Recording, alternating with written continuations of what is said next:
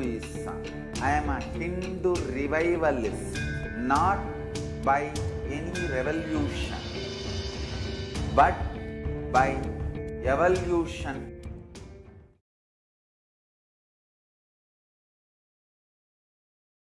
Nityanandam Paramasukadam Kevalam Jnanamurtim Dvandvatitam Gagana Sadrisham Tattvamasyaadilaksham Ekam Nityam Vimalam Achalam Sarvadi Sakshi Bhutam Bhavatitam Trigunarahitam Sadgurum Tam Namah.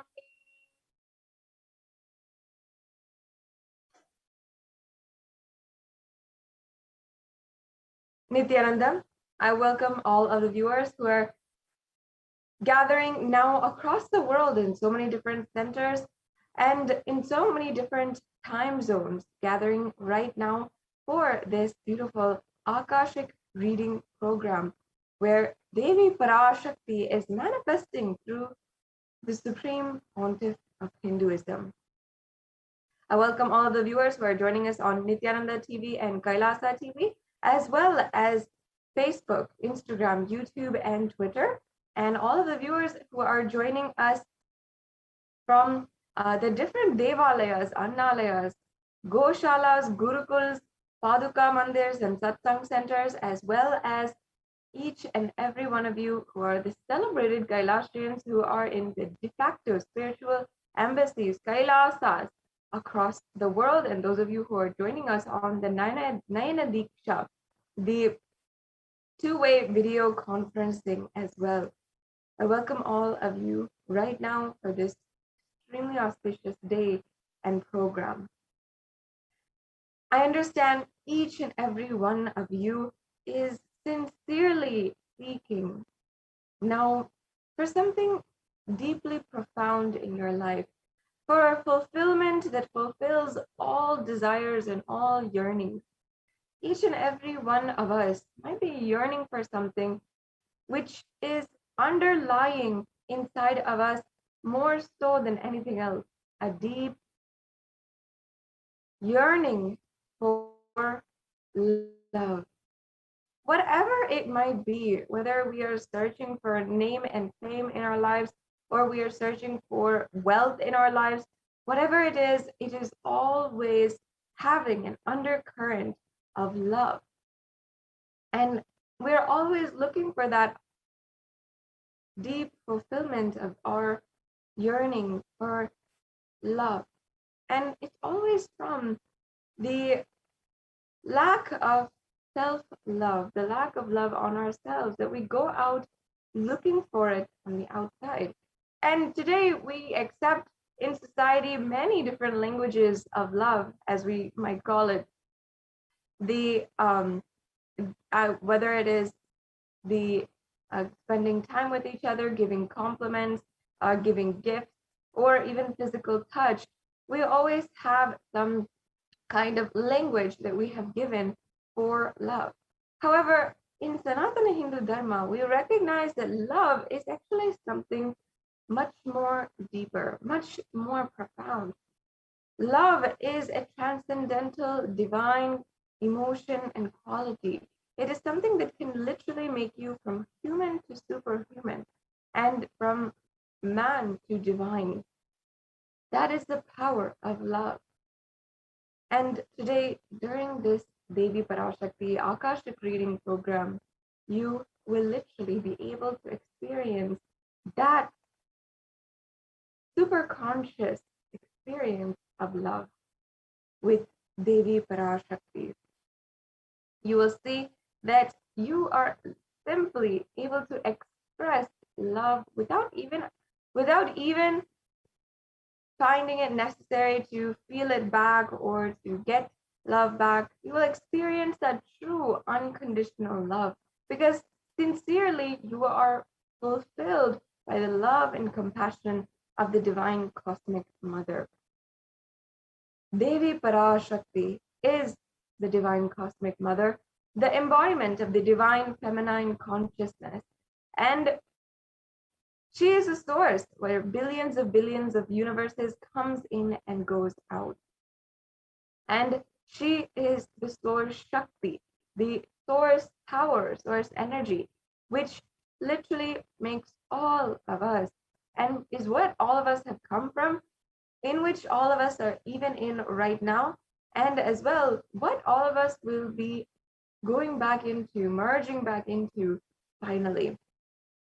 In the Sanatana Hindu Dharma, in this ancient religion, the Vedic rishis and the Vedic scientists of the Hindu civilization researched and developed the inner space and understood that the first and foremost way of relating with life, universe, and others around you starts with the mother. And it starts with even your biological mother. And whether or not you have, or your mother is alive, or you have a connection with your biological mother, still that relationship is there. Because from inside of the womb, we started relating with her. And from our formative years, even before we have memory, we started relating with our mother. And we always have that idea of mother in society as well, which is strongly associated with our emotions of love and our emotions of deep fulfillment in our life. And ultimately, if we are complete in our lives, it comes down to this primordial relationship that starts off all relationships in our life. And that is why the Vedic rishis understood that this relationship can be used, can be geared towards the higher consciousness and the higher ambition. So literally making you experience super consciousness by simply gearing your relationship with your mother towards divine cosmic mother, who is the representation of the whole cosmos itself. That is the beauty of what our ancient rishis have gifted us, and is today revived by the Supreme Pontiff of Hinduism in this Bhava Samadhi program. And many of you who are coming for the first time, let me explain what is Bhava Samadhi. Actually, in that word Samadhi, if you break it up, Adi means the source, Sama means oneness with the source, and Bhava means emotion or aspect. So put together, Bhava Samadhi is oneness with the source through a certain aspect. So today, during this Bhava Samadhi Darshan program, we will be attaining oneness with the source, with Paramashiva himself through Devi PARASHAKTI. And you will be able to experience the transformation that you have been searching for lifetimes. Now, before we are going into the rest of today's program, which has so many different exciting components, let us now first just be briefly introduced to the very being who has made this available to each and every one of us, and that is the Supreme Pontiff of Hinduism. The Supreme Pontiff of Hinduism happened on planet Earth as the incarnation of Paramashiva on the 2nd of January 1978. And the Supreme Pontiff of Hinduism is today the reviver of Kailasa, the ancient enlightened Hindu civilizational nation. And Supreme Pontiff of Hinduism is also today reviving the science of power manifestation, as well as the temple-based sciences and yoga even, and much, much more lost sciences of Sanatana Hindu Dharma. The Supreme Pontiff of Hinduism has revived 14 ancient indigenous kingdoms, and the Supreme Pontiff of Hinduism has been ordained as the 233rd Guru Mahasannidhanam of the Kanchi Kailasa Sarvagna Pitam, or the Tonde Mandalam Adinam. And the Supreme Pontiff of Hinduism is today the incumbent emperor of the Surya Vamsa Surangi Samrajyam. As well, the Supreme Pontiff of Hinduism is the 293rd Jagat Guru Mahasannidhanam, the spiritual head of the Kailashonata Shamala Pita Sarvagna Pitam, the Madurai Adinam. And the Supreme Pontiff of Hinduism is the Mahamandaleshwar, the spiritual head of the Mahanirvani Akada. As well, the Supreme Pontiff of Hinduism is the 1008 Mahamandaleshwar of, Acharya Mahamandaleshwar of the Atal Akada, another very, very ancient apex body of Hinduism, as well as Supreme Pontiff of Hinduism is the 23rd Guru Mahasannidhanam of the Dharma Mukti Svargapuram Adhinam. And finally, the Supreme Pontiff of Hinduism was recognized, entitled, and coronated as the Supreme Pontiff of Hinduism in 2015 by a congregation of over 1,000 spiritual global Hindu leaders. And having done and being recognized for all of this, the Supreme Pontiff of Hinduism is today also very, very well known for being a prolific commentator on the Brahma Sutras, the Yoga Sutras, the Shiva Sutras, the Ashtavakra Gita, the Upanishads, the Bhagavad Gita, and many, many more scriptures. The Supreme Pontiff of Hinduism has authored over 300 books in English, Tamil, and Sanskrit, and that was further translated into 50 further languages and distributed across 1 billion people, either digitally or in the physical copy. And the Supreme Pontiff of Hinduism also has given discourses and given different sessions and programs, as well as satsangs and darshans and dikshas for more than 20,000 hours, which are all available on Kailasa's Nityananda YouTube channel, which I'm sure many of you are joining with us right now on. As well, the Supreme Pontiff of Hinduism is the reviver of over 100 Sarvagnapitas, or Hindu temple monastery complexes. And the Supreme Pontiff of Hinduism is also the reviver of the 108 ancient endangered lineages, such as the Rudras and Rudrakanyas, the Rishis and Rishikas, the Bhairavas and Bhairavis, as well as the Sannyasis. The Supreme Pontiff of Hinduism is internationally recognized by several leads of countries, as well as congressmen and state representatives in the United States, as well as several other countries. And the Supreme Pontiff of Hinduism is also recognized as the world's foremost leader, as reviving Hinduism. And due to the hard work of the Supreme Pontiff of Hinduism, the United Nations as well has recognized several of the reports submitted by the Supreme Pontiff of Hinduism and by Kailasa to the United Nations.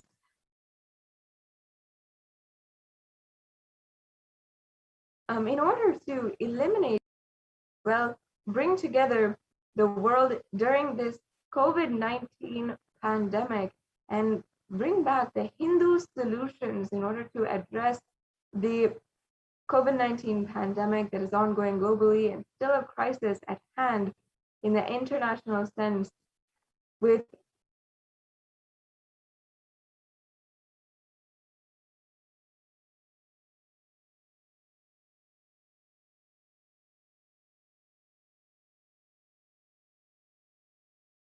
today, and it's going to be a very exciting and transformative program that you have been waiting for your whole life. And now it's come time for us to go on into the next segment. We have joining with us the Nityananda Gurukul Balasans, who will be beginning the next segment in today's program, the demonstration of extraordinary Shaktis, the powers of Paramashiva, literally showing you what you are capable of and the possibilities for all living beings on planet Earth.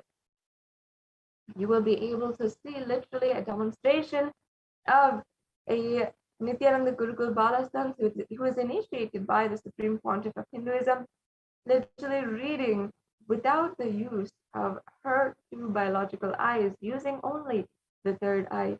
If you don't believe it, then you can literally see it in the next segment, and you should stay tuned with us after a very quick break.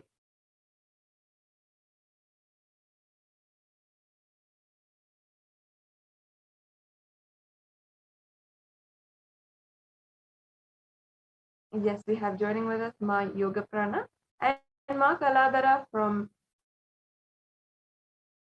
Adi Kailasa Sarvagna Peetham, and they will be guiding each and every one of other viewers for the next segment in today's program.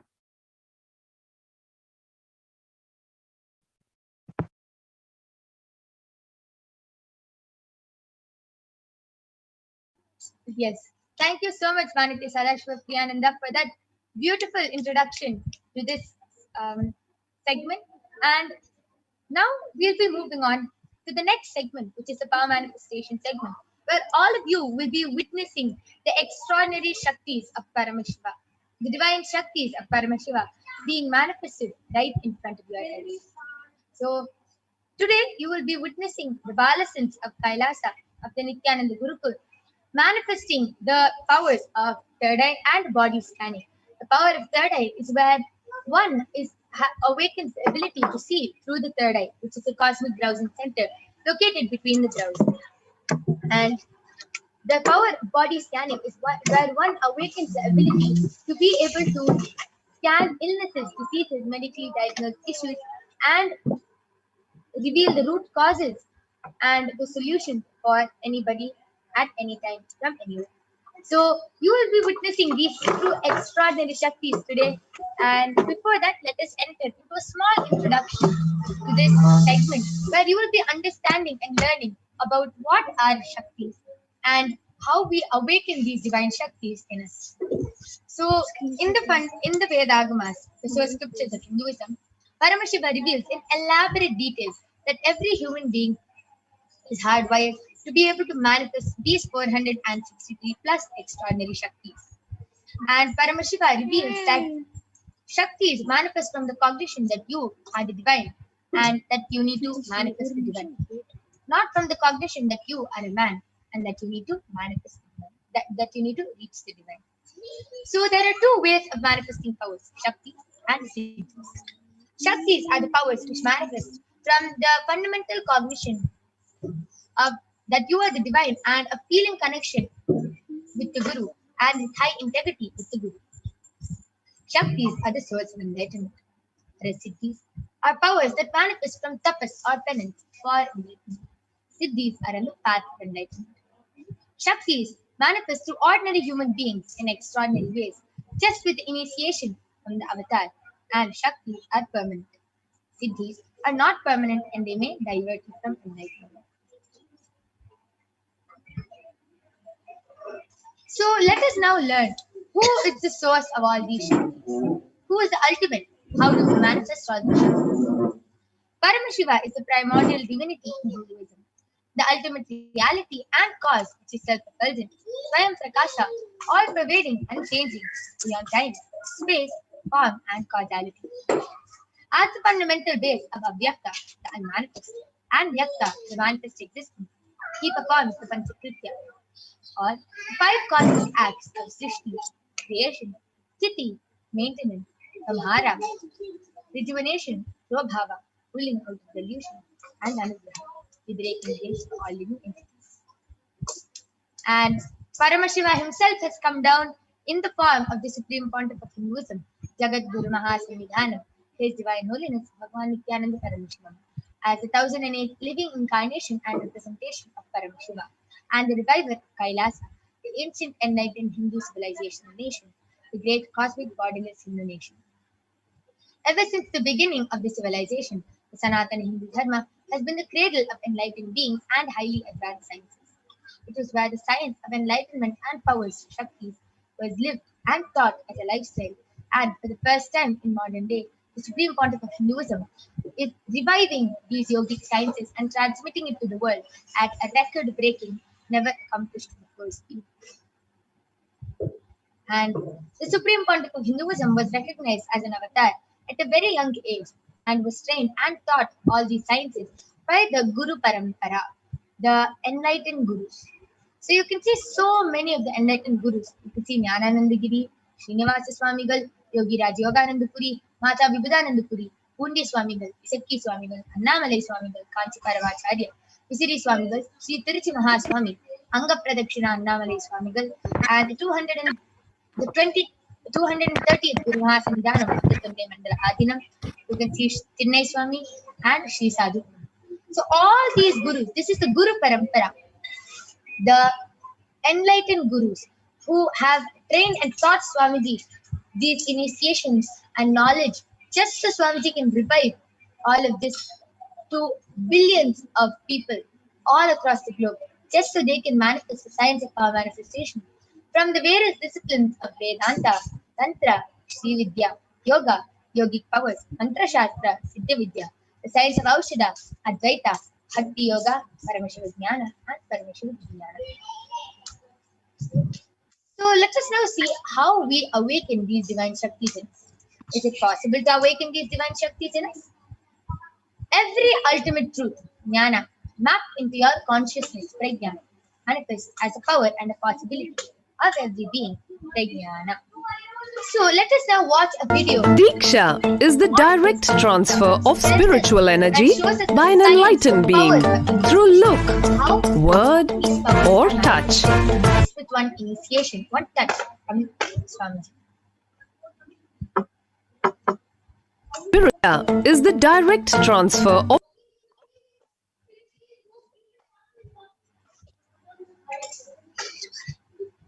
spiritual energy by an enlightened being through look, word, or touch.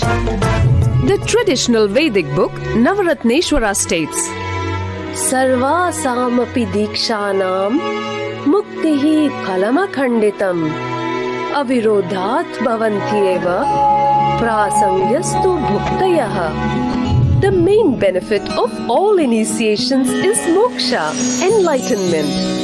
As a side effect, health, wealth, leadership, and well-being happen.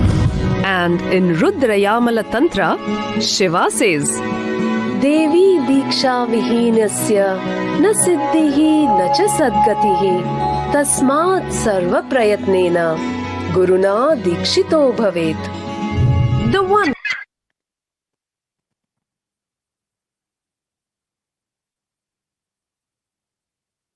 who is not initiated does not attain liberation nor a better future. So by all efforts, one should get initiated by Guru. What is the science of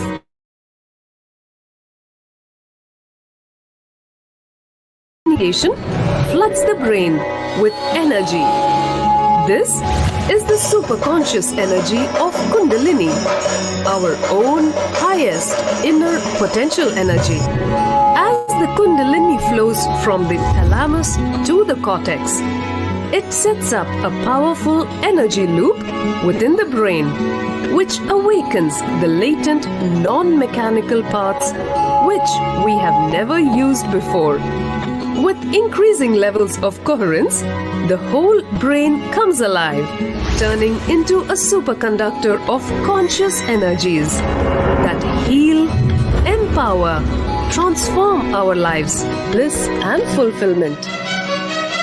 Initiation creates high awareness, visualization, creativity. It also slows the aging process and improves the immune system. Kundalini awakening, healing experience, levitation, teleportation, materialization. Experience the power of initiation through a range of exclusive programs conducted at the ashram.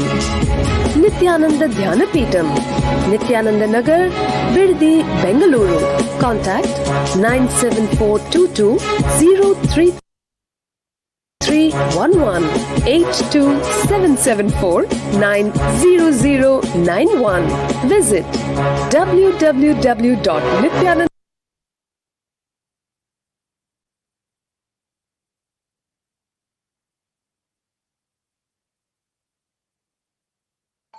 Yes, with that beautiful video which explained what is Diksha and showed us the science of initiation, let us move on to see how the science of power manifestation is authenticated through the four aspects of evidences or pramanas. The first is the Shastra Pramana, the eternal unchangeable truths revealed in the source scriptures. The next is the Apta Pramana, the experiences and results of Aptas or the authorities of Hinduism, the Vedic rishis and scientists who have time tested and verified this extraordinary science. Next is the Atma Pramana, the experience of the Supreme Pontiff of Hinduism, Bhagavan Nityananda Paramashivan, this millennium's avatar's personal experience of power manifestation. And last is the Pratyaksha Pramana, or the empirical evidence from observation or scientific experimentation. So let us now see how the science of power manifestation, where we get all these Shastra Pramanas and everything from. How do we get them? Where do we get them from? From the Vedas, which is a living applied science. Vedas are the ultimate superior authorities for Hindus. Vedas are the pure science where the ultimate truths are explained. Agamas are the scriptures where the applied technology, the applied science is expanded. Vedas and Agamas are given the status of Shruti as they are directly revealed by Paramashiva himself. They are the ultimate, eternal, unchangeable truths. And a reference cited from these Shastras or source scriptures is called the Shastra Pramana. So with this, without any further delay, let us get ready to witness a unique and exciting demonstration of the power of third eye. But just before that, let us move on to the Shastra Pramana, which comes from the Vijnana Bhairava Tantra. Kapalantarmanonyasa tishtannilitalochanaha kramena manaso dardhyat lakshaye lakshamuttamam. Bhagavan Paramashiva says, by fixing the mind on the inner space within the crown center and sitting stably without any movement, having the eyes closed in succession, by that stability of the mind and inner space, through the power of the third eye, one directly sees the ultimate goal Lakshyam, by having the vision beyond the sight that reveals any object or place, attaining the space of Paramashiva. The next is the Apta Pramana, where Bhagavan Krishna initiates Arjuna into the power of third eye. In the 11th chapter, on the 8th verse of Bhagavad Gita, of the Srimad Bhagavad Gita, Bhagavan Krishna shows his Vishwarupa Darshan, which is completely narrated by Arjuna as he sees it through his third eye. And let us now see how Bhagavan Krishna initiates Arjuna into the power of third eye in the 11th chapter, 8th verse of Bhagavad Gita. Natu mam shakyase drashtum अनेनैव स्वचक्षुषा दिव्यं ददामि ते चक्षुः पश्य मे योगमैश्वरम्. Bhagavan Krishna says to Arjuna, but you cannot see my cosmic form with these physical eyes of yours. Therefore I grant you the divine third eye. Behold my cosmic opulence. And with that, let us move on to the Atma Pramana, where Swamiji himself shares in his own words how he manifests this extraordinary Shakti. Inside and outside broke. Let us hear directly from Swamiji himself.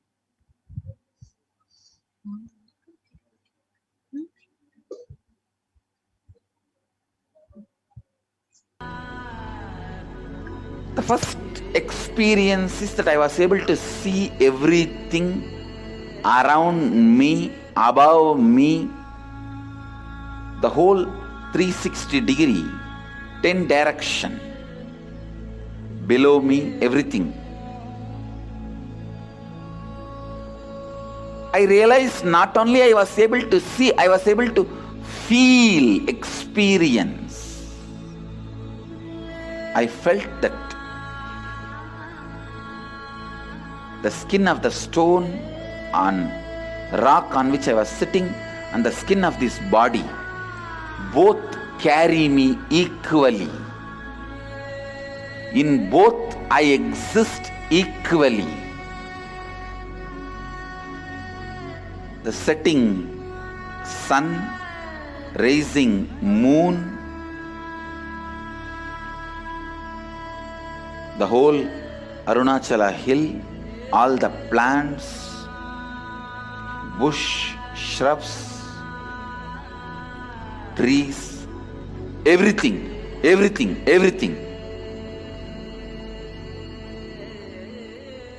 just became so alive.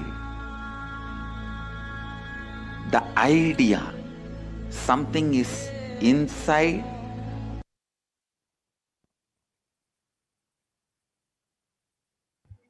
Yes. Let us now move on to the Pratyaksha Pramana, the empirical evidence from observation and scientific experimentation. The study measures compare the metabolic cell activity of the brain in the conscious and meditative states using the positron emission tomography, the PET. And when doing daily activities, high activity is measured in the brain where the third eye is located. And when in the deep state of samadhi, only the third eye region is active and almost 90% of the rest of the brain are at peace. And without further delay, let us get ready to witness the extraordinary demonstration of the power of third eye being manifested by the Balasins of the Nityananda Gurukul. I request the slides to stop being shared now.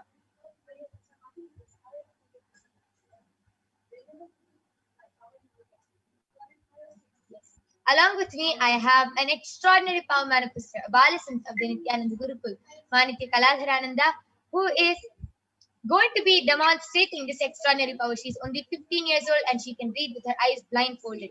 And if you don't believe that, you're going to be witnessing it right now in front of your eyes. Along with me, I have a medically tested eye band. You can see that in front is a complete opaque sheet, behind is a thick sponge, and that there is a complete strap which can comfortably strap it around Ma Kaladhara's head. Under, there is no gap between the opaque sheet and the sponge. There is no possible way of light entering into the eye band at any cost, even with the eyes open inside.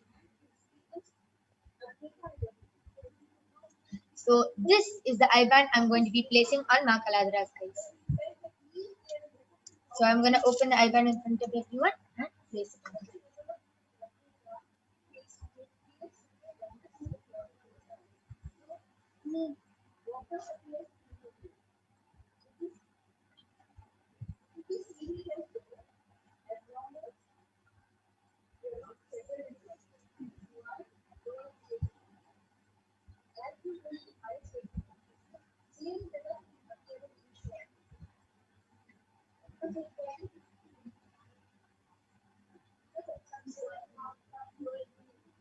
Kaladhara, are you comfortable?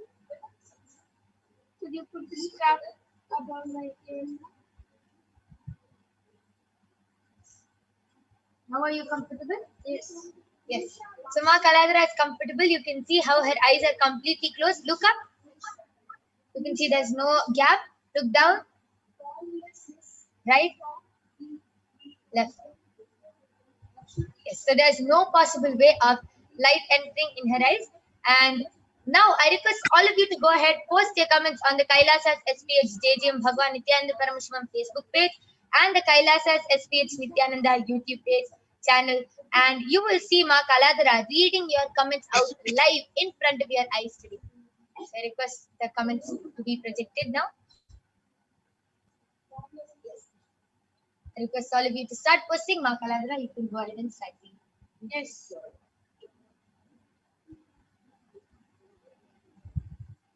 Yes, Srinivasa has posted, Srinivasa 77 has posted 3 Namaste emoji and Swamji, and again 3 Namaste emoji. Wow, amazing. Continue. Seema Ji has posted Om Nityananda Paramashimam. Wow, amazing. That was so amazing. She was able to read in less than a few seconds and she was able to read it so fluently. Beautiful.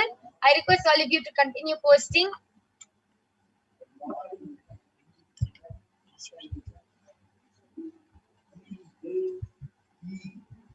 I request the Facebook comments to be projected now. Yes. I request the scroll. I request the latest comments to be projected.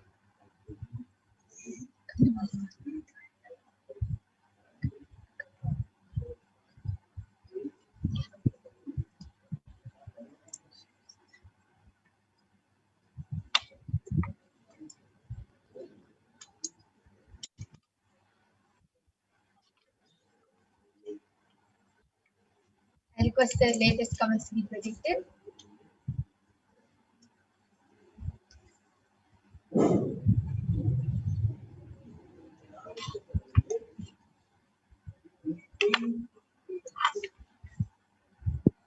Yes. Ma Kaladhara, you can go ahead and start reading. Yes. So the latest comment in Facebook, Kailasa's SPH JG and Nityananda Paramashimam is from FLORENCETOP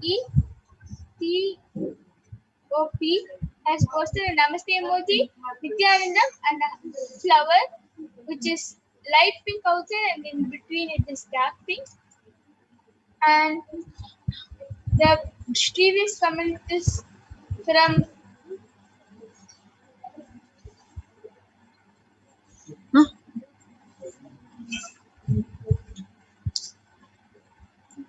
ELLSAPETEMOTOS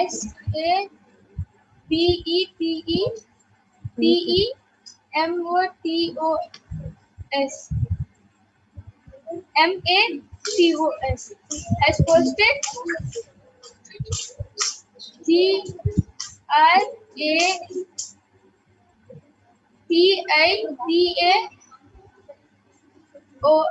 and Samji. Wow, amazing. That is so beautiful. How Ma Kalandra was able to read so fluently through her third eye.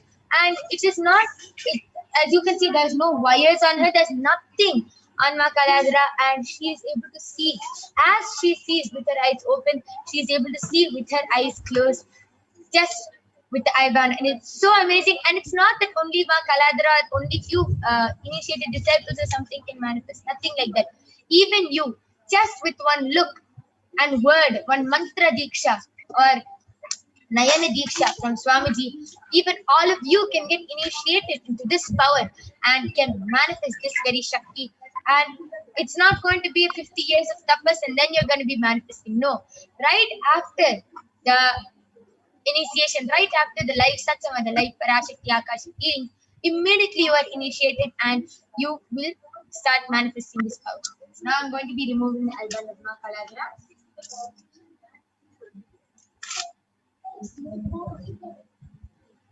So you can see it's completely the same. There's no change in the IBAN. And that was a beautiful demonstration of the power of third eye. Let us now move on to the next power, which is the power of body scanning. So now we'll be seeing the Shastra Pramanas.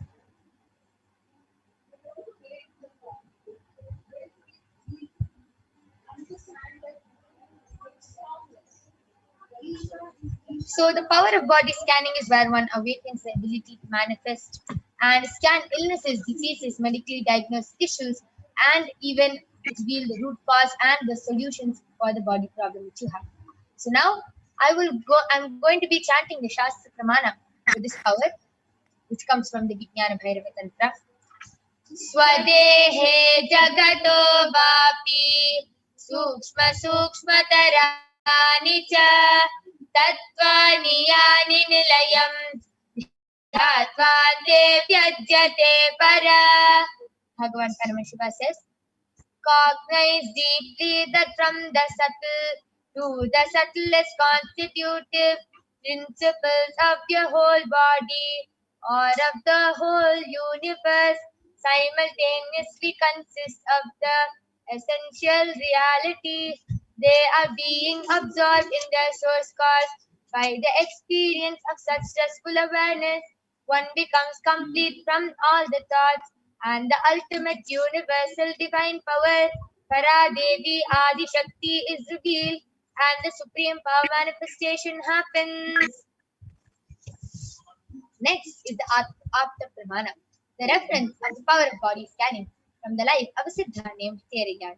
Theriyar was one of the prominent disciples of Agastya, and one day a man suffering from a severe headache comes to Agastya for healing, and Agastya uses the power of body scanning and identifies the root cause of the headache. He reveals that there is a small type of chairite, a small frog, sitting in the person's brain. Agastya immediately instructs Theriyar, his disciple, to perform an open head surgery and remove the frog.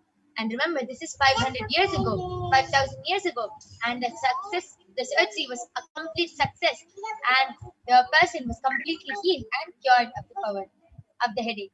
Thus, the disciple gained the name Theriyar. Next is the Atma Pramana, the accounts from His Divine Holiness Bhagavan Nityananda Paramashiva, who has also time-tested and authenticated this science. Swamiji beautifully shares, only when I had a multiple compound hand fracture, I was forced to go for surgery, and therefore the medical checkups related to that.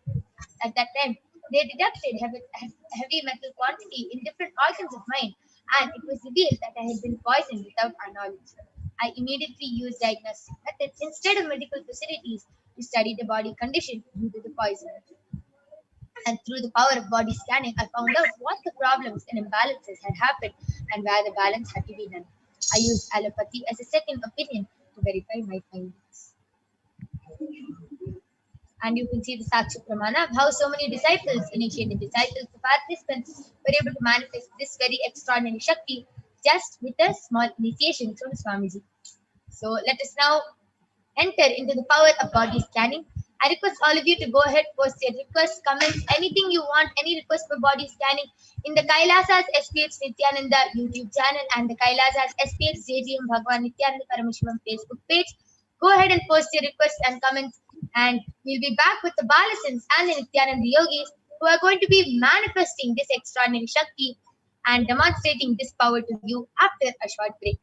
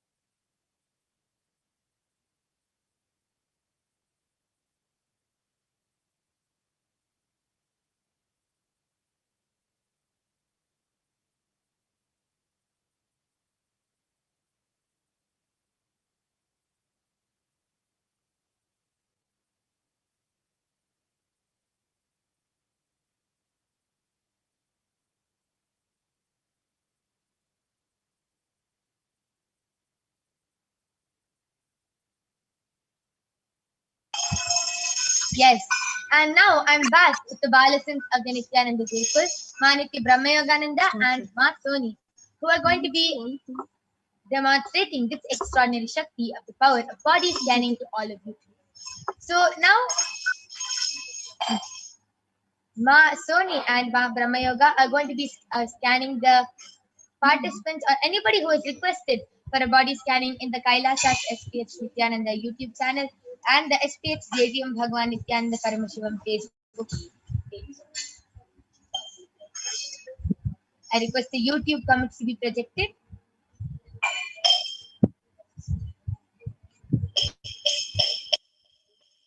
Manaki Venkateshananda has posted. Could you scan my husband, Massimo Matthews? Please, thank you. Yes, Ma Venkateshananda, we will surely be scanning your husband. But could you please get his consent, as it is our integrity to get the permission of the person before doing a body scanning to them. Please do get the permission and consent, and definitely we'll be doing a body scanning for him. I request the Facebook comments to be projected.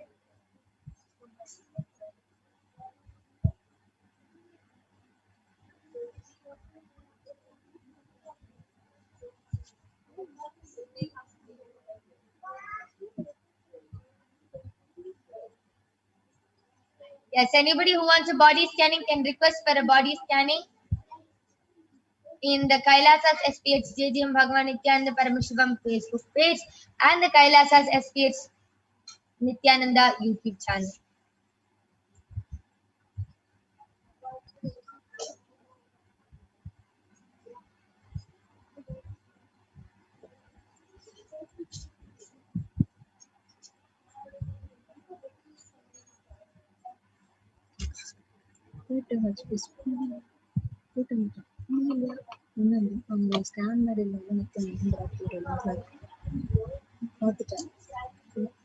Okay, so Manitya Venkateshananda has posted, yes, he's with me and he wants. Yes, ma, surely we'll be doing a body scanning for your husband. So, ma Brahmayoga, you can go ahead and do the body scanning for Massimo Aya.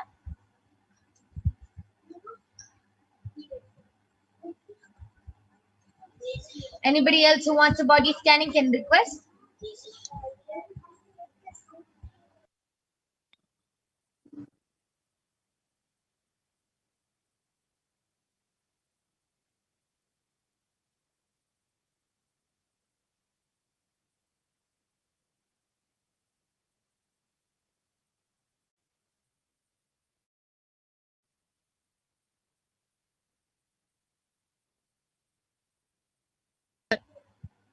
So yes, all of us will now be chanting the Mahavakya 11 times, which is, the Mahavakya is the direct passcode which raises us to a higher frequency and connects us to Paramashiva.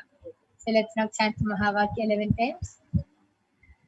Om Nityananda Paramashivoham. Om Nityananda Paramashivoham.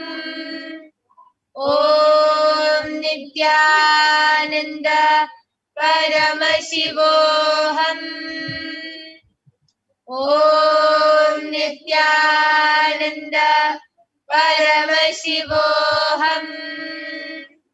Om Nityananda Paramashivoham. Om Nityananda Paramashivoham. Om Nityananda Paramashivoham. Om Nityananda Paramashivoham. Om Nityananda Paramashivoham.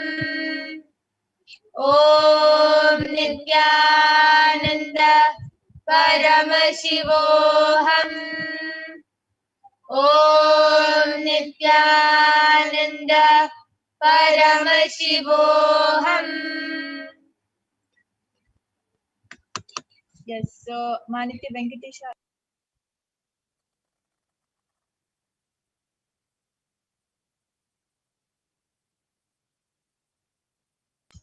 Yes, I'm seeing a lot of comments on Facebook also. If anyone would like a body scanning, please go ahead and post your request. Sony and Ma Brahmayoga, everyone is eagerly waiting to do the body scanning for all of you. Yes, Ma Brahmayoga, you can go ahead and share what you saw. Yes, so Manitya Venkateshananda, I did the body scanning for your husband Massimo Aya.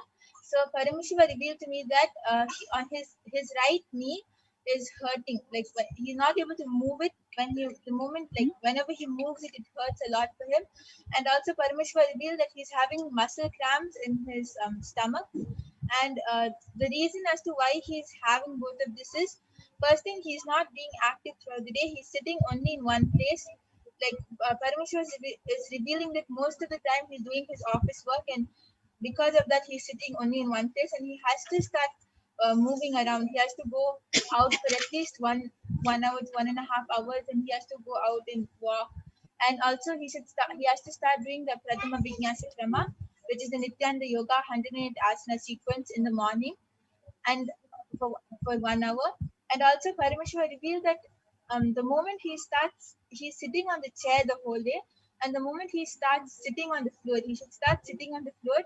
And if he starts sitting on the floor, then all his muscle cramps in his stomach area will heal, and also his knee pain will heal, and he'll feel much more lighter and active throughout the day if he just starts sitting on the floor. Okay, that was a beautiful scanning for Manitya Venkateshananda's husband. Ma Venkateshananda, I request you to share how your husband felt and whether he was able to relate with the scanning or no, and to share how he can also share how he felt. Just go ahead and ask him, and do post a comment in the Kailasa's SPH Nityananda YouTube channel. Maheshaya has posted, Om Nityananda Parameshwaram, Nityanandama, please scan my body and why my body weight is not increasing. Yes, Aya, Sony is doing the body scanning for you. And Manasi Venkateshananda, Paramashiva actually also revealed one more thing for your husband, that he has a lot of toxins in his lungs.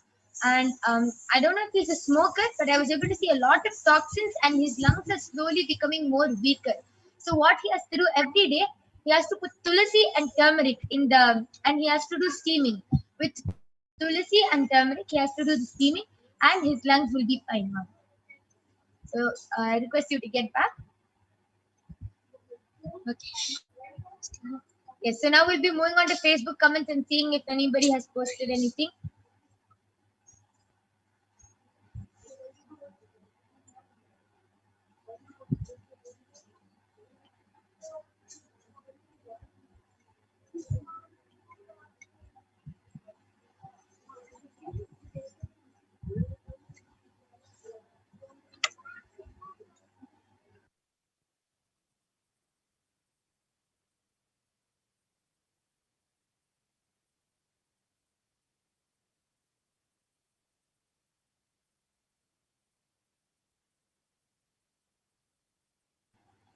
Yes, and Mark Lawrence Stubbs has posted, nice to be alive, to have a chance to see have the chance and to see the realization of Swamiji's work.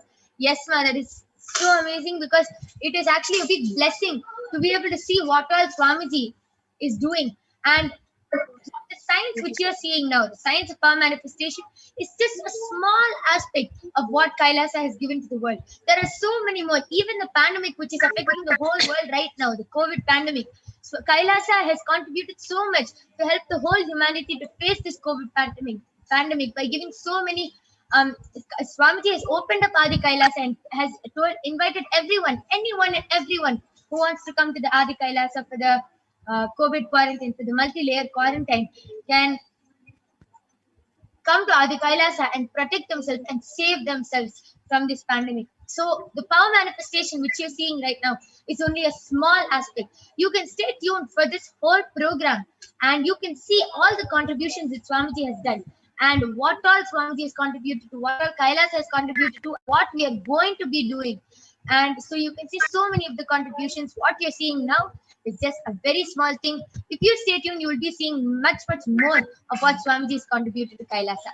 Yes. Masoni, you can go ahead and share what you saw for Maheshaya. Nityananda Maheshaya, I did the body scanning for you, and I Parameshwara revealed that because you want to increase your weight, you are eating lot of junk food and unwanted stuff which your body doesn't need, and it's making more and more fat in your body, and it's going and making toxins in your body. So Parameshwara revealed that first stop eating the food and eat only more and more veggies. And Parameshwara revealed one more thing, that you don't need to gain any weight. Your body weight is perfectly. Yes, a beautiful body scanning. Maheshaya, I request you to get back in the comment section whether you heard or not, and just follow Parameshiva's solution, whatever Parameshiva revealed, and Parameshiva will completely heal you.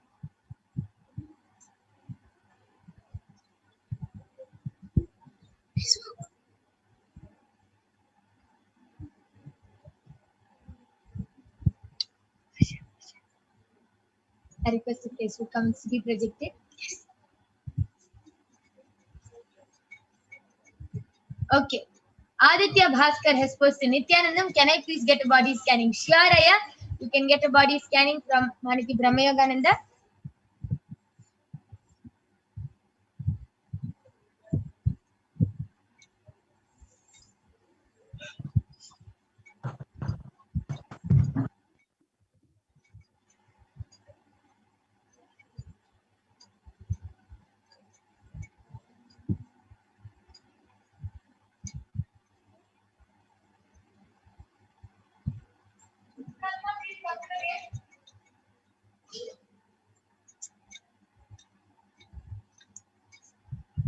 Yes, so Aditya Bhaskaraya, Paramashiva revealed to me that you don't really have any major problem in your body. It's just that you have a lot of mucus in your body.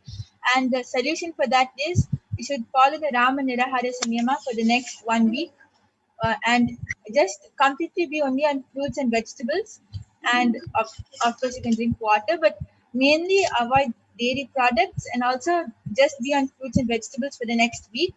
And the mucus will automatically start healing in your body. And also, Paramashiva revealed that you need to increase your immune system. And the solution for that is every day in the morning, take bath with cold water. Stop using warm water. Just take a bath with cold water and start doing Guru Puja every day. Do the Pad Puja without miss every day. If you follow these two things, in 1 month's time, your immune system will become really strong. But after that also, please continue this. Don't stop it. And you'll really get a strong immune system. Yes, thank you so much. That was a beautiful scanning of Brahma Yoga. Aditya Aya, I request you to get back in the comment section whether you were able to relate with the scan, and please get back in the comment section. And yes, with this, let us now conclude the power manifestation segment. We thank all of you, Ma Florence, Aditya Aya, Ma'am Venkateshananda, Mahesh Aya. I thank all of you for joining us. Mahesh Aya has posted, okay, thank you, Ma. Yes, thank you for acknowledging Aya. I thank all of you for joining us in this power manifestation segment. If any of you were not able to get the body scanning due to this time or anything, you can definitely come back tomorrow at 2 a.m. IST and 4 p.m. IST, and you can get the body scanning done by the Balasans and the Nityananda Yogis. So with this, we thank all of you for joining us. Please stay tuned for the upcoming segments where we will be learning about who is Devi PARASHAKTI, what are the Akashic readings, who is the Supreme Pontiff of Hinduism, and much, much more. So with this, we thank all of you. Thank you, Nityananda.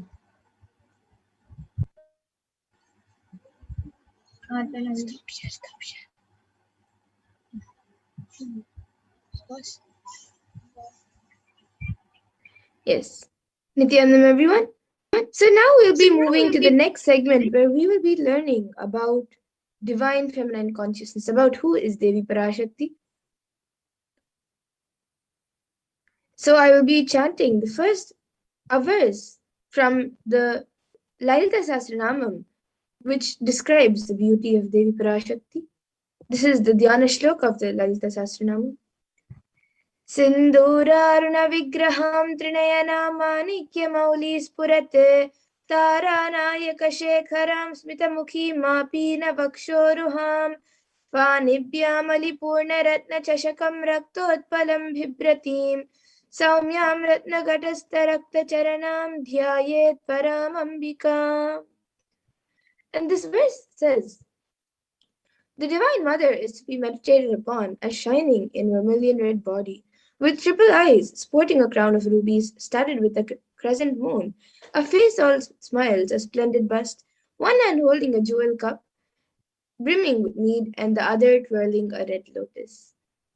And the next, we have another Dhyana Shloka, which also describes the beauty of Devi PARASHAKTI. Arunam karunam tarangatakshim dritapashankusha pushpabana chapam animadi biravritam ayukaihi rahamityeva vibhavaye bhavani. And this verse says, I meditate on the great empress. She is red in color, and her eyes are full of compassion.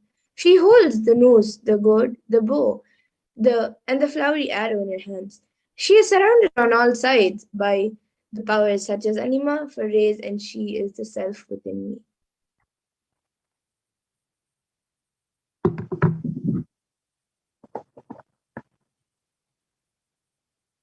And Devi PARASHAKTI is the ultimate pure feminine consciousness. PARASHAKTI is the cosmic mother.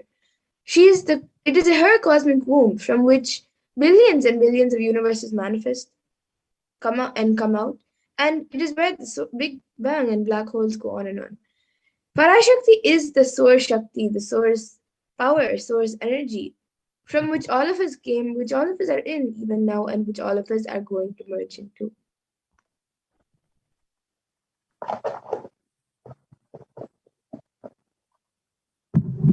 And out of extreme love and compassion, Parashakti herself is manifesting through the embodied form as the Nijavatara of the Supreme Pontiff of Hinduism, Jagat Guru Mahasannidhanam, His Divine Holiness, Bhagavan Nityananda Parameshwar, and gracing us, answering all of our questions, attending to all of our prayers, giving boons, healing us, revealing our past, present, future, delivering profound spiritual truths, and ultimately giving us the experience of Paramashivoham itself.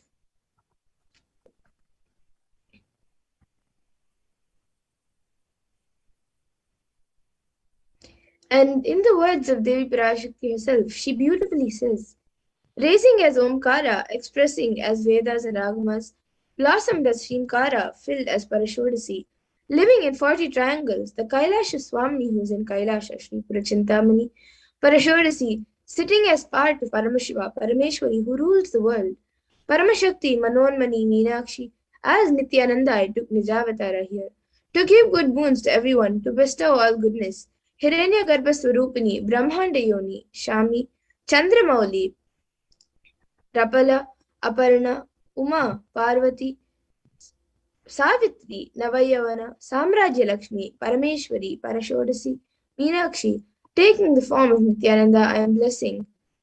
I came here as Nijavatara with great compassion. I am blessing. Listen, people, to do good to all of you, I took the form of Nityananda and came down as Nijavatara.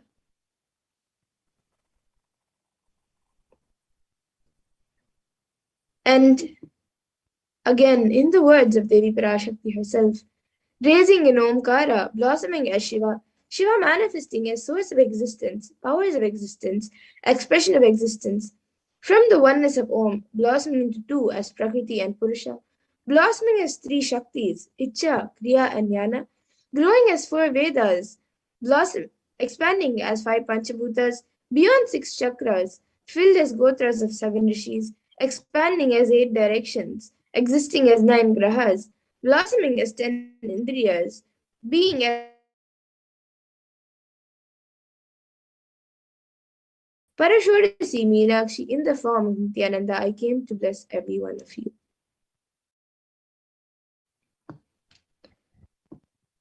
And now let's see how we can receive Devi Parashakti when she comes for the darshan. So literally you are on your screen. You can keep 2 betel leaves, 1 banana, 1 betel nut, and 1 coin in front of the screen as you watch Devi Parashakti. And for those of you who don't know, in the Hindu tradition, the coin is actually considered the traditional dakshina. It can be the lowest value. In India, it can be just 1 paise, and in the US, it can even be just a cent.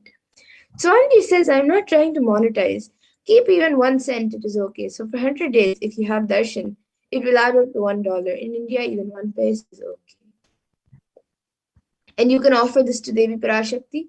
And once the darshan is over, you can eat the banana, the betel leaf and betel nut, taking it as prasadam immediately. And the coins which you collect, you can send it to the LA temple for the further process and further procedures. And this betel leaf and betel nut, many of you may think it looks too small and may think how it will benefit you. It may look too small, but in a few days, you will actually realize how much it adds to your sentiment that really she is there. Really, Devi Parashakti is there. So you will not take the Devi Darshan for granted. Rituals will break your monotonous unconscious mentality and lifestyle and remind you to raise yourself to the powerful cognitions, and it will break your unconscious behavior. And now all of you can also see how you can set up the tambulam. You can arrange the 2 betel leaves, the betel nuts, the bananas, and the coins. You can arrange all of this in a plate and keep it in front of the screen. These are just the 4 basic items which are used, but you can also keep additional items if you would like a coconut, red bangles, kumkum, and some fragrant flowers, fresh flowers. But the 4 basic items is the betel leaf, betel nut, banana, and coin. So you can keep the betel nuts on top of the betel leaf in the plate, and then you can keep the bananas and the coins on the side. So everything you can arrange it in the plate however you feel like, and keep it in the screen as you receive. We come to the conclusion of this segment where we have learned who is Devi PARASHAKTI and how we can receive her when she comes for us during the darshan. And now we will be moving on to the further segments where we will be learning about what Devi PARASHAKTI has revealed for humanity and how it has actually become a reality. And what I mean by the word e-Kailasa, listen intensely. Enlightenment ecosystem, literally enlightenment itself, in your own home, wherever you are. If you cannot come to Kailasa, it's okay. Kailasa can come to you.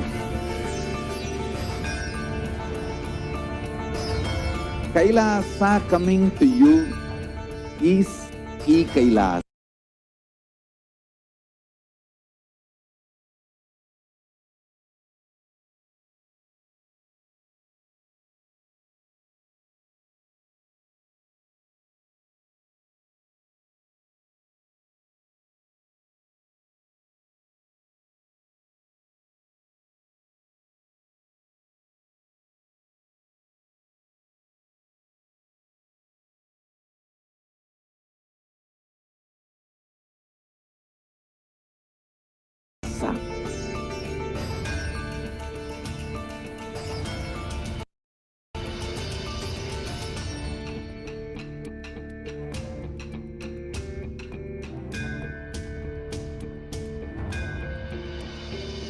I will revive Hinduism. I am a Hindu revivalist, not by any revolution, but by evolution.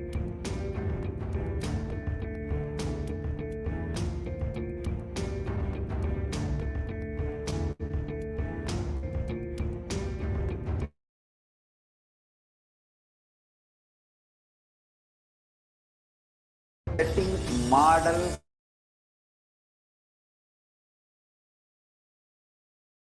community.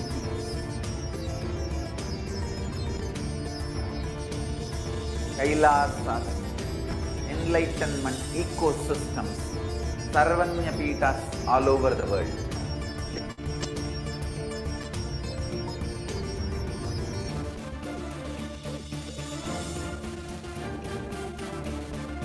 All powerful cognition, knowledge, only when you live, power manifestation and possibilities manifestation happen.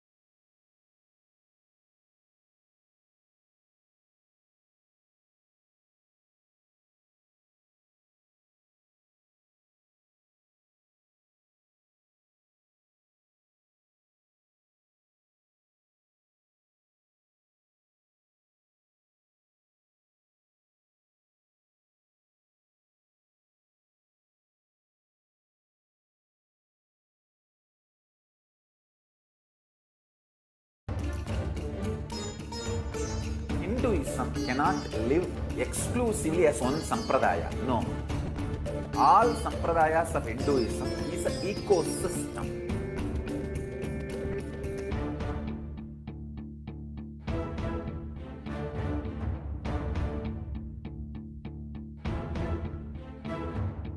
So don't keep quiet thinking that if one sampradaya is attacked, only that sampradaya is going to be affected. All of us are ecosystem.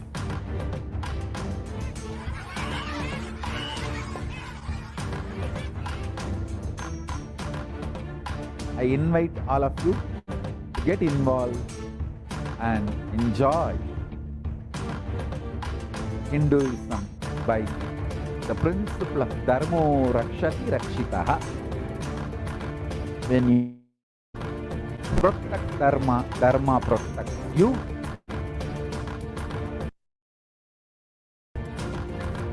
We will make the whole planet flourish spiritually. The spiritual prosperity will happen to the whole planet. We all have to coexist together.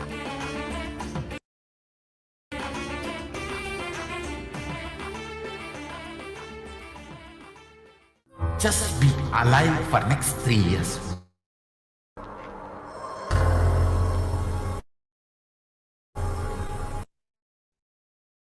Don't die within next 3 years.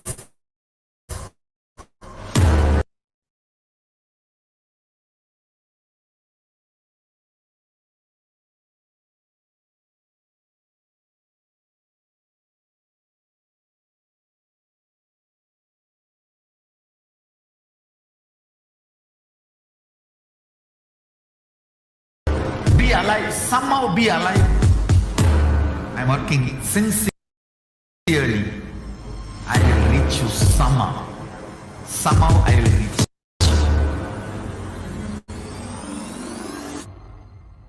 It's my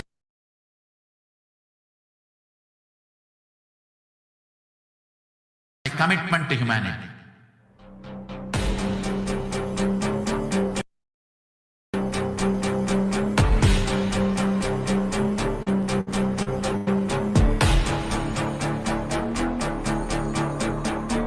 Just don't die within the next 3 years. I will reach you wherever you are, whichever corner of the world you may be.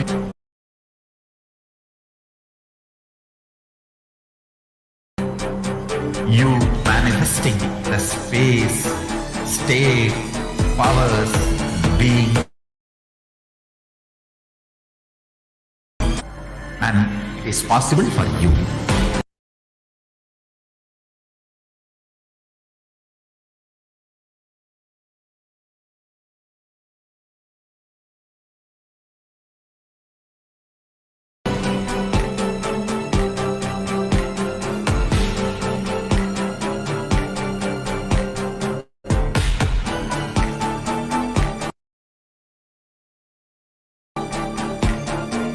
Paramashiva will reach you with enlightenment science.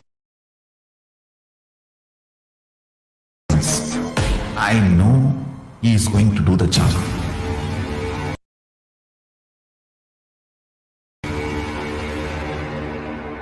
Just be alive for next 3 years. Nothing else.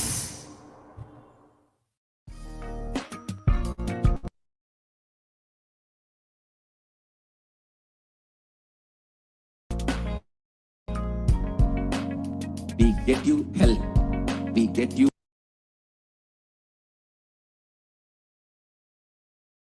ability to build beautiful relationships in your life. We get you direct spiritual support, and we make sure you become wealthy.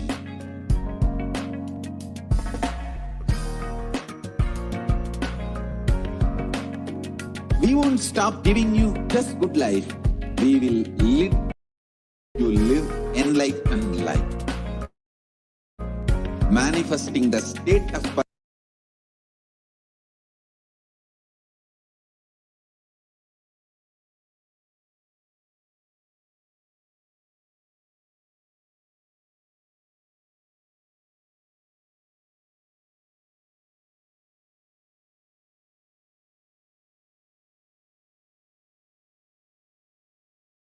Paramashiva, space of Paramashiva, powers of Paramashiva, being of Paramashiva.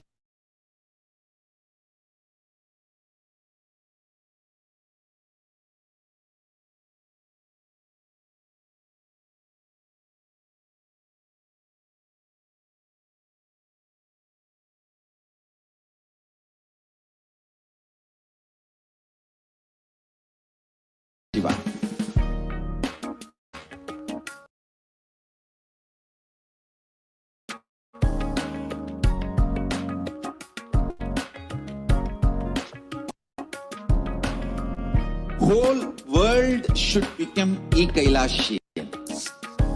I want the whole world to know Hindus have something great to contribute to the world.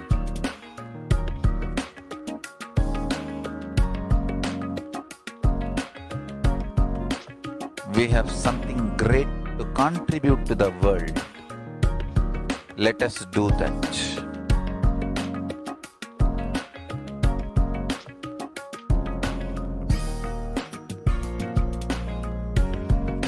E-Kailasa is proper customized spiritual service helping you to identify your root patterns of suffering.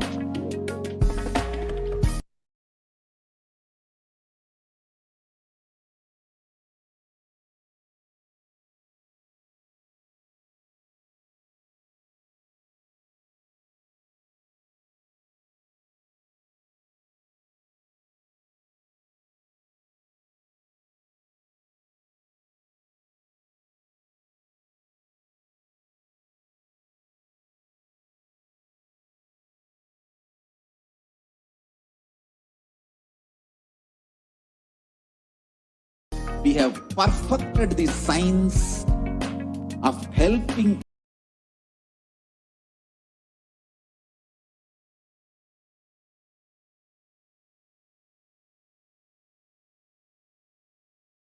every individual from every cultural, religious, nationality background.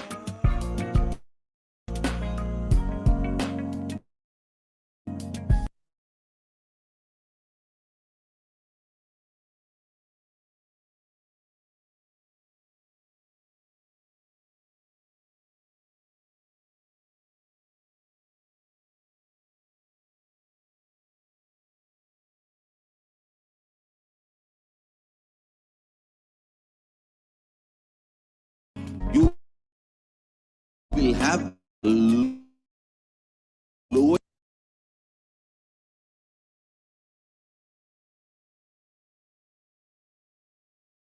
reactionary assumptions, highest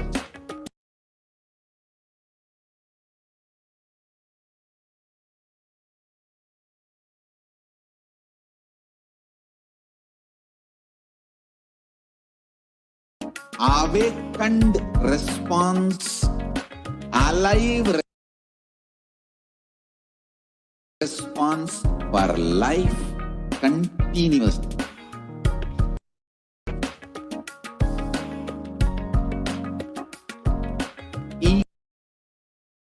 Kailasa is enlightenment ecosystem.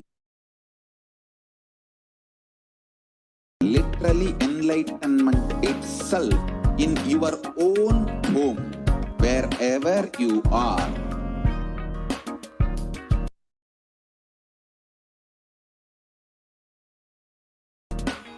Proper customized spiritual service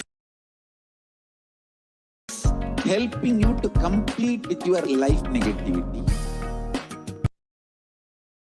Withdrawal from life, self-hatred, self-denial, self-doubt, so much of tiredness, laziness, we can support you aligning your diet and we can help you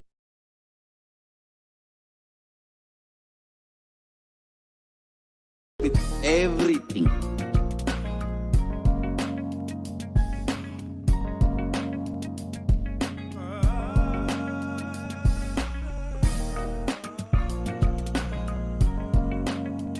If you are interested in enlightenment, we will immediately bring this to you.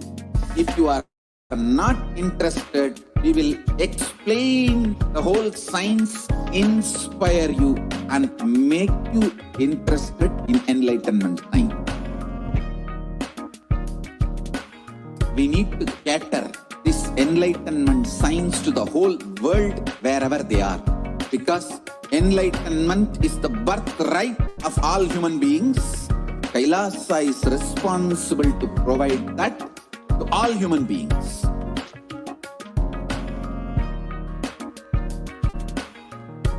Kailasa is the totality of the knowledge I received from my gurus and practice manifested in my life, perfected by teaching millions of people from all cultures, time zones, backgrounds, genders, nationality, race, from every creed.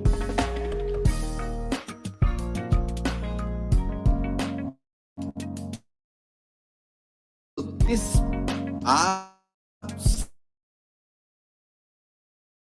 perfected knowledge to you in your home without even you moving out of your couch, free of cost.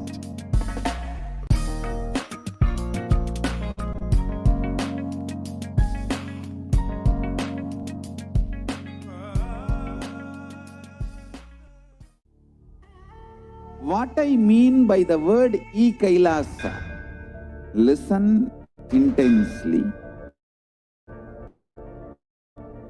Enlightenment ecosystem, literally in our own.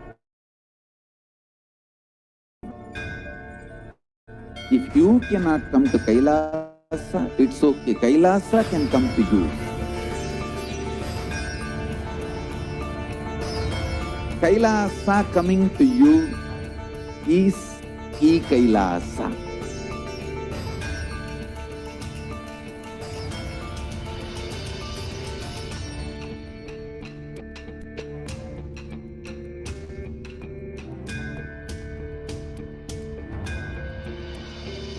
I will revive Hinduism. I am a Welcome, where we will understand.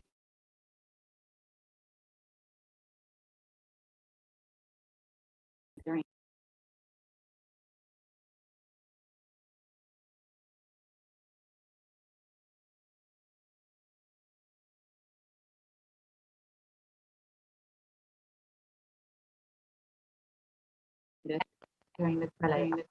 So let us understand what Devi has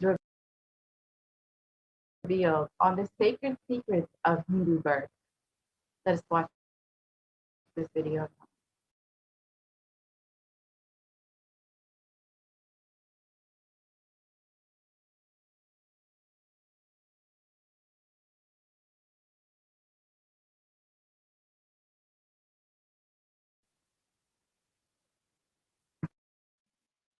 நன்றாய்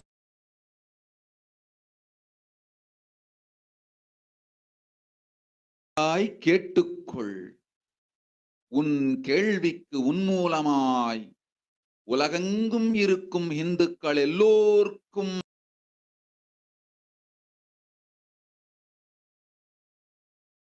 அளிக்கின்றேன் உத்திரம்.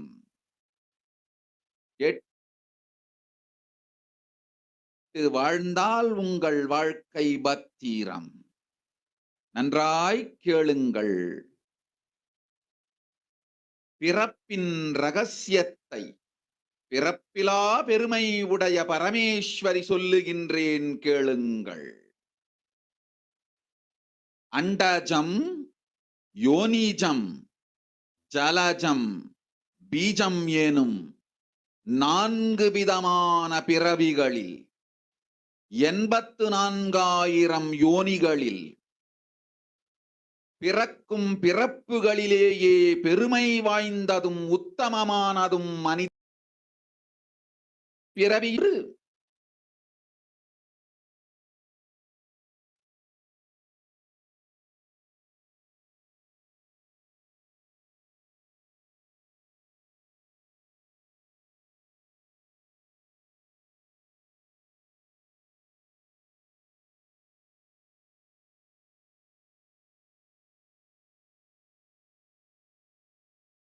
பொருளாதாரம், சுகபோகம், தர்மம், அர்த்தம், காமம் எனும் ஆசைகள்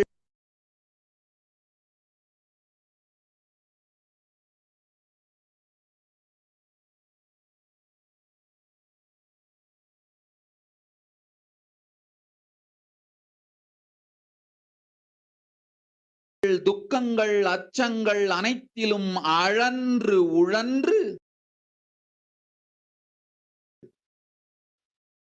இனி வேண்டாம் இப்பிறவி, வேண்டுவது மோட்சமே என்று முடிவெடுத்தோர்க்கு மட்டுமே ஹிந்து மத யோனி, ஹிந்து பெற்றோருக்கு பிறந்திடும் சனாதன ஹிந்து தர்ம யோனிஜம். மனித பிறவி உத்தமம், சனாதன ஹிந்து தர்ம மனித பிறவி உத்தமோத்தமம். இந்த உத்தமோத்தம பிறவி எடுத்த எல்லோருக்கும் ஜீவன் முக்த விஞ்ஞானத்தையும் காக்கின்ற கடமையும் உண்டு. அதனால் வருகின்ற நன்மையெல்லாம் அனுபவிக்கும் உரிமையும் உண்டு. இந்த கடமையை செய்வோம் என்று சத்தியம் செய்ததனால் தான் அந்த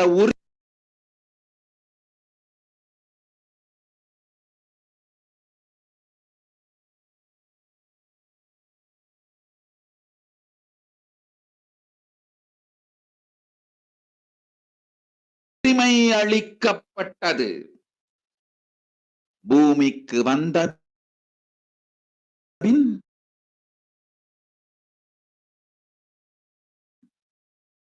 மனம் மயங்கி மதிமயங்கி சனாதன தர்மம் காக்க மறந்ததனால் மாயை அவர்கள் உயிரை பறிக்கின்றாள். நன்றாய் புரிந்து கொள்ளுங்கள்.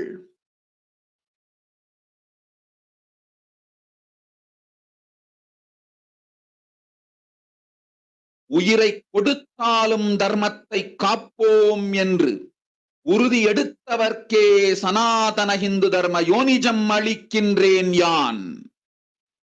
உடல் பெற்ற பிறகு ஊழி பெருவலியால்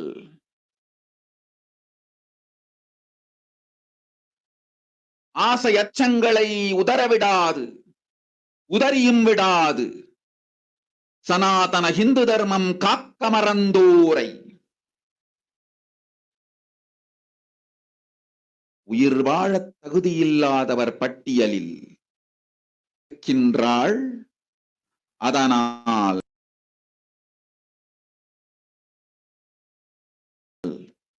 ராட்சசர்களும் அசுரர்களும் தானாகவே இவர்கள் உயிரை எடுக்கின்றார்.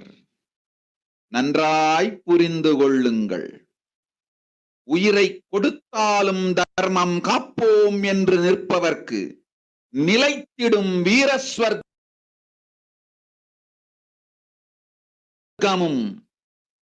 கைலாச பதவியும்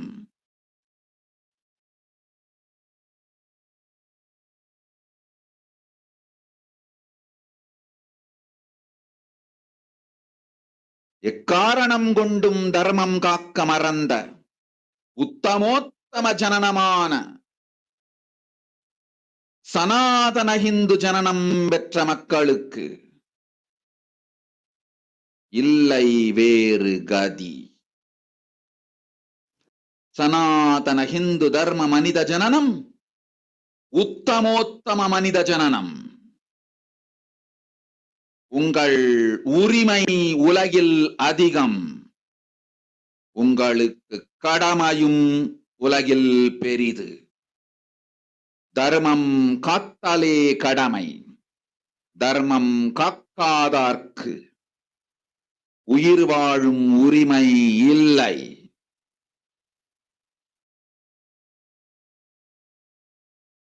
நன்றாய் புரிந்து கொள்ளுங்கள்.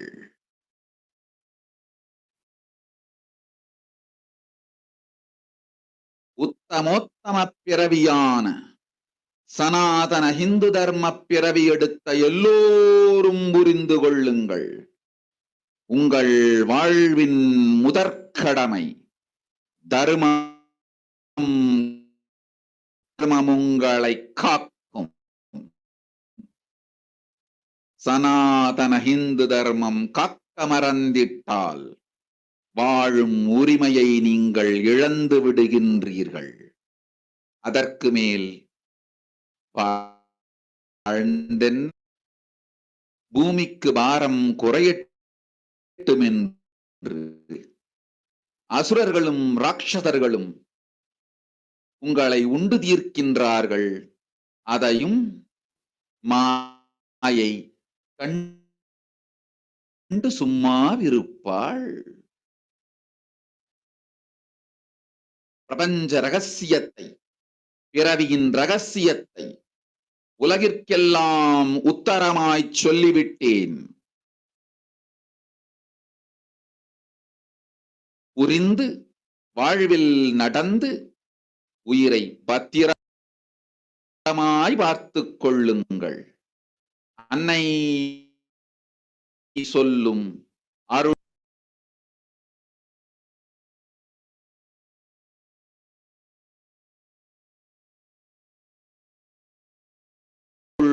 சத்தியம் இது. ஓம்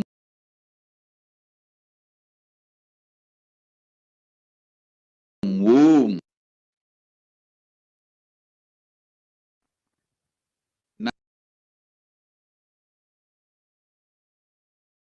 நன்றாய் கேட்டுக்கொள். Let us understand Devi Parashakti. Listen, the jump.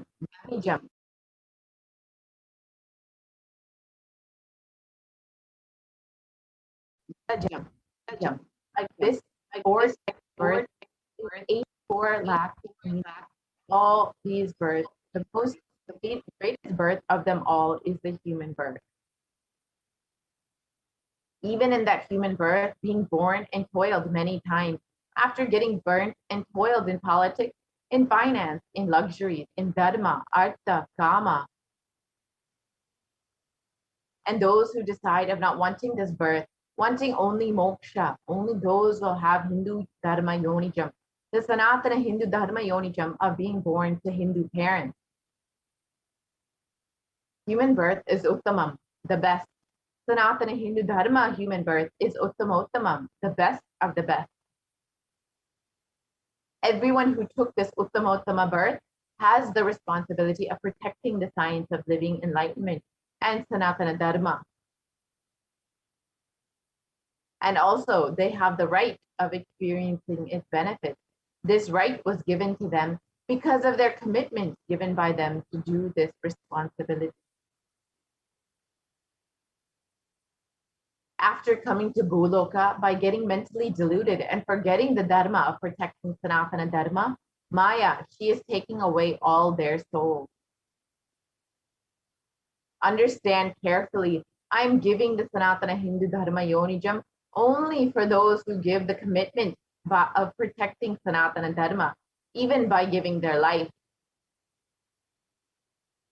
After getting the body because of painful delusion, not dropping fear and greed, and for those who forgot to protect Sanatana Hindu dharma, Maya, she will immediately add them all to the list of those who are not worthy of living. Therefore, Rakshasas, Asuras, are automatically taking away their life. Understand properly, for those who stand that even by giving their life, they will protect dharma, they will permanently have Veera Swarga and Kailasa Padavi. For any reason, people who forgot to protect dharma, having the Uttamottama birth of Sanatana Hindu dharma birth, there is no other way for them. Sanatana Hindu dharma human birth is Uttamottama human birth. Your rights in this world are immense. Also, your responsibility in this world is large. Protecting dharma is responsibility. Those who do not protect dharma, they do not have the right to live. Understand properly, all those who took the Uttamottama birth, which is Sanatana Hindu dharma birth, all of you understand.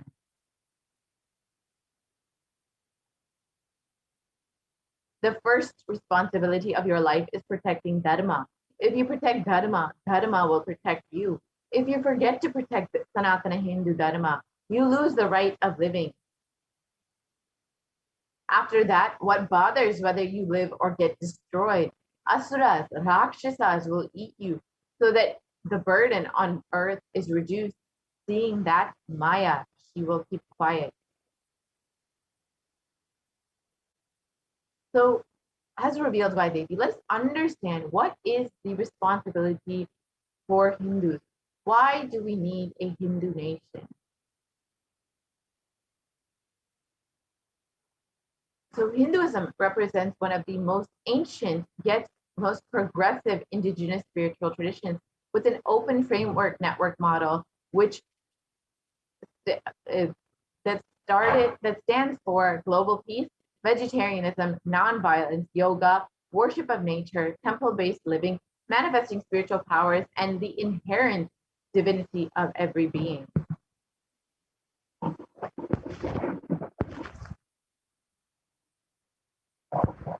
And the Hindu nations were ecosystems where more and more enlightened beings could be produced so that enlightened civilization could be kept alive and its great gifts shared with the world.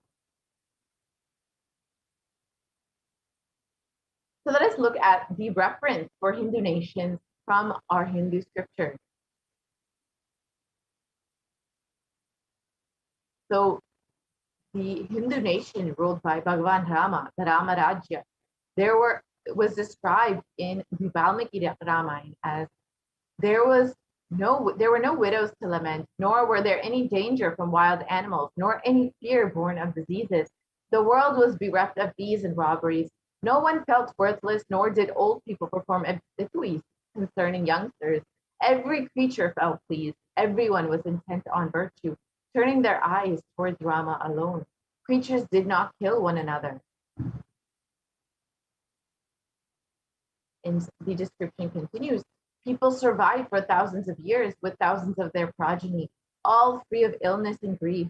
The trees were bearing flowers and fruits regularly without any injury by pests and insects. The clouds were raining in time, and the wind was delightful to the touch. Every caste was performing their own duties, satisfied with their own work and bereft of any greed. People were intent on virtue and lived without telling lies. All people were endowed with excellent characteristics. All were engaged in virtue. So you can just see the Hindu nation ruled by Rama was prosperous. Everyone there was peaceful and happy. And even in the Hastinapur kingdom ruled by Yudhishthira, it was described in the Srimad Mahabharata. Devas granted rain to fulfill all wants. The world was free of all diseases. There was no hunger or thirst anywhere. There was no mental suffering. Those without livelihood were given livelihood. There was abundance all around. There was no worldly worries for anyone, and there was no cause for fear either. Happiness on earth was in fact even greater than in the heavens. So you can see, as described in the Srimad Mahabharata, how joyful, how peaceful, how prosperous even the Hastinapur kingdom was. And these were just two representations of how Hindu kingdoms existed in our ancient times. And Hindu nations have contributed so much to the world in nearly every field, including enlightenment science, health, medicine, art, science, technology, aviation, dance and music, clothes and jewelry, social systems, judicial systems, political systems, and legal systems. And let us now understand exactly how our Hindu nations were destroyed. So the phase one of the destruction of the Hindu civilization were the Islamic invasion, and this was between 800 and 1700 AD. And this was the physical destruction of the Hindu civilization. And the description from Will Durant, a famous historian, is described as the Mohammedan conquest of India is probably the bloodiest story in history. The Islamic historians and scholars have recorded with great glee and pride the slaughters of Hindus, forced conversions, abduction of Hindu women and children to slave markets, and the destruction of temples carried out by warriors of Islam during 800 AD to 1700 AD. Millions of Hindus were converted to Islam by sword, and during this period, millions more were raped and murdered and dismembered. You can just see how savage this conquest of the Hindu nation was by the Islamic invaders. And the description from the Islamic law prescribes for Hindus in Khilji's kingdom was described as Hindus are like mud. If silver is demanded from them, they must with greatest humility offer gold. If a Mohammedan desires to spit into a Hindu's mouth, the Hindu should open it wide for that purpose. God created Hindus to be slaves for Mohammedans. The Prophet hath ordained that if the Hindus do not accept Islam, they should be imprisoned, tortured, and finally put to death, and their property confiscated. To keep the Hindus in abasement is especially a religious duty, because they are the most inveterate enemies of the Prophet. Again, you can see how much of hatred and barbaric attitude the Islamic invaders had towards the Hindu population, the native population of India at that time. And over the conquest of the Islamic invaders, over 200 million Hindus were slaughtered by the Muslim invaders. Over 100,000 temples were destroyed, and over 1 million deities and scriptures were destroyed. And the description of this conquest is the conquering armies burnt villages, devastated the land, plundered people's wealth, took Brahmins and children and women of all classes captive, flagged them with thongs of rawhide, carried a moving prison with them, and converted prisoners into a twist hurt. And the phase 2 of the destruction of the Hindu civilization was the British occupation between 1700 AD and between 1947 AD, which was the independence of India. And this time was the economic and psychological destruction of the Hindu civilization. And you can very clearly see how you can see the photos from the Bengal famine during the British invasion, which was an engineer famine. And Will Durant describes that, I have seen a great people starving to death before my eyes, and I'm convinced that this exhaustion and starvation are due not, as their beneficiaries claim, to the overpopulation and superstition, but to the most sordid and criminal exploitation of one nation by another in all recorded history. And he is describing the forced famine, the forced poverty upon the Hindu population in India at the time.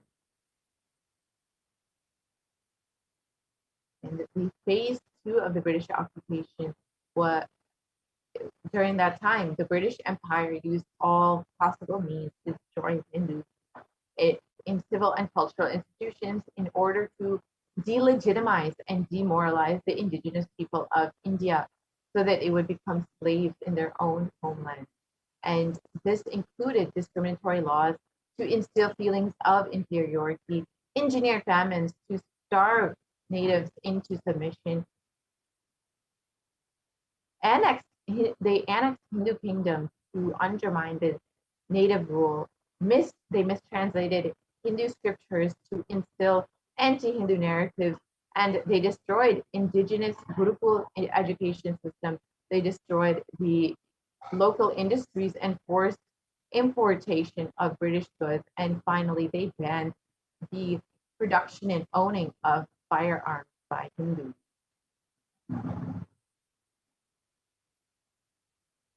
During the British occupation, $45 trillion was looted over the course of 200 years. 45 million Hindus were died due to artificial famines. The Indian Parliament has described that the British came to one of the richest countries of the world over the course of 200 years of exploitation, looting, and destruction, reduced it to a poster child of third world poverty.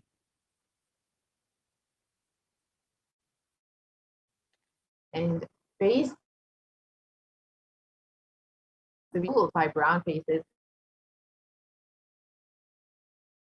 and Nehru, the first Prime Minister of India, has described savage people we are: politics, progress, socialism, communism, science. Where are they before this black religious savagery? India can never be a Hindu republic.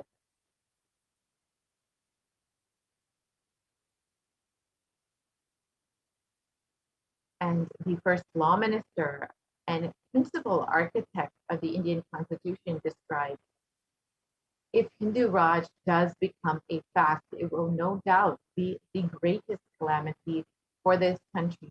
No matter what the Hindus say, Hinduism is a menace to liberty, equality, and fraternity. It is incompatible with democracy. The Hindu Raj must be prevented at any cost. You can see how much of the secular India contained these anti-Hindu sentiments, how much of prejudice and discrimination Hindus face in the face of the leaders itself of the nation, of the freed nation of India.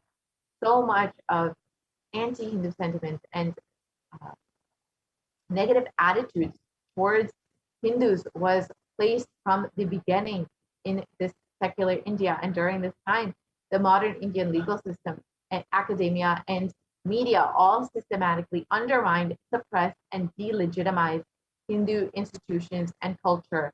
And this included the India's constitution established government control and taxation over Hindu temples, schools, while all other religious institutions were exempt from this interference. This includes all other religions except for Hinduism. And Articles 26 to 30 of India's constitution discriminated against Hindus by giving special rights and benefits to non-Hindus. This included government benefits and scholarships. And Hindu kingdoms and self-governance was completely abolished, and the anti-superstition law was passed to criminalize Hindu practices. And mainstream Indian academia described Hindus as sexist, racist, backwards, and oppressive. And these were just a few examples of how the complete ecosystem, the environment of secular India was completely anti-Hindu, was against Hinduism, despite describing themselves as a secular, anti-Hindu sentiment that carried forward this new rule, this new era of India. Media narratives were used to stereotype and demoralize Hindus, and Bollywood and other mainstream media outlets consistently portrayed Hindu gods and gurus as cartoonish,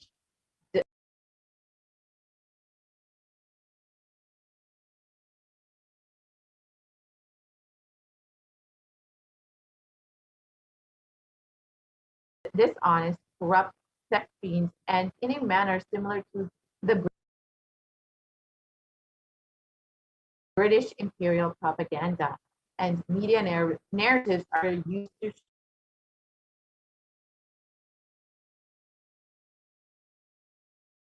shape human consciousness and further political agenda, racist British colonial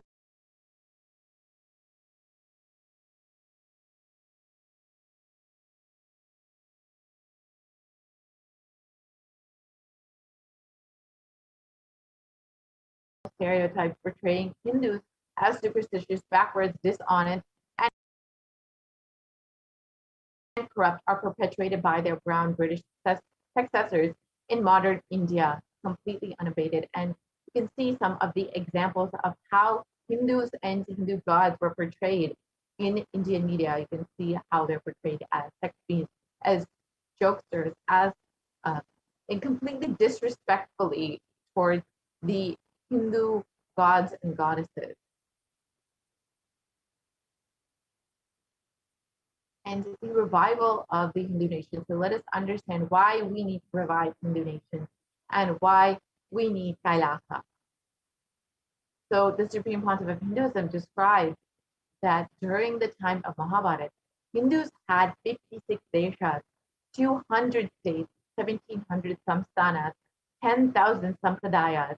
In all 56, we Hindus are persecuted. Now we have lost all 56.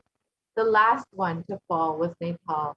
I am the collective voice of all persecuted Hindus. I will revive and rebuild a Hindu nation, built on the Vedagamic principles as a refuge for all practicing and aspiring Hindus, as a safe haven for all persecuted Hindus. So this is the vision described by the Supreme Pontiff of Hinduism for our Hindu nation. So let us understand, what is Kailasa? This revival of Kailasa, the Hindu nation, is for reviving this whole life of enlightened civilization and all the great things it has to offer to the world, bringing legitimacy to all the Hindu offerings that Sanatana Hindu Dharma has, and sharing it with the whole world is the purpose of this Kailasa, the Hindu nation. And Kailasa is the revival of the cosmic constitution. Kailasa is the model nation of how enlightened civilization should be living and administered. Politics, judiciary, education, economy, everything will be revived as Paramashiva revealed in the Vedagama, the Sanatana Hindu Dharma scriptures.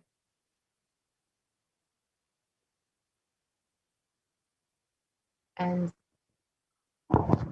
being one of the most persecuted civilizations, Hinduism is on the brink of extinction through our history textbook. So what can we do to stand up for Hinduism and all that it has offered the world?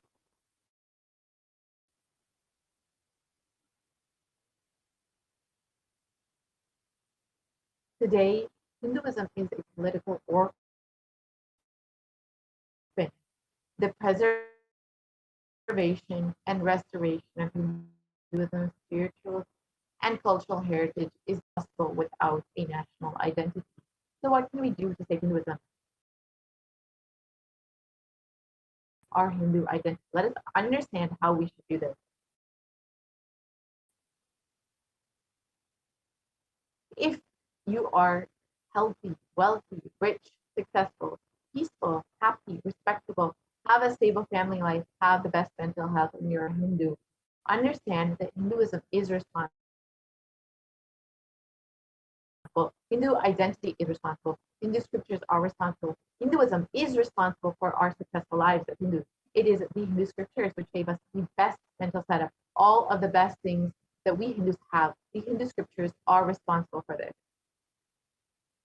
Hindus are the richest and most successful ethnic community in the world. Hindu scriptures, Hindu lifestyle, our enlightened masters are responsible for this. Hindu thought currents are responsible for this. And in this article in the Hindustan Times, you can see that Hindus are the most educated religious group in the US as per the Pew report. And this just shows how much Hinduism has contributed to each and every one of our lives.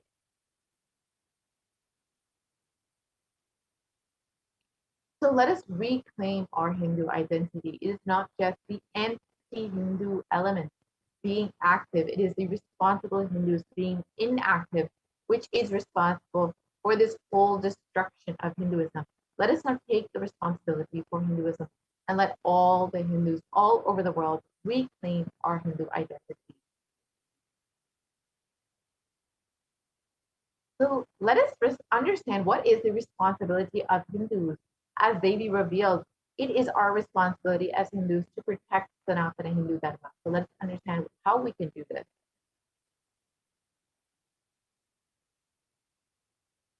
It is the responsibility of Hindus to revive this enlightened civilization again and again, bringing the gifts of enlightened civilization to humanity. The revival of the enlightened civilization, the Kailasa, the Hindu nation is the survival need of humanity. Again, Devi has revealed that it is our responsibility to protect Hindu Dharma and to share its gifts with the world.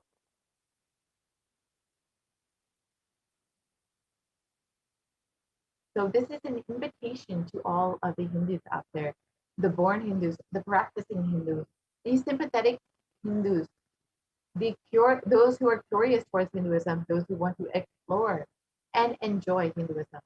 Please come and be a part of this revival by the Supreme Council of Hinduism.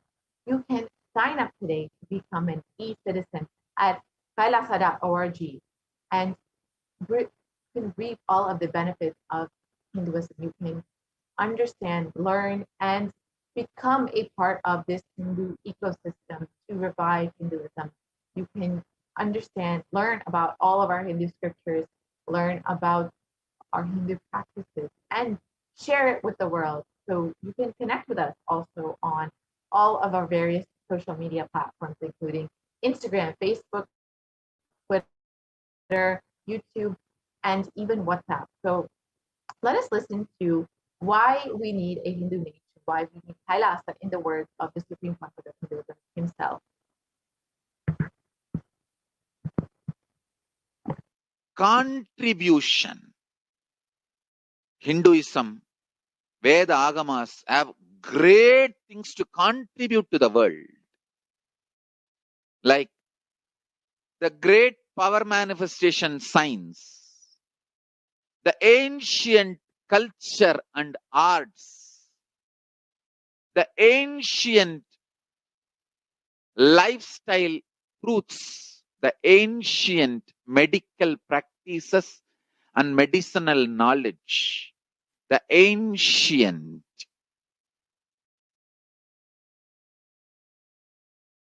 indigenous cultural heritage and jewelry, perfume, dance, music. In every level, Hinduism has so much to contribute. Veda Agamic traditions have so much to contribute. To share all this with the world, to contribute to the world.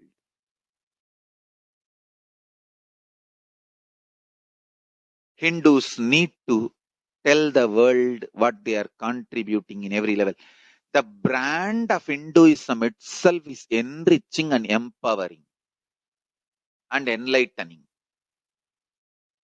Hinduism is all about enlightening the world.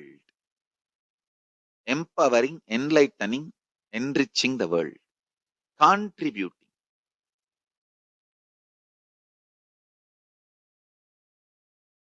That is our spiritual life. That is our spiritual strength. That is our spiritual core principle.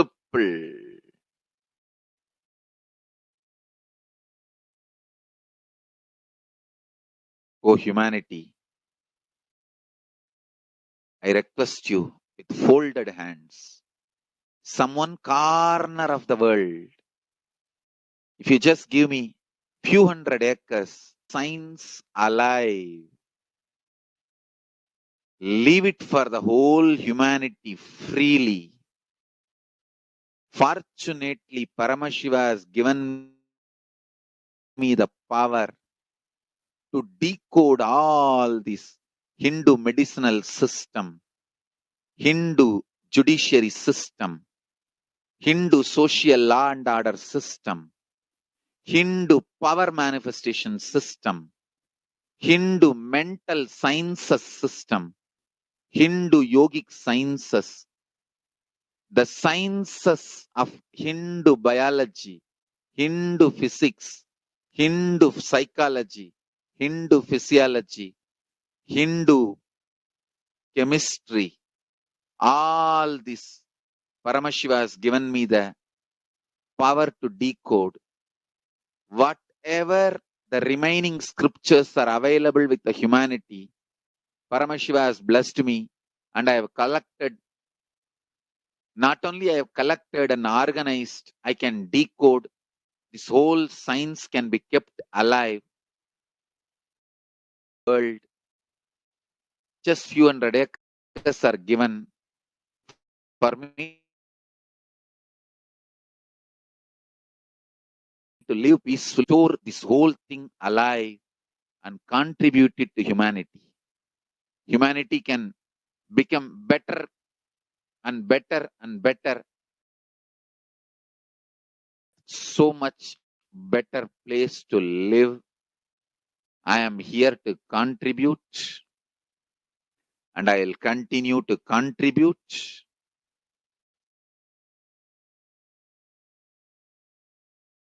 As long as I am allowed to live, I will contribute. I have collected all the remaining available scriptures, maybe 2 crore books. 2 crore means 20 million, I think, books on Hindu physics, Hindu chemistry, Hindu biology, Hindu physiology, Hindu psychology, Hindu law and order, Hindu social system, the power manifestation sciences of Hinduism, yogic sciences of Hinduism, blessings and power to decode. I have decoded and continuing to decode them. If the humanity, somebody is kind enough to give me few hundred acres in one corner of the world and let me live peacefully, I can keep all these scriptures there and go on sharing with the world, revealing these whole sciences to the world, and go on contributing. I don't need anything other than 1 cup of curd rice every day. That's all. A cup of curd rice per day over. I can go on be giving this to the world.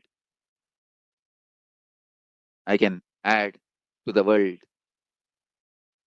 I can make the world a better place to live.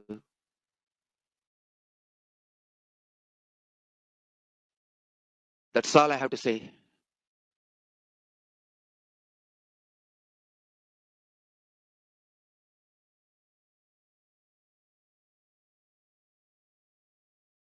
Thousands of medicines are described detail in ancient Siddha and Ayurvedic scriptures. Paramashiva has given me the power to decode them, read them, and properly translate and map them to the modern day human language. I am ready to work 20 hours a day. I just need few hundred acres where I can sit peacefully and keep this library, run a Gurukul where thousands of people can learn this and share it with the world. Understand.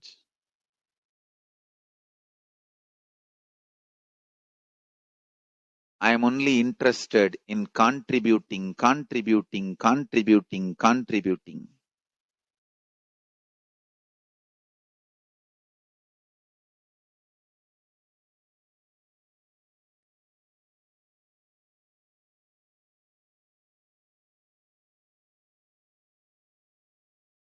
if we can decode all this great knowledge, whole world can prosper from this knowledge.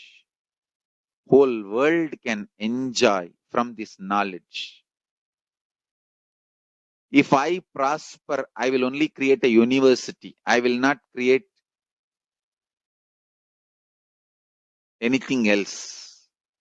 If the Hindus prosper, they will only create education institutions. Because Hinduism is all about giving, contributing. If I prosper, I'll create university, that's all. Kailasa is all about university, to decode the ancient sciences and share with the world. Understand? Every day I am sitting and going on decoding, writing notes on my books and writing details on my books. Whether it is making human beings manifest powers, and I have also now started downloading and decoding the science of making animals manifest powers. Whether making people manifest powers or healing,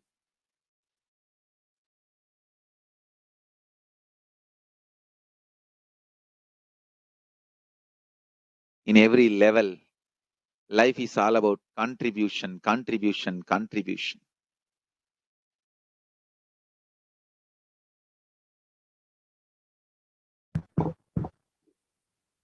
And as the Supreme Consciousness, Contribute.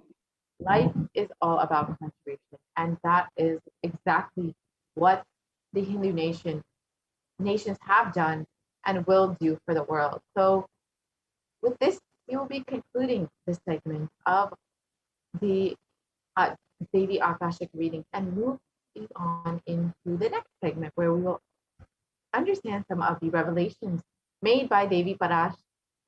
We will understand some of the offerings that we can make to Devi PARASHAKTI and how we can connect with Devi and show our gratitude for her after receiving so many blessings from Devi. So let us end this segment and move into the next segment.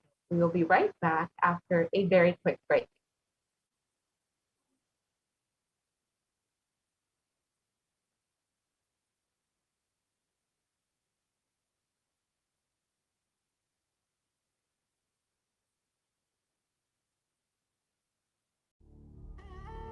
What I mean by the word e-Kailasa, listen intensely. Enlightenment ecosystem, literally enlightenment itself, in your own home, wherever you are. If you cannot come to Kailasa, it's okay. Kailasa can come to you.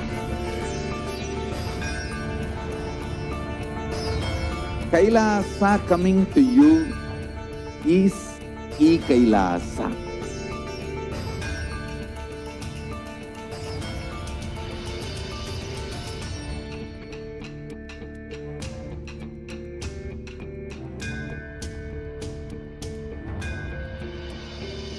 I will revive Hinduism.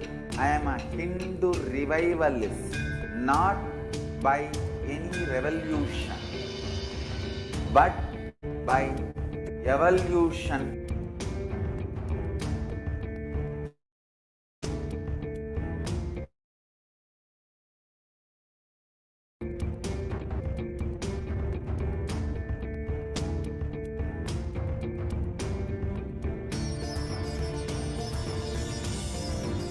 And setting model communities.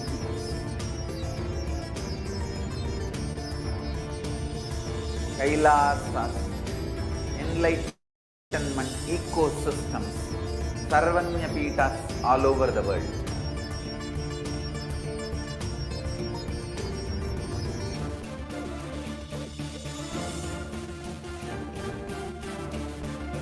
All all-powerful cognition's knowledge. Only when you live, these manifestation happen.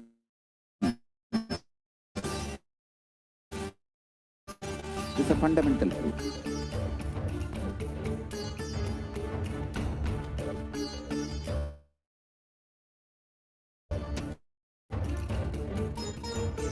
Hinduism cannot live exclusively as one sampradaya. No. All sampradayas of Hinduism is an ecosystem.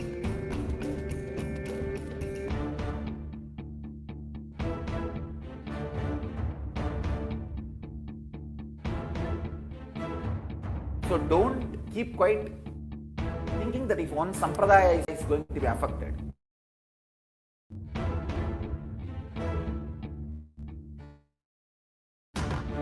All of us are ecosystem.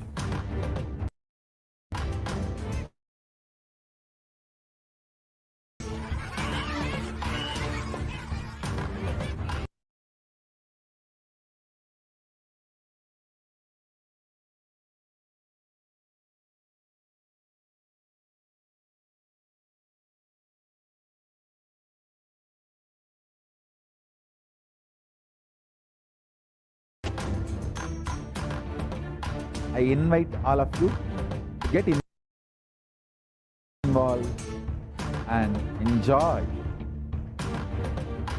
Hinduism by the principle of Dharma. Nityanandam, welcome back to all of the viewers who are joining with us from across the world for this Devi PARASHAKTI Akashic reading program. And we've come to this segment in this program where we are enjoying the various offerings that you can make to Devi PARASHAKTI. And this segment is going to be filled with scriptural references, learning more about the context from Sanatana Hindu Dharma, about Devi PARASHAKTI herself, and chanting some of the very well-known Devi Suktams and Devi Stotrams, and the different songs that are in tribute to Devi PARASHAKTI that have been composed by some of the most esteemed enlightened masters of the modern day, as well as even before that to the Vedic rishis themselves from the Puranas. And today it's going to be a very informative, very enriching segment on the offerings to Devi PARASHAKTI, about how offerings are a part of our daily lifestyle and how you can take this platform of Kailasa and the Nityanandeshwara Paramashiva Devalaya as your personal temple wherever you are, and serving you digitally wherever you are. And as a Supreme Pontiff of Hinduism says, until you manifest your reality as you want it, we will manifest it for you through these offerings and through the various rituals and sevas of the Nityanandeshwara Paramashiva Devalaya. And it is such a beautiful thing to be able to share with you all every single day the offerings, and give this extremely beautiful opportunity to experience the next level of your relationship with the divine.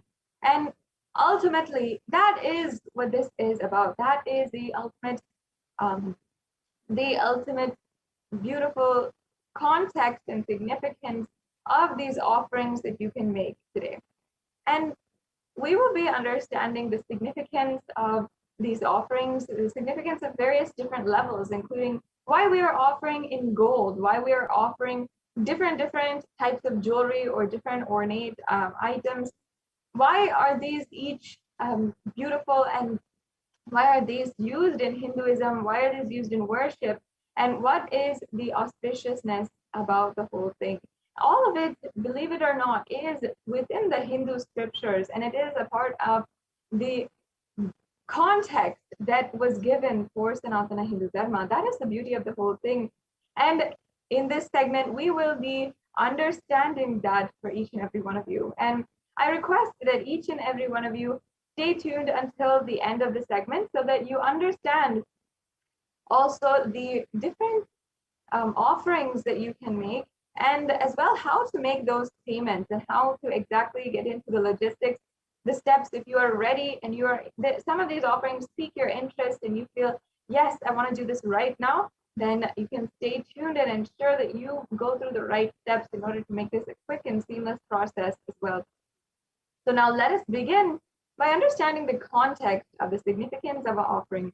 In the Hindu tradition, if you are born Hindu, you know this, and if you are practicing Hindu, you must know this, that in the Hindu tradition, we always offer to God whatever opportunity we get. And that is daily, we do the daily puja, but also whatever occasion comes our way, if it is our birthdays, our marriage anniversaries, or even if we are starting something new for the first time. For example, if we're starting a new venture, a new business, or even we're inaugurating a new business place or a new home, or if we are even getting a new car, everything begins with offering to the divine and offering our gratitude foremost and requesting their protection, guidance, and their presence in our lives as we go on further. We never take for granted the presence of God in our lives, and we owe all the good things that happen in our lives to the divine, to their beautiful presence in their lives, and for them allowing such auspicious happenings to take place in our life. And for this reason, we take the opportunity at any chance we get to offer our gratitude and for building and deepening our relationship with the divine. And that is a very important part of the Hindu tradition. If we see even the offerings that are done in the traditional temples, whether it is in Madurai Meenakshi Amman temple in Madurai or in the Tiruvannamalai Arunachaleshwara temple in Tiruvannamalai, or in any of the temples, the offerings that you can do to the main deity will always bring you closer, will always give you a deep sense of fulfillment, and will ensure that the blessings of the deity are on you at all times. So with this, let us now move into the next slide, where we will be chanting the Dhyana Shloka for Devi Manonmani. Let us now invoke her presence amongst us in this segment, as we are describing Devi in her very, very beautiful form, and we are literally going to be describing the very different parts, all of her jewelry, every single part of Devi PARASHAKTI. We're literally going to be going over. Let us first pay our gratitude, our respect to Devi PARASHAKTI for being literally who she is in her most beautiful form as Manonmani, the very form of Devi PARASHAKTI which is seated on the lap of Paramashiva. Yes, let us now chant. Indu nivaveda karavahni nayanam syat pankajavara japaksha sarayuktam angahimabhujana vishitra vasanam syat tungam kutojjala manonmani swarupam. Yes. And the translation describes Devi PARASHAKTI having a moon-like face, holding the Vedas on hand, fire in eyes, with lotus flower gracing and blessing hands, and one hand with the Japamala, beautifully decorated with jeweled ornaments and wonderful clothes and shining bright crown. And her name is Manonmani.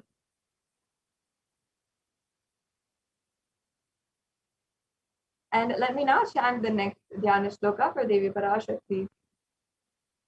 Dhyaye devim trinetram shashini bhavadanam vedahastam dadanam savye padmam varadamapare chavayam chakshamalam divyera varana nirvibhushita tanum brahmadi vibhujitam devimeva manonmanim pratidinam kamatradatrim shubham.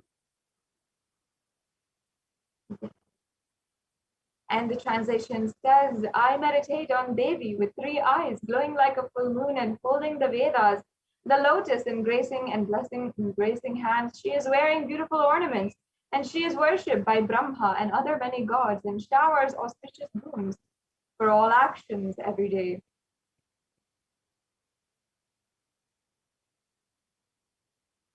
Now, having thus invoked and invited the presence of Devi PARASHAKTI, remembered her beautiful form, let us now enter into the significance of the divine element gold.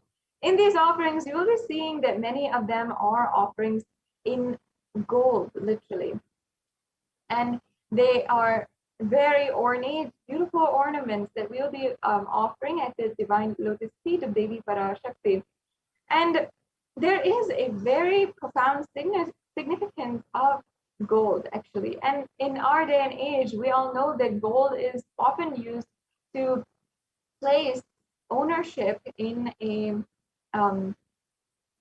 place ownership on a certain deity, or to place value on a certain relationship. For example, on Mother's Day, Father's Day, on people's birthdays, on our marriage anniversaries, we often give them gifts in gold, and that's how we place a value in the relationship. We like to give gifts or necklaces and jewelry to our wives or to our significant others, or we give golden trophies. And there's so many different golden appreciation, ways of appreciation and recognition in society that literally mark the status in society. And gold is often the highest place, the highest status in society. Gold medal is often the highest medal in any kind of competition. So this shows that we place so much of value in gold. And however, in our day and age, we have lost the actual significance of the element gold, and we've kind of started to get very superficial about our understanding of gold. It is not simply an economic value, and we cannot place value in relationships by the economic value. Of course, we're not trying to put a price tag on a relationship.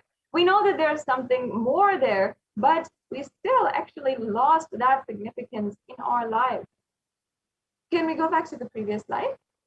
In fact, in the Atharva Veda, in one of the oldest scriptures in Sanatana Hindu Dharma, the Atharva Veda is one of the Chatur Veda. And in this, it says that it has a verse on the property, the divine properties of gold. And I'll just be chanting the English translation of this verse. It says, triply born by birth is this gold. From the atoms of Agni is one. It becomes dearest to Agni, and one fell away from the stoma when it was heard. One they call the seed of virtuous and powerful Apaha, the watery molecules. Let that triple gold be for your long life. So there's two things here. One is the gold being associated with virtuousness and powerfulness, and also gold being associated with long life. And then today in popular culture, we often see that gold is associated with long life, and it has a direct relation to alchemy, to immortality, and that is why people sought after it for so long. And the truth is that in Sanatana Hindu Dharma, we actually mastered these sciences of immortality and of alchemy, and we had the sciences available, and that's why many people have sought after it and even sought to destroy it. And that is ultimately why the divine element gold lost its divine qualities. I mean, not that it lost its divine qualities, but the significance is not known, and we have reduced how we see gold in our day and age, and we've reduced it to simply an economic value, which it is not. In fact, gold is a divine element. In Sanatana Hindu Dharma, it was recognized for how it is purifying anything that it touches, and it has extremely potent qualities of being able to spiritually heal and spiritually enlighten you. So it has such beautiful significance. And that is why even gold is present in all the scriptures, the Agamas, the Vedas, the Shrutis, the Smritis, the Itihasas and Puranas. And in all the Hindu scriptures, it is abundantly present that gold is the most auspicious and purest metal, which even purifies the very being. In the In the Hindu civilization, everything was built in gold and exchanged in gold, and ritual fees were offered in gold bricks. And when one was to be saved from the life-threatening illnesses, gold was offered as a ritual fee. Gold was in abundance and used for weighing equivalent amounts of commodities, including cows, and kingdoms was built with huge doors of gold. The streets would have huge columns and huge archways of gold, and horses and cows were dressed in gold. And of course, the horses, the cows, the elephants, all the animals lived in coexistence and were even worshipped as embodiments of the divine as well. Yes, let's go on to the next slide. And the Hindu civilization thrived on the banks of rivers of gold. In fact, the Indus River was called the Hiranyamaya, the river of gold in the Rig Veda, and the river Saraswati was also called the Hiranyavartani in the Atharva Veda.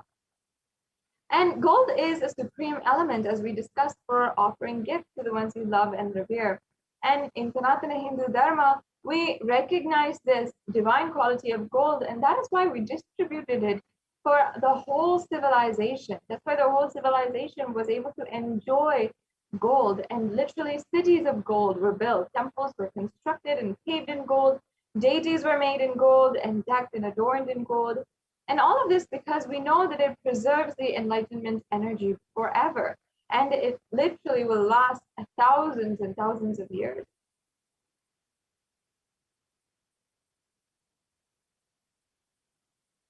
Yes, so now we have established the significance of the element gold.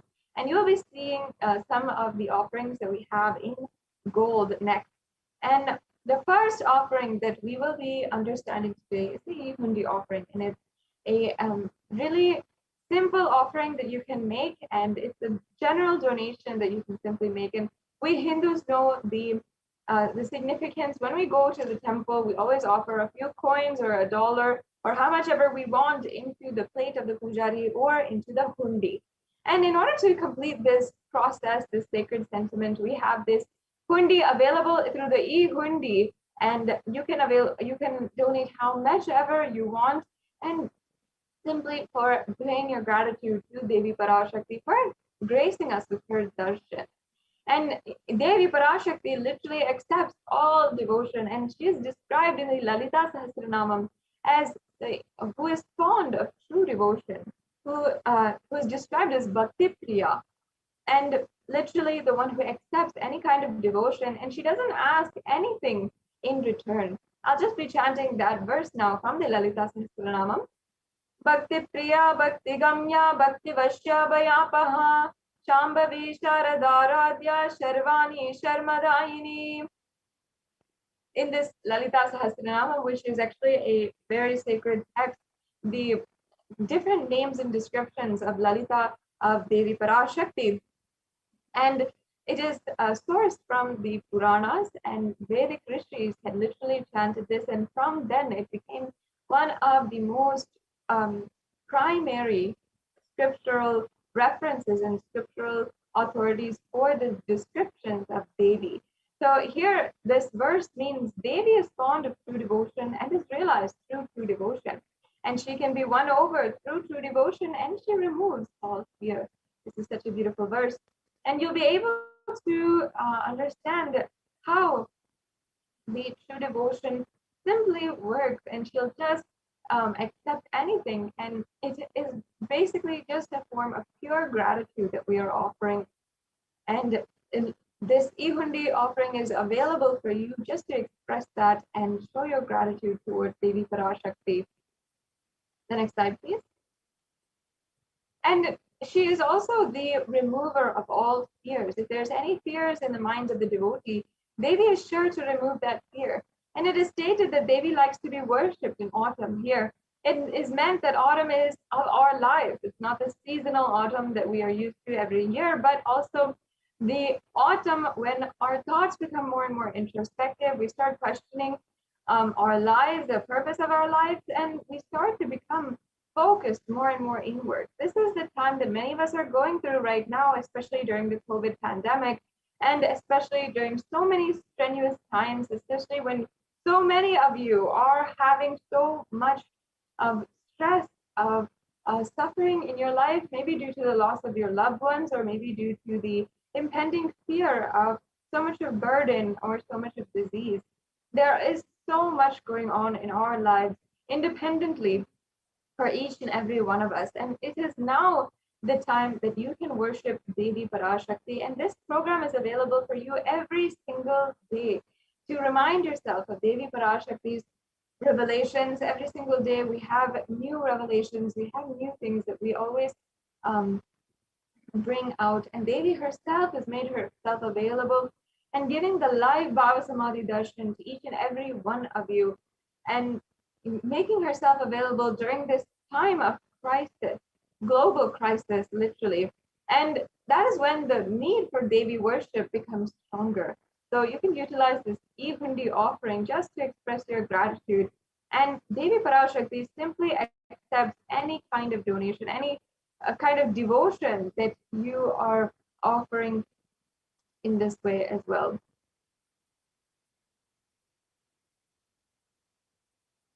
Yes. The next offering is the Sankalpa chanting. This is also a very simple offering that you can make for $1. And this offering is the chanting of the Sankalpa. And the chanting of the Sankalpa is a very spiritual process. It is a prayer that is offered at the feet of Devi PARASHAKTI. And the Sankalpa is actually a very elaborate prayer. It has very many lines, and in the description of the avatar as well as Devi PARASHAKTI herself. And it also has prayers embedded within its lines for things such as experiencing the eternal celebration, the eternal auspiciousness, and blessing us with the different Shaktis as well as great health, going beyond fear and lust and greed. All of this is the things that we are praying for in Sankalpa Mantra. Not only that, the creation of positive energy inside of us through the sacred chants is not something that should be taken for granted.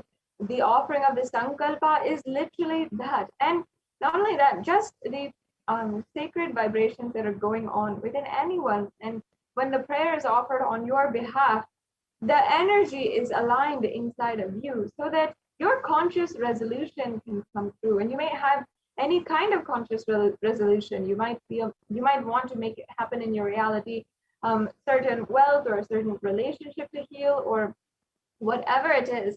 That conscious resolution is what this prayer is going towards and what it will ultimately fulfill. So offering the Sankalpa, chanting this conscious resolution, blesses the person who is offering with all the fruition of their desires and wishes.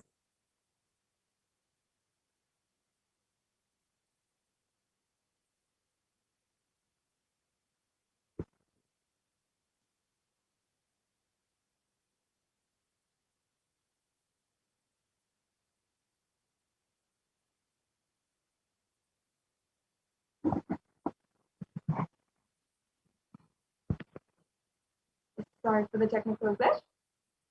The next offering is the Sahasranama Swarna Kasu. This is an ode and tribute to where Devi PARASHAKTI is recognized as Lalita, and is recognized in the Lalita Sahasranamam in verse 731 as Nama Parayana Prita, meaning she who likes the repetition of her various names. This again goes back to the chanting of the Sahasranamam, which is a very esteemed, powerful sadhana in spiritual practice in the Hindu customs in order to achieve the higher energies in your life. And sadhana means spiritual practice. And it really is a powerful way that is actually recognized by so many different people, by researchers, that it creates so much of positive energy inside of you when we are chanting. And that the Sanskrit mantras have so much of association with the positive energies and the positive vibrations. And when you're chanting the names of Devi PARASHAKTI in the Lalita Sahasranamam, it is literally creating that positive energy inside of us. And the significance actually is that whenever we are cherishing in the inner space, whatever we are cherishing in the inner space is always what is manifested into reality. And we always manifest we always literally manifest whatever is going on inside of us. If we are cherishing suffering and we are continuously worried, we'll see that that is exactly what happens. That's exactly what plays out.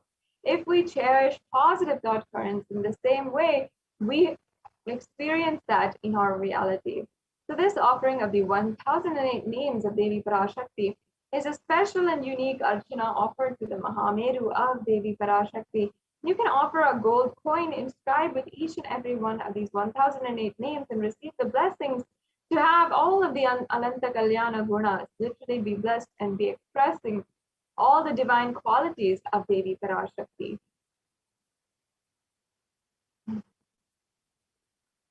Yes. The next offering is the Mukta Anguti, the finger ring with a pearl.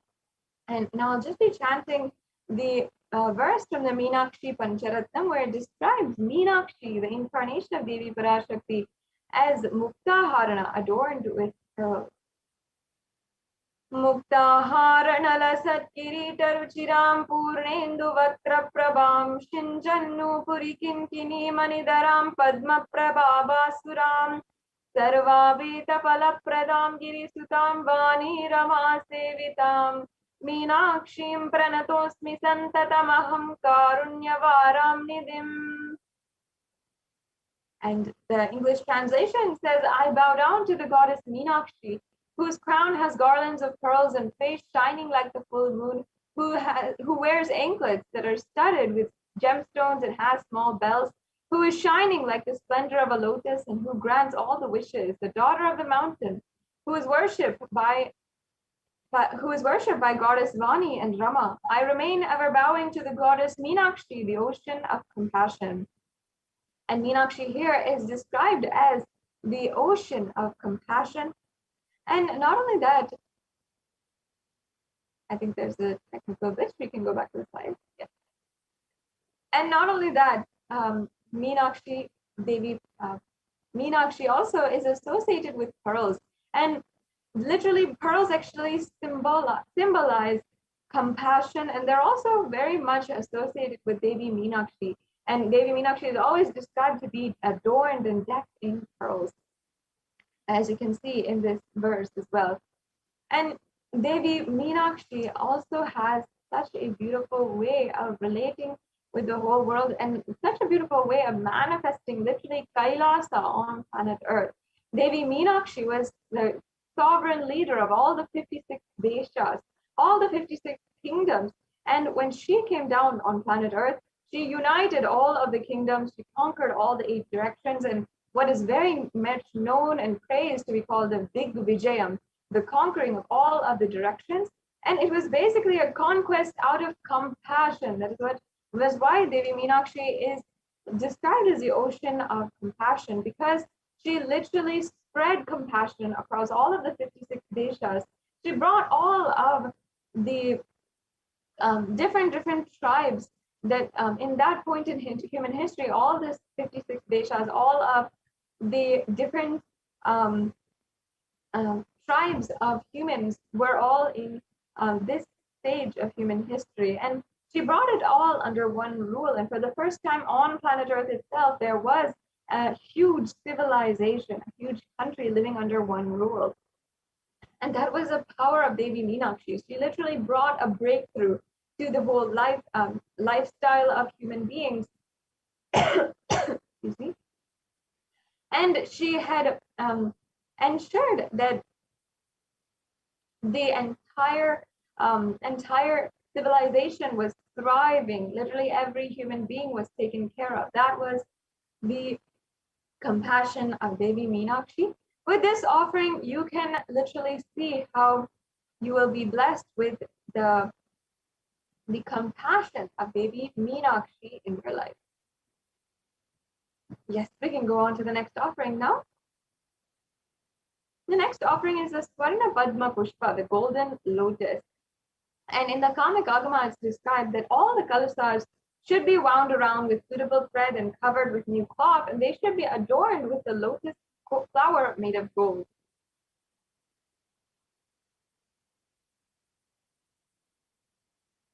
The next slide, please. And actually, there are so many different references for the lotus in Sanatana Hindu Dharma. All the different references are always describing the worship of Paramashiva and how lotus is the best thing that you can offer. And whether it is the lotus pericarp, the lotus petals, the lotus flower, or the lotus stem, everything is has different uses in the worship of Paramashiva. And that is because lotus is considered as a divine flower,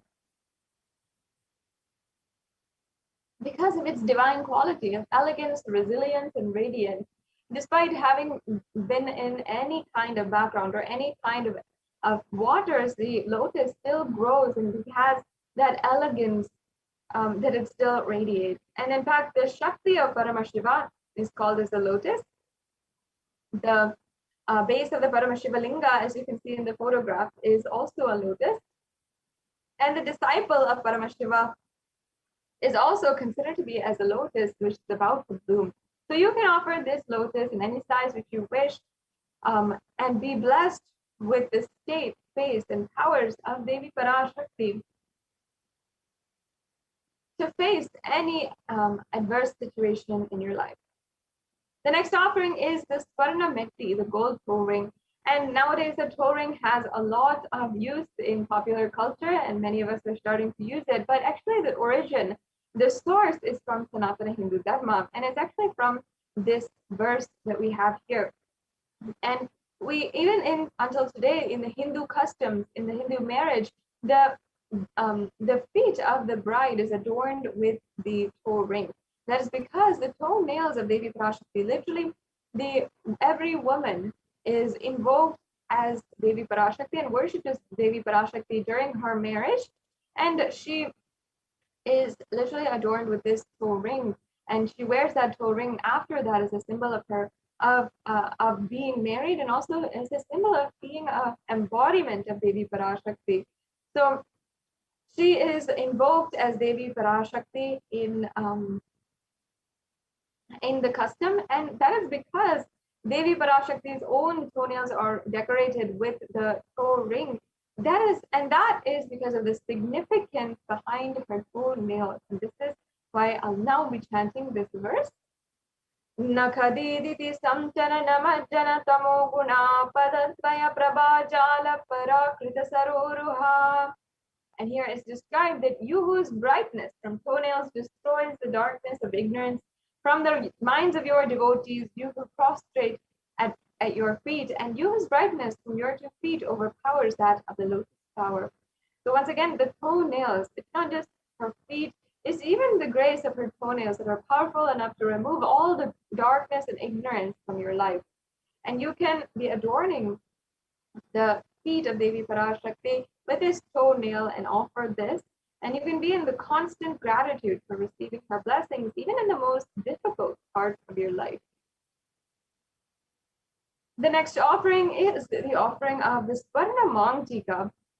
And Devi PARASHAKTI is described as Shuddha Sarabi Varshini, and that means she who makes the nectar flow in all of our nerves from the Sahasrara, and who gives a very pleasant experience of the ultimate.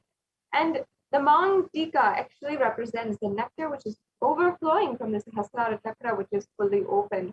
And the Mangtika, if you don't know, is a jewelry that goes from the center of the forehead to the center of the head to the forehead. And sometimes it also goes across the forehead, it goes across the whole head, and it literally represents the Sahasrara chakra, which is overflowing, and the nectar which is outpouring from it. And that beautiful significance represents actually the open Sahasrara chakra. And it's so open, so much in bloom that it literally the nectar is pouring out. And that is the significance of the gold jewelry, that it literally signifies, it has such powerful spiritual significance as well, not just a offering that we're making out of our love, but so much of spiritual context behind it as well. The next slide, please. So you can offer this Mangtika as a way to offer to Devi PARASHAKTI and receive the blessings of achieving the blissful state of overflowing gratitude in the space of complete completion. The next offering is the Pratyakshapada Puja. And once again, we are remembering the verse from the Saundarya Lahari which I just chanted. And it states that the nails that have been sharpened by constantly being touched by the crowns of celestial beings who prostrate before Devi are capable enough to remove all darkness. And Tamoguna is considered as darkness. And in this statement, tamas is indicative of ignorance. And in the minds of devotees, by constantly prostrating before Devi, the ignorance is removed and they attain knowledge. They attain the ultimate knowledge. And the Pratyaksha Puja is a very precious offering, and especially we are offering to the Nijavatara, the Guru himself. And Guru Padukas has so many different scriptural references, whether it is in the Guru Gita, Guru Paduka Stotram, or in so many different speeches, discourses, satsangs, and the eloquent satsangs and teachings of so many different incarnations of Paramashiva, including Adi Shankaracharya himself, who composed the Guru Paduka Stotram, and as well Sri Satya Sai Baba, who had sung Manasa Bhajare Guru Charanam in his very first, upon the realization of his incarnationhood in the 1940s.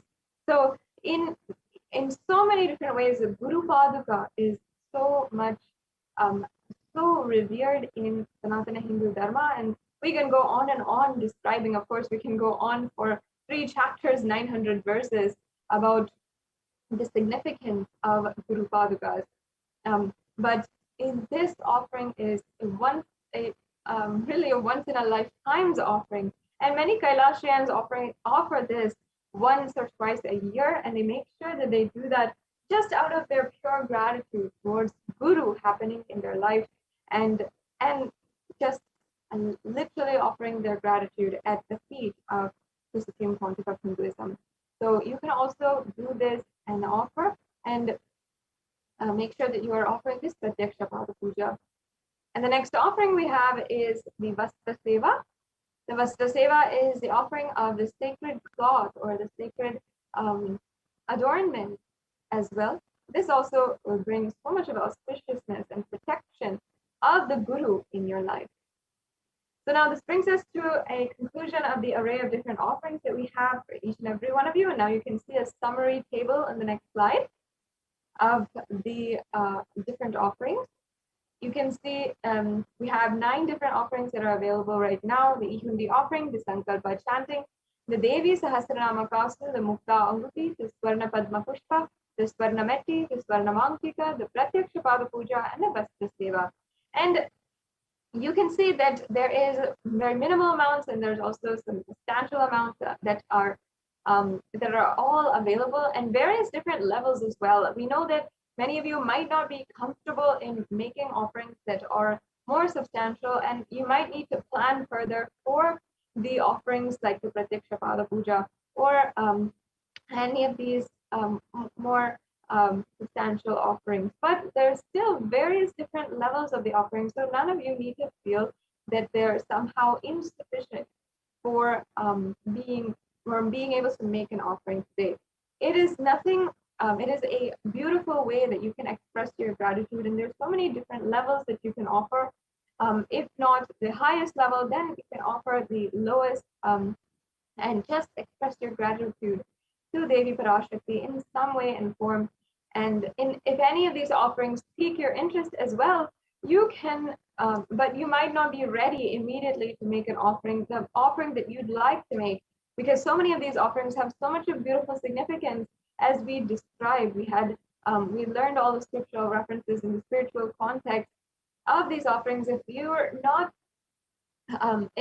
ready yet and you feel you need more information or you need more time, then you can fill out the Bhava Samadhi Darshan registration form. We can go on to the next slide.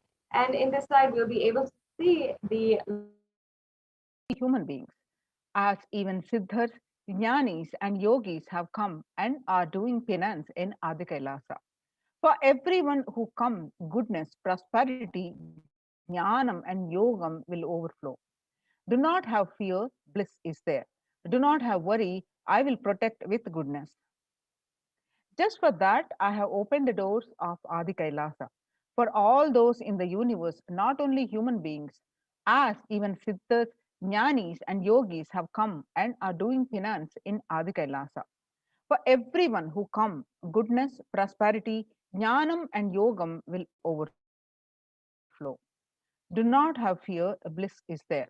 Do not have worry, I will protect with goodness. Happiness is there, enlightenment is there. Do not have fear, bliss is there. I am solving sufferings. I am the Samayapurattu Kanattal who comes and helps at the right time. These are the revelations about the mental health Devi revealed on 5th June 2021. And media article at the different dates following that, confirming the same on one of these article on global news, psychiatric symptoms like depression, anxiety exhibited by the COVID-19 patients, which is published on 6th June 2021.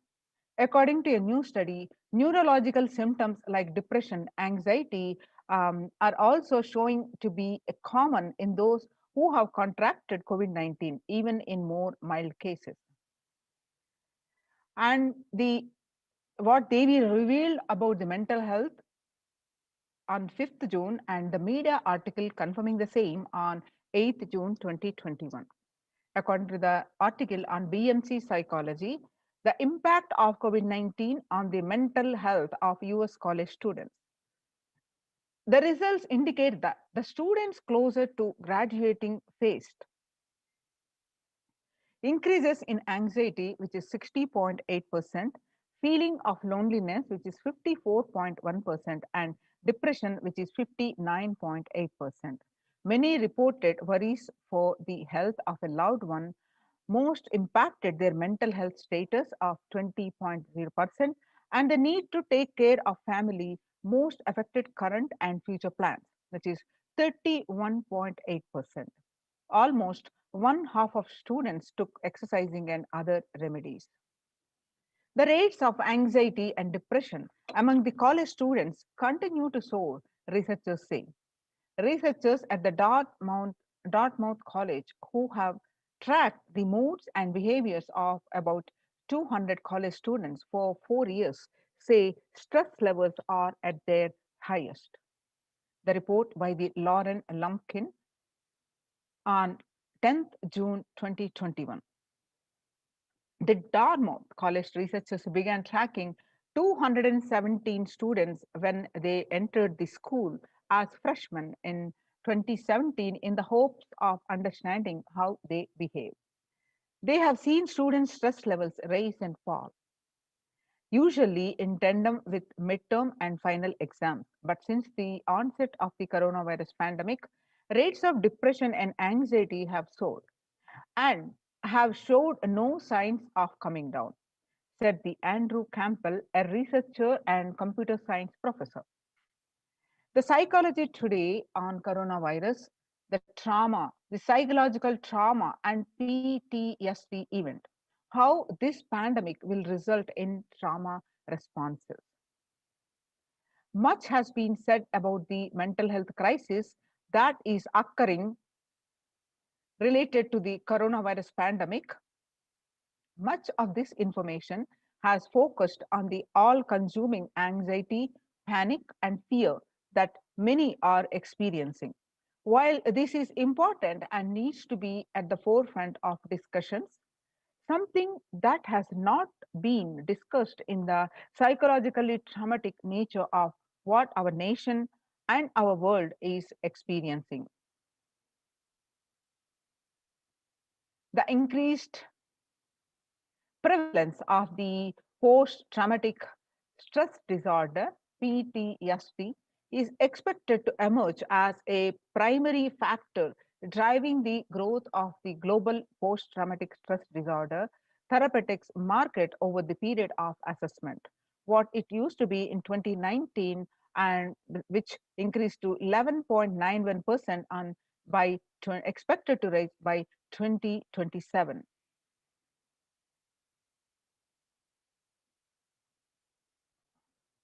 According to the CNN, there is a high prevalence of mental distress in countries across the globe due to the coronavirus pandemic, especially among healthcare workers and children. According to the United Nations and the World Health Organization, the impact of the pandemic on the people's mental health is already extremely concerning. United Nations says The World Health Organization Director General Tedros Adhanom says in the news release recently.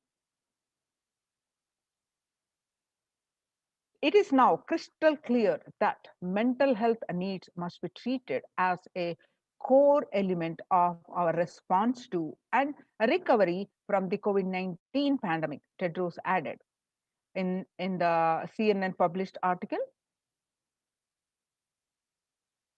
Now, how to address these across the world, what they reveal, and across the world reports, and the World Health Organization declared that it is affecting majority of the people of the mental related stress and anxiety and related issues. See, one of the majorly they reveal is yoga. Yoga greatly improves mental, spiritual, and physical health. People who practice yoga experience less anxiety, less depression, and fewer symptoms of post-traumatic stress disorder. Yoga also improves well-being, including increased gratitude, relatedness, acceptance, centeredness, empowerment, self-esteem and compassion, self-awareness, and hope. Yoga can help us to manage stress and self-regulate, an important tool in the current time. We are all equipped with the innate coping strategies for responding to stress. But sometimes our stress response can become out of balance. We are living in a world that regularly activates our sympathetic response, that is, our body's way of responding to stress, sometimes called fight or flight. This is balanced by our parasympathetic response, that is our way, the way the body helps us to rest and relax. Yoga can help bring our parasympathetic response back online and allow us to find balance. Activating our parasympathetic response brings us into a more restful space and allows us to find calmness, connection, and compassion. The deep mindful breathing of yoga and meditation stimulates the vagus nerve, which activates the parasympathetic nervous system and supports self-regulation and stress management.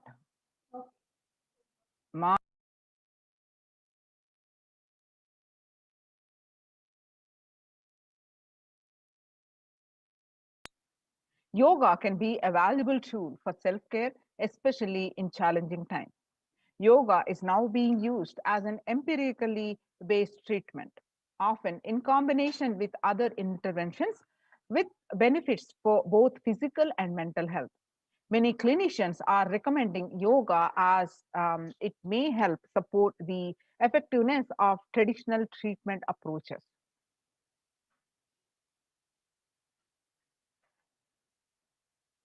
The Psychology Today published that in an article, when we, psychologytoday.com, when we actively choose a tool of self-care, we better equip ourselves to survive and seek resilience in different circumstances. While it is but one tool, yoga offers the potential for connection and well-being, even in these challenging times. Spirituality benefits mental health. Research shows that individuals have better mental health if they belong to a particular community or have religious beliefs. Spirituality can help people in many ways. First and foremost, spirituality or religion can help people find meaning in their life, which is instrumental in improving one's mental health. Spirituality can perhaps help you connect with your divine self. In addition to endowing meaning to your life, it has the potential to improve mental, physical, emotional well-being as well. It has been the source of relief and comfort from various challenging issues for thousands of years. The article on the www.livinginwellbeing.org, the psychological health benefits of spiritual practices. Now, revelations to the world by the Supreme Pontiff of Hinduism, Jagadguru Mahasannidhanam, His Divine Holiness Bhagwan Nityananda Paramashivam on 22nd May 2021. Paramashiva is very clear. Focus on making your body alive. life alive. Mind is obsessive compulsive reaction. It is nothing but a bunch of unconscious reactions. Do not try to sympathize with the mind. Make your body and life alive. That is the only priority for all of you. I am talking to everyone who has a little love and sympathy for me. For all of you, take this as a guru walk. Make your body consciously strong. Gym will build muscles, make you look very nice in the outside, but only yoga and Ayurvedic lifestyles will make your body conscious. Just see all over the world, all the gym bodies are just dropping dead. Only yoga will make your internal organs strong and your ability to manifest consciousness strong. Let me give you the solution from the Paramashiva to protect yourself from this whole pralaya. Not just from corona. The amount of depression, mental suffering, the way the whole world is suffering, the kind of poverty happening, people losing their job, income, having insecurity, comforts being lost, so much. Just make your life extremely strong. 3 years back, I said, keep yourself alive for next 3 years. I have enough evidence that 3 years back, I trained the whole Kailasa. First, the devotees in their own homes. Second, the Kailasavasian inside the Sangha, physically, mentally, psychologically, or consciously for quarantine lifestyle. For being active without getting mentally broken by being in one place, doing intense yoga, making the body and internal organs strong, taking bay leaf, neem juice, tulasi and haritaki, triphala churna, Ayurvedic lifestyle, a lifestyle of less food and more energy, more activism. I only told it is for an important reason. Please wake up. Quarantine yourself, build your body. Do not bother about your business or any other profit or anything else. This year, if you are alive, that is the greatest profit.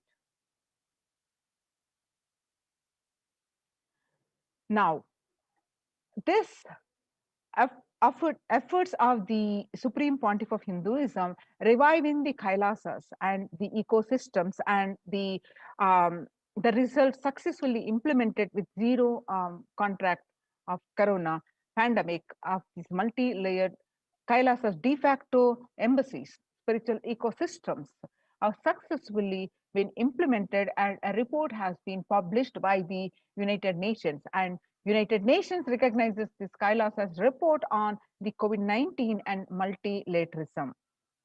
You can see the screenshot here projected from the Kailasas, the Supreme Pontiff of Hinduism, Jagadguru Mahasannidhanam, Bhagavan Nityananda Paramashivan's Facebook page. You can see, go ahead and click on this link and read the whole article by yourself. And we're also going to present this article here. You can see some more screenshot of this article, which is published, a detailed report. The report published on the https://www.ohchr.org. The Adi Shaivat Minority Tradition.pdf. The globalization of disease has led the world to be only as resilient as the least resilient country and person, especially of highly contagious COVID-19, which has spread the scale and severity not seen since Spanish flu. The variants of the virus, such as B.1.617.2 Delta, the Delta Plus and Epsilon Gamma, continue to threaten even those vaccinated. Secondary diseases such as black fungus are targeting COVID patients and killing almost 1 in 2 persons in such cases. Human life is more precious and important than all economic principles or systems in totality, because all these concepts are legitimate only because of their utility value, which is to fundamentally make human life better. At least until this ongoing crisis ends, all economic policies related to money, banking, fixing prices of commodities, etc., need to be revised to make sure no human being suffers from hunger or the absence of required medical care. For this purpose, Kailasa has presented a detailed report on effective solution for COVID-19 through multilateralism that was published by the United Nations. The earlier reports published by the United Nations are the reports on the rights of indigenous women and girls. And the second reports were published on femicide.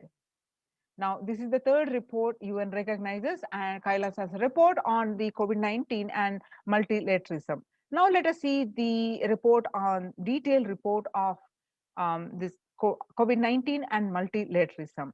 A report by the Adi Shaivite Minority Tradition, which is ASMT, Hindu Community Kailas Union. The report submitted in the month of June 2021. Introduction, which was published a few days ago. The introduction is the first key obstacles.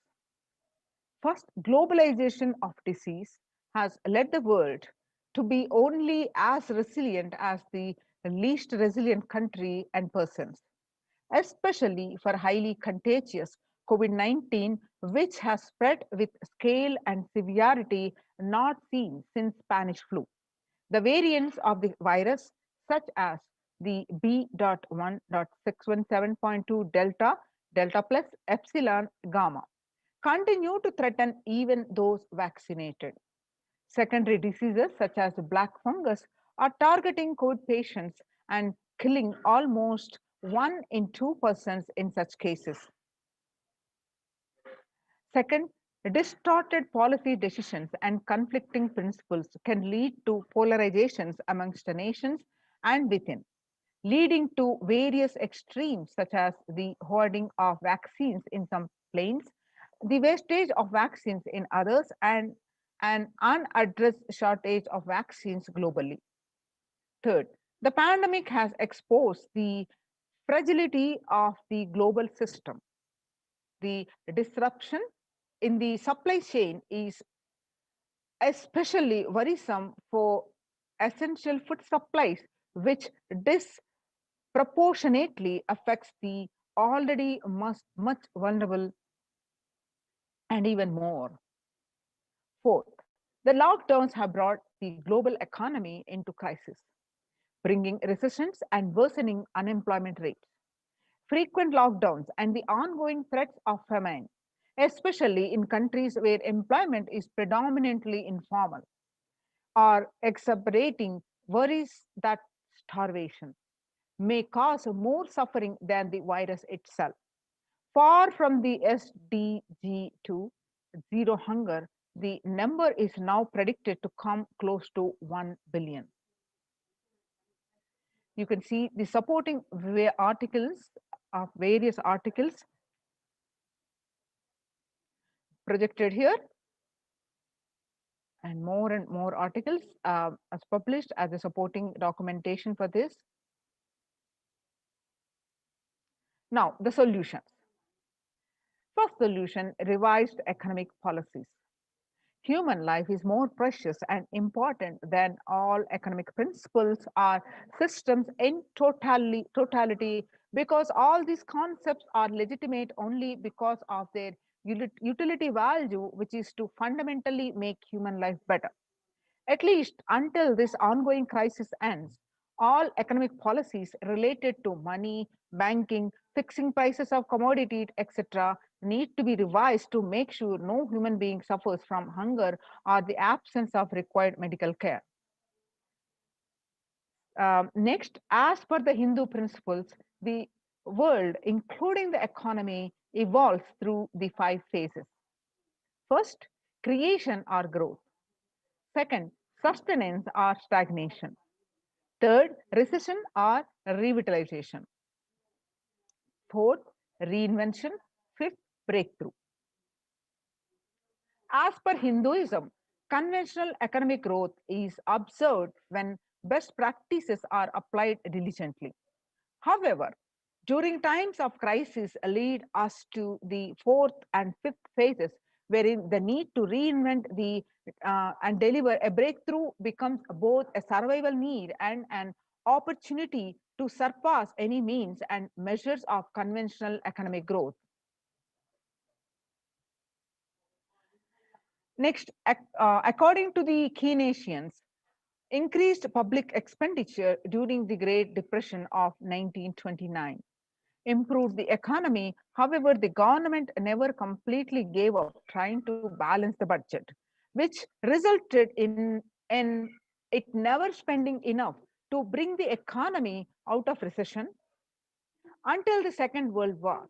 Similarly, the current crisis requires governments to temporarily discard trying to balance economic interests that compromise quarantine safety and put human life at risk, and rather in reinvent their economic strategies and multilateral coordination for benefiting during the subsequent breakthrough period after the end of the crisis. Next is Hindu multilateralism.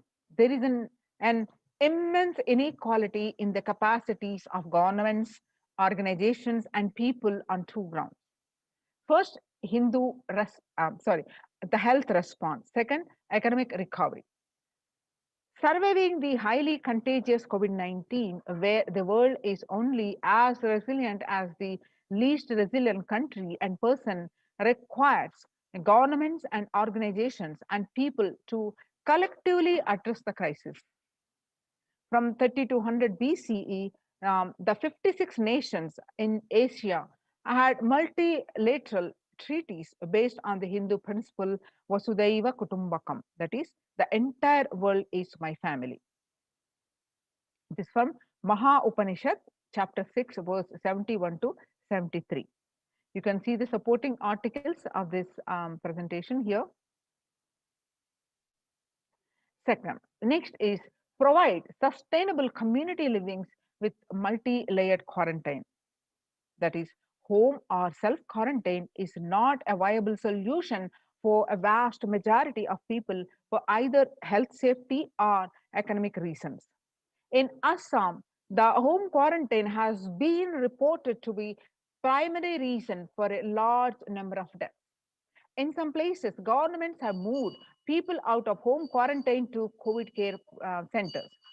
Other issues linked with quarantine, especially in small houses, are mental health problems, such as an increase in suicidal ideation, especially amongst the younger population.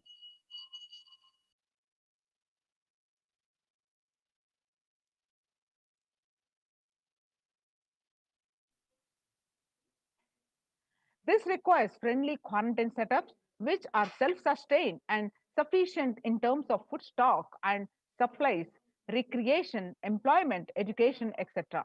In India, state governments have attended to provide free and paid, which face various challenges related to hygiene, extortionate pricing. Some facilities have seen challenges related to requests for private accommodation. Experimental townships such as Aruville have demonstrated a fair amount of success in creating a friendly, safe, and compliant quarantine facility. However, solutions such as Aruville are not open to the public. For 2 decades, the leader of the ASMT Hindu community, the Supreme Pontiff of Hinduism, Jagadguru Mahasannidhanam, His Divine Holiness Bhagwan Nityananda Paramashivam, had been creating townships like Aruville across more than 100 cities in several countries. The Supreme Pontiff of Hinduism, Bhagwan Nityananda Paramashivam, has urged the citizens worldwide, especially from religious severely affected, the regions which severely affected by the pandemic, to protect themselves as the topmost priority and avail these free quarantine facilities that the community has created, especially as home quarantine has failed for many and is known to be a primary reason for a large number of deaths in many scenarios. The Supreme Pontiff of Hinduism, Bhagwan Nityananda Paramashivam, has emphasized the need and urge the government, the worldwide, to provide food, safety, medical care, shelter, and all survival needs to all human beings under their care, with absolute multi-layer quarantine until the coronavirus is eliminated from planet Earth, including all different strains of the virus. Now you can see the supporting articles which are projected here. Next is educate citizens on individual pandemic management. Unlike previous pandemics, the current era provides active, real-time visual information about the fatalities. And underreporting of this data may give false hope and make people reckless. Exaggerations in reporting can also make people reckless as they may feel eventual death due to a coronavirus is inevitable. So proper education is extremely crucial as it will dramatically reduce the number of deaths and reduce the challenge on the healthcare system. Alcohol-related deaths have hit a record high during this pandemic, and long post-lockdown liquor lines are some extremely worrisome issues regarding which people need to be educated. As a top priority, people need to be given confidence in their life as the security about the future for them to stop behaving recklessly or fall into depression and commit suicide. Leveraging best of different economic systems based on charity, barter, and money. Ancient Hindu economic treatise by Paramashiva, the primordial Hindu divinity, describe three kinds of economic systems and their principles. First, for things that do not perish by sharing, such as education and knowledge, Paramashiva recommends that no fee be charged. Second, for survival needs such as food and healthcare, barter and charity are recommended. Third, for all other infrastructure development works, services and commodities, gold and conventional currency-based transactions are allowed. These systems are still in practice in the modern day out, but grossly overlooked and not sufficiently studied with their close relation to mainstream economics. The World Health Organization and the GISAID provided early access to data regarding the virus. This is an example of an open knowledge-based economic policy where critical data about the virus was not monetized. Similarly, South Korea helped the USA access mass and testing kits. And there was a hope that these would lead to a reciprocal arrangement in terms of vaccine, which is like a barter-based model allowed in food and healthcare. Next is Hindu policies for food security, a highly effective concept for ensuring food security in ancient Hindu nations was that of food grain banks. These were prevalent until the 18th century. The elderly in villages would start food grain banks with a seed capital of grains collected by fundraising. If any person met with a crisis such as a crop failure, the food grain bank would lend him grains in exchange for an interest. The compound interest was prohibited in grain banks, which the debtor was expected to return with the principal grain amount during the next harvest. The bank would expand its reserves of food grains based on the interest earned and donations. At the time of severe crises such as famine, the entire village would be able to withdraw these grains. And if required, all such grains loans would be written off on humanitarian grounds. In Hindu temples, food is shared for free as a policy. This was the case in both ancient times and in modern times. For 27 years, every month of the Hindu ASMT community has served more than 3 million free organic meals in religious gatherings to everyone. without discrimination and has served over 1 billion free meals in total. Such private and public efforts are crucial to ease the threats of starvation, which is estimated to hit 1 billion people worldwide. Next is monitor global health. The crisis requires governments to take aggressive, proactive measures to monitoring health. Smartphone applications have been used by the governments that are based on health code color systems that categorize individuals into 3 color groups based on their health status and travel history, and then determine whether they need to be quarantined. You can see the supporting articles here.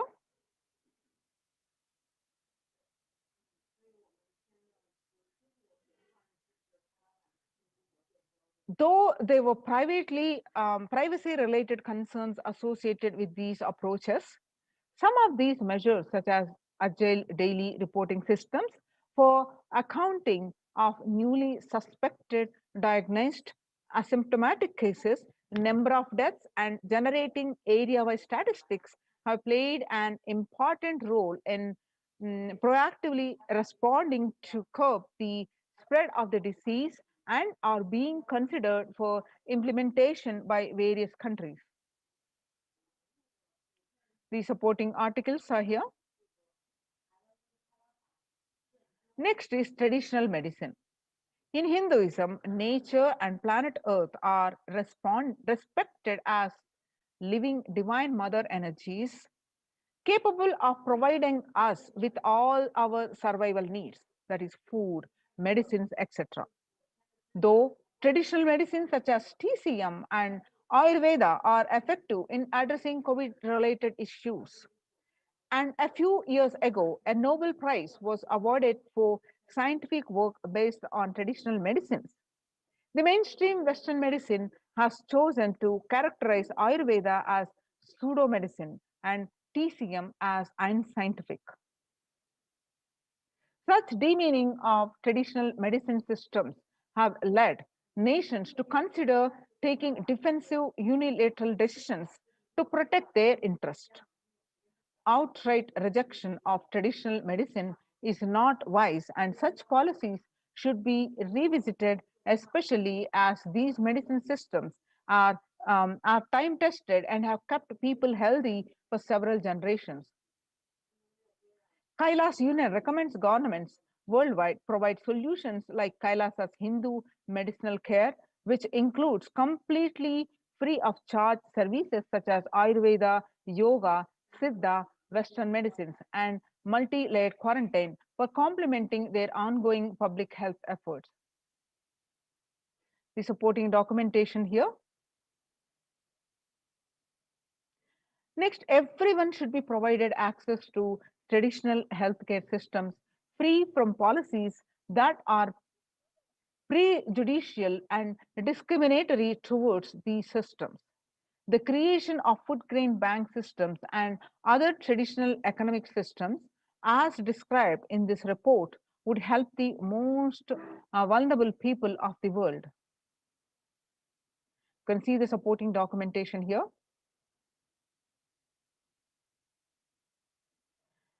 Now we have seen the detailed report, how all these that is presented are implemented in Kailasa's de facto spiritual centers and successfully implemented, and there is a zero case of COVID, and successfully, and these are not only they are protected from corona and related issues, but they are growing spiritually and both joy, bliss, and in all aspects of their life they are growing. So join these COVID care protection centers. Register now through the link below, https://kailasa.org/kailasa-care. Now let us see as Devi said, the spirituality helps in dealing with the mental stress. How the revival of these ecosystems, which are mainly temple sciences and the Kailasa's ecosystems are mainly temple based. So revival of these temple sciences and ecosystems. The Kailasa Department of Enlightened Civilization presenting this. Now, with the blessings of the Supreme Pontiff of Hinduism, let's understand this. Now, as you see across the world, especially across India, the famous temples which are were running seamlessly for thousands and thousands of years are now shut down. For example, the Shirdi Sai Baba temple will remain closed for devotees till further orders, and the temple administration took the decision after the Maharashtra government on Sunday announced a weekend lockdown and night curfew in the state to control the spread of coronavirus. The famous Puri Jagannath temple to remain closed for public, keeping in view this in surge of COVID-19 cases in Odisha and also in Puri, the authorities of the temple of Lord Jagannath in the pilgrim town on Sunday. The famous temple is closed for devotees since May 5th as a statewide lockdown was imposed by the Odisha government. Not only that, the all religious places closed for public in Bhubaneswar as the city records the highest daily COVID surge. With the Odisha capital Bhubaneswar registering the highest ever single day spike of 581 new COVID-19 cases, the local municipal authorities declared the closure of all religious places like temples, mosques, gurudwaras, and churches for devotees till further orders. In Uttar Pradesh, the famous Madura temple, the temples ban entry of devotees amidst this COVID-19 surge. Two major temples of Sapta Devalaya, the cluster of 7 temples in Vrindavan, banned the entry of devotees in view of the rising in COVID-19 cases. Gujarat Somnath temple closed for darshan amidst the COVID-19 surge. In view of a surge in the COVID-19 infections, the Somnath Temple Trust has announced that the temple will remain shut for devotees from April 11th till for an indefinite period. On the other hand, in South India, Tamil Nadu, Chola era temple murtis beheaded.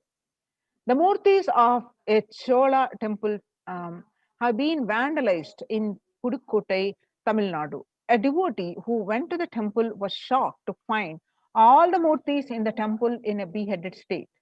He lodged a complaint with the local police later. The Kailasanatha temple in village in Pudukkottai is said to belong to the era of Kulitunga Chola II. With Shiva as the presiding deity, the temple houses other deities such as Ganesha, Parvati, Murugan, Krishna, and Nandi. All of these murtis were discovered in a beheaded state 2 days ago.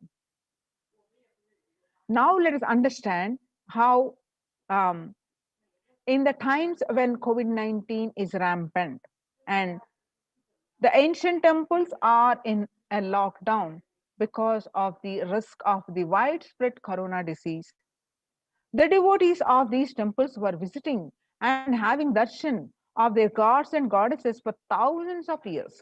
Yet all these ancient sacred sentiments have come to a harming halt after the lockdowns have taken place. The religious fervor of the devotees is being lost due to the pandemic. The Supreme Pontiff of Hinduism is reviving the e-Kailasa ecosystem and bringing all the ancient traditions of the online platforms on Kailasa TV, YouTube, and Facebook. Now, let us understand with the blessings of the Supreme Pontiff of Hinduism, first the basic science of why the temple-based ecosystems, why we worship, why deity worship. The Supreme Pontiff of Hinduism says that, please understand, deities are not mere idols. They are embodiment of ideals. We do not worship the idols. We worship the ideals presented through the idols. When the divine is present in before him in a form that he can see, touch, and relate to, the transmutation becomes an easy and joyful process.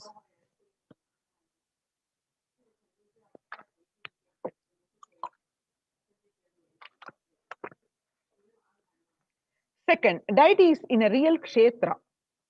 A kshetra is a high frequency vibrational energy are always carved in the form of ancient masters and enlightened beings.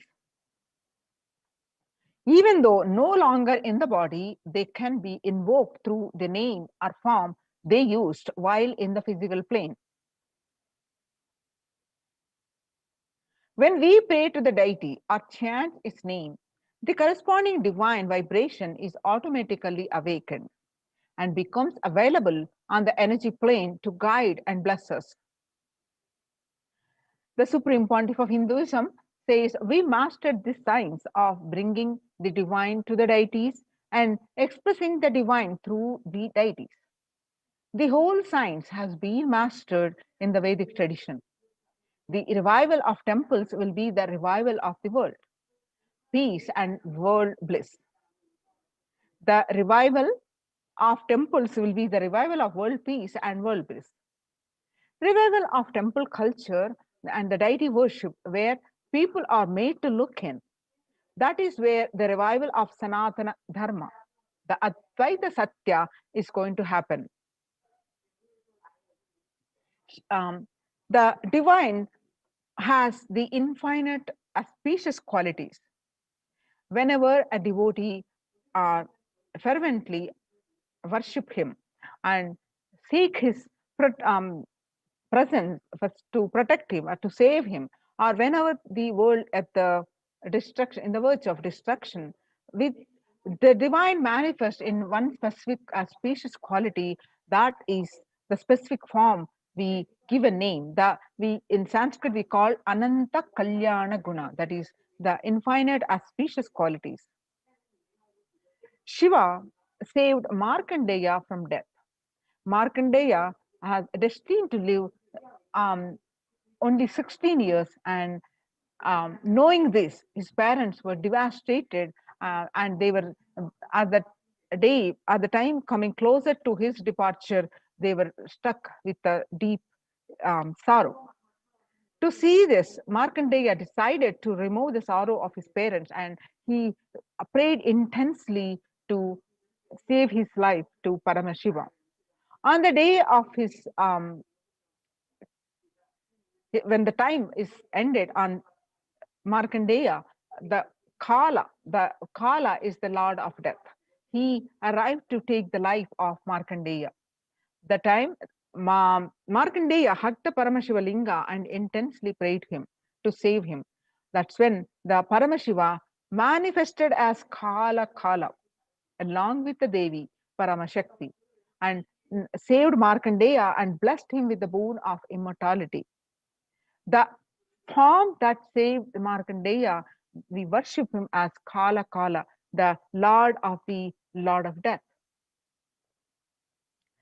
Same way, he danced in ecstasy. Paramashiva, as a cosmic dancer, performed the Panchakrutya, the 5 actions as Natara, the creation, sustenance, rejuvenation, and the pulling out of delusion and the giving us the liberation as a cosmic dancer so casually. So the cosmic dancer became, that cosmic action became Nataraja. So Vishnu's and every very action of showering blessings on the world becomes Lakshmi. Brahma's every action of constantly sharing the wisdom becomes Saraswati. So each of the actions of the ultimate becomes independent intelligence and energy. So when you connect with those independent intelligences, those deities, whatever you want immediately happens. Whatever result you want, worship with rites those divine energies who are the personification of these specific actions. Immediate results are achieved by connecting with those deities. In this world, this can be a powerful method through which you can achieve whatever you want in your life. Join now in Kailasa's COVID care protection centers and save your life, protect yourself. Register now through the link below, https://kailasa.org/Kailasa care. The link, I spell it out, https://kailasa.org, KAILAASA.org/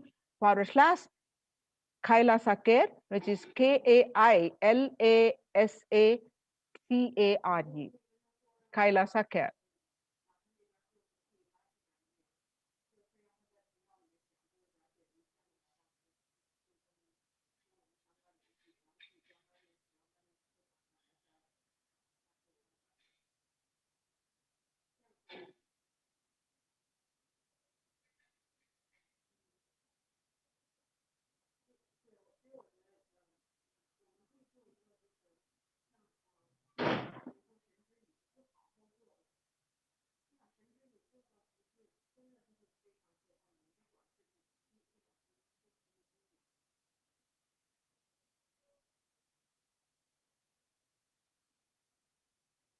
Now, in the Kailasa's de facto spiritual embassies, which are COVID care protection centers, which now officially recognized by the United Nations, by the blessings of Supreme Pontiff of Hinduism, let us understand the need for the activities, the various activities, the spiritual routines. What are how they are getting implemented in the Kailasa's de facto spiritual centers. Let us understand some of the world statistics and how Kailasa is successful in implementing, in combating this pandemic. In the world today, younger adults are more likely to report symptoms of anxiety and or depressive disorder during the COVID-19 pandemic. The ages 18 to 24, 56.2%, and ages 25 to 49, about 48.9%, and ages 50 to 64, about 39.1%, and ages 65 plus, about 29.3%. So this shows, the statistics shows the young adults about 18 to 24 are more affected with anxiety and depressive disorders.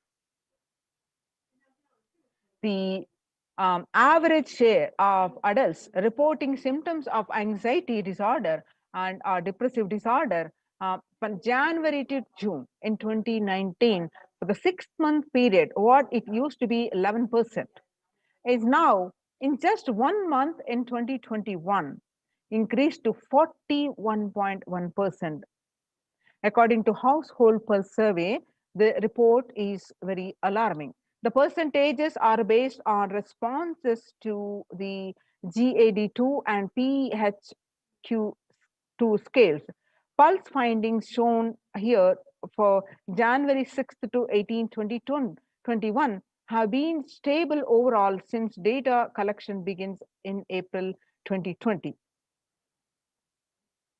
The source of this is NHIS Early Release Program and US Census Bureau Household Pulse Survey.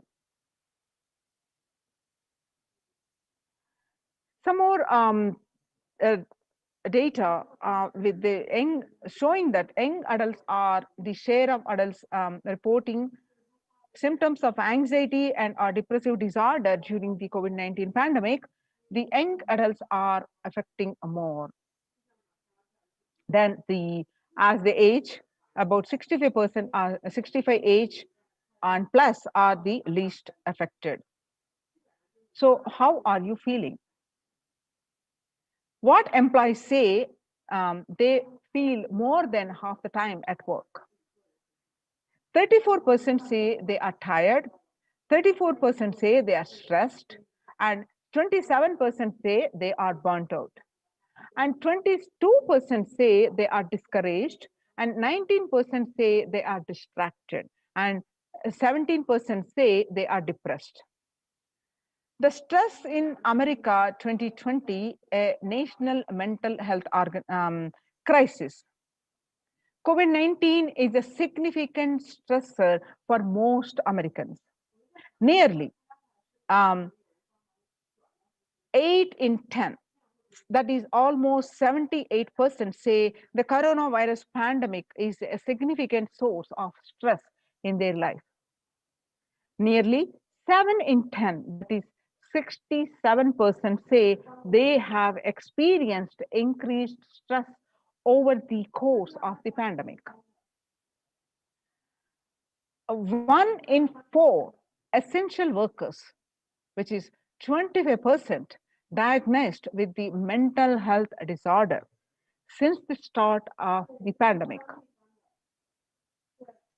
The COVID-19 could exacerbate the doctor's existing mental health burden. More than 60,000 US healthcare workers have contracted COVID-19. 300 have died. Of the health workers who treated patients during the China's COVID-19 outbreak, 50% showed signs of depression and 45% showed signs of anxiety, according to the preliminary researchers. The self-reported mental health among the pregnant women, new mothers, before the COVID-19 pandemic, the depression levels are 15%, but during the COVID-19 pandemic, which increased to 40.7%. And before COVID-19 pandemic, the anxiety levels are the 29%, and during the pandemic, it is increased to 72%. US cases of depression have tripled during the COVID-19 pandemic. A large study finds a dramatic increase in the number of adults in the United States reporting symptoms of depression during the COVID-19 pandemic. The number of adults experiencing depression in the United States has tripled. According to a major study, researchers estimate that the more than 1 in 4 US adults are now report experiencing symptoms of depression. Before the pandemic, 8.5% of US adults reported being depressed. That number has risen to 27.8 as the country struggles to COVID-19.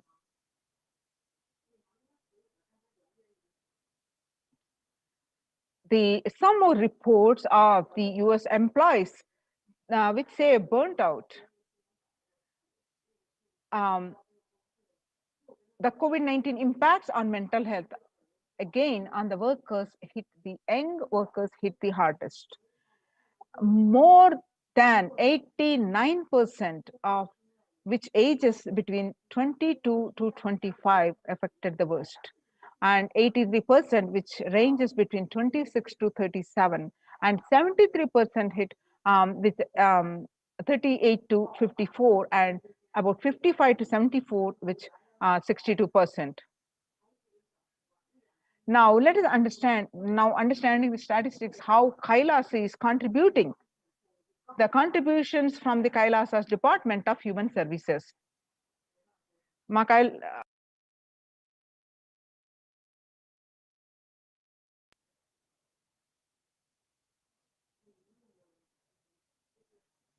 The Kailasa Department of Religion and Worship, the Department of Human Services, and each of the Kailasa's temple ecosystems consider the right of happiness to be the highest fundamental right of all human beings.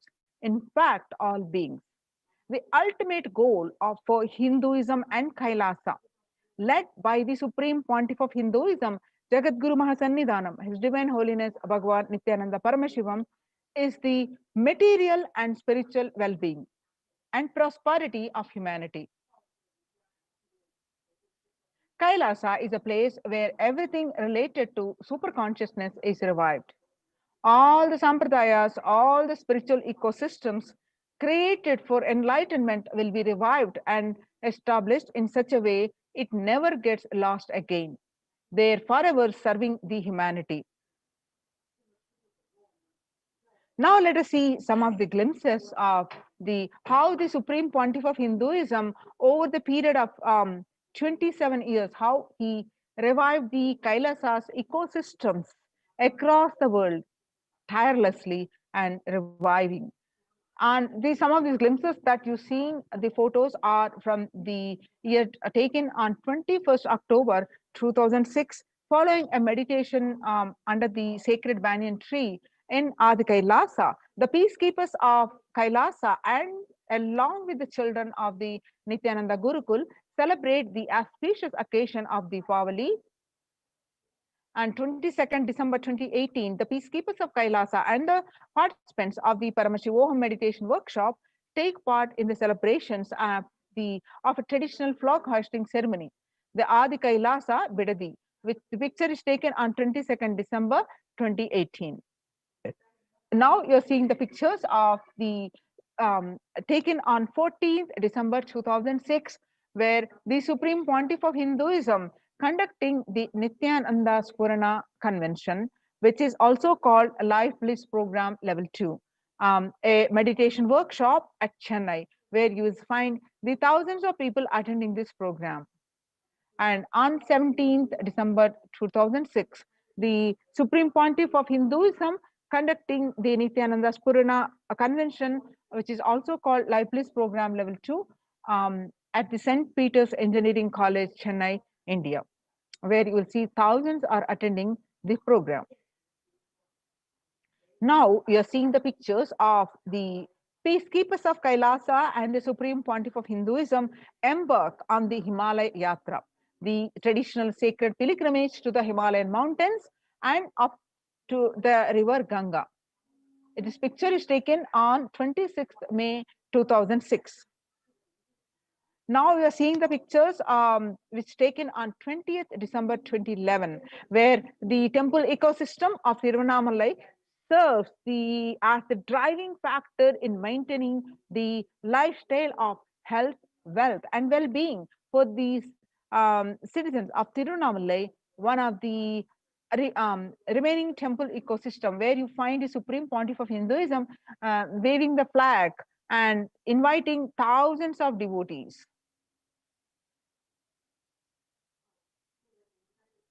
Now you are seeing the pictures of the peacekeepers of Kailasa and participants of the Paramashivoham meditation workshop take part in morning meditation and traditional puja and our ritualistic worship. The pictures are taken on 31st December 2018. The pictures are taken in Adi Kailasa Sarvajna Peetam. Now you are seeing the pictures are the peacekeepers of Kailasa, led by the Supreme Pontiff of Hinduism, take part in Karaseva, the voluntary contribution of physical service towards the cleaning or construction of the sacred Hindu temple. The pictures are where you find the Supreme Pontiff of Hinduism demonstrating himself the value of the Karaseva. The picture taken on 11th September 2016. Now you're seeing the picture of Kailasa's embassies, the ecosystems across the world, which spread across the continents. Now you're seeing the pictures of the first ever Kailasa ecosystem in 1994, where the Mataji Vividanandapuri handed over the Kailasa in Tiruvannamalai, handed over, traditionally passed to the hands of the Supreme Pontiff of Hinduism, Jagadguru Mahasannidhanam, His Divine Holiness Bhagwan Nityananda Paramashivam. Rightmost picture that you're seeing are taken on 2017, where Kailasa and Tiruvannamalai receiving visitors and delegates for the Kalpataru meditation workshop and Shivadiksha. Now you're seeing the pictures of 11th March 2017, Kailasa in Tiruvannamalai. Thousands arrived to celebrate the enlightenment ecosystem and to traditionally meet the Supreme Pontiff of Hinduism. Now you're seeing the pictures are from Kailasa in Los Angeles, California. The Western headquarters, which has the temple complex, has a 25,000 square foot, housing over 80 plus deities. It is one of the largest Hindu temple ecosystems in the West. Now you're seeing the pictures in Kailasa in Columbus, Ohio. The first temple established by the Supreme Pontiff of Hinduism outside of India. The temple physically came to life in just 9 months. The chief presiding deities of the temple are Sri Nityanandeshwara Paramashiva and Nityanandeshwari Paramashakti. The deities are 7 feet tall granite, made of granite and weighing 6 tons. And their divine faces have been directly hand-carved by the Supreme Pontiff of Hinduism. Now you're seeing the pictures of Kailasa in Seattle, Washington, housing the blissful dancing form of Ganesha, the largest living Nataraja deity outside of India. Kailasa in Seattle is also known as Chidambaram of the West. The Chidambaram temple, it's an ancient Hindu temple where Paramashiva resides as Nataraja, the cosmic dancer. And he is the expression of Akasha, the space dimension. And the Nataraja has also been revealed to be the center of the Earth's magnetic equator. Now you are seeing the pictures from Kailasa in San Jose, California. Inaugurated in 2009, Kailasa in San Jose radiates the energy of Madurai Meenakshi Temple. Madurai Meenakshi Temple is the home to Devi Meenakshi and the Divine Cosmic Mother, the consort of Lord Sundareshwara, the most blissful form of Lord Shiva. So Kailasa in San Jose, the chief presiding deities of the temple of Devi Meenakshi and the Paramashiva Linga and the Nityanandeshwara Paramashiva and Devi Nityanandeshwari Paramashakti, which have been created, installed and energized by the Supreme Pontiff of Hinduism himself.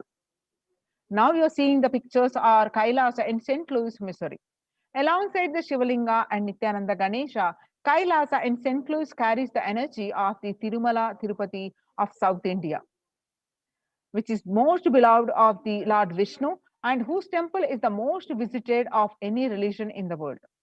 So the Kailasa in St. Louis houses one of the tallest Venkateshwara deities in North America, along with his consorts of Sri Devi and Bhudevi. The beautiful landscape nestled among the woods and the rolling hills of Missouri stretches for 20 acres. Now you're seeing the pictures of Kailasa in Phoenix, Arizona, home to over 21 deities and with a temple structure of 25 square foot. Kailasa in Phoenix has been directly established by the Supreme Pontiff of Hinduism, Bhagwan Nityananda Paramashivam, served as an energy field of worship, meditation, and celebration for over 7 years. Now you're seeing the pictures from Kailasa in Houston, Texas, USA. Formally inaugurated in 2017, the Supreme Pontiff of Hinduism has declared Kailasa in Houston as the Parihara Sthala for all the Navagraha doshas.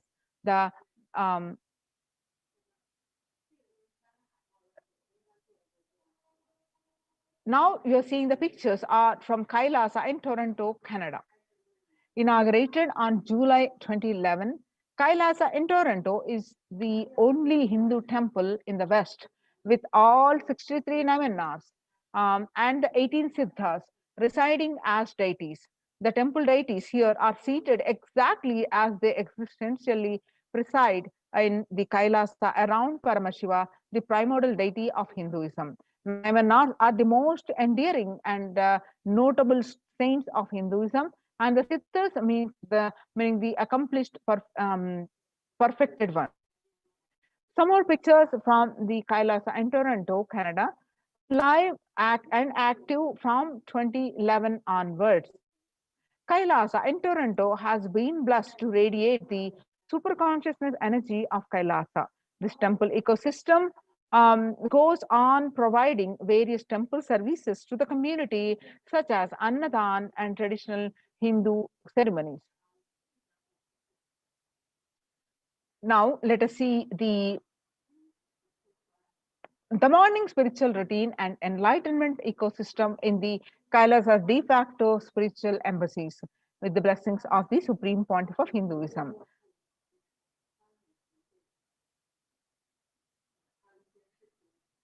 The morning spiritual routine is the fuel to reach Kailasa. The morning routine and the chemical changes it brings in you, and the healing it does in your system, and the biological rhythm it sets in your system, all of them are very important. It is an important fuel for you to experience the multiple dimensions of the universe.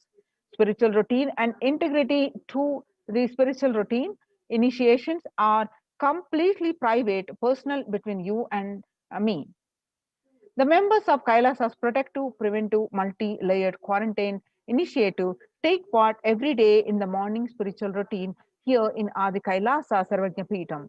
The morning spiritual routine consists of the Nityananda Yoga, Panchakriya, Nitya Pratyaksha Paduka Puja, Kashayam, which is the herbal drinks, and the Nitya Satsang by the Supreme Pontiff of Hinduism. Morning spiritual routine will tune your biological clock to the spiritual practices because the chemistry that you enjoy inside matters. That decides the kind of plane of the universe, dimensions of the universe you are going to experience. Kailasa or Patala. Kailasa is the place where the Paramashiva lives. Patala is the place where demons live. And Swarga or Naraka. Swarga is heaven, Naraka is hell. The morning spiritual routine is the direct path to Kailasa. The Supreme Pontiff of Hinduism says, person who is in love will wait to spend time with the beloved. If you are a seeker and you will be waiting for these 5 hours every day, because that is the time you get near what you are seeking closely. A person who is in love will be waiting to spend time with the beloved. A person who is seeking will be waiting to spend these 4 hours because this is the time you get closest to what you are seeking. Your seeking takes shape into the system. When your beloved comes near you, if you are tired, the love is gone, dead. During the morning 4 hours, if you are bored, your seeking is dead and gone. You need thorough overhauling inside you. You need to ask yourself, you need to question the many of your answers, and you need to bring pure questioning back to your life. The morning yoga, when you do the yoga, you experience your entire body becoming Amrita Sharira. It becomes an ecstatic body just by the air, without any external touch. The Panchakriya involves the 5 powerful processes to remove toxins and impurities from your system. Just like how we take a shower every day to clean the external parts of our body, Panchakriya is a powerful cleansing process which cleanses the internal organs of our body, keeping it cool. And these techniques are not only cleanse our body, but bring peace and balance to our mind and lightness and bliss into our being. In puja, you experience the space of bhakti, the devotion, and the space of surrender that occurs to you from this devotion moves you from I, which is so heavy, to the God or Guru. This surrender allows us to drop all the unnecessary baggage from the head. One of the beautiful pujas in Hinduism is Rudrabhishekam. In Rudrabhishekam, we offer sacred bath to Shivalinga while chanting the powerful mantras.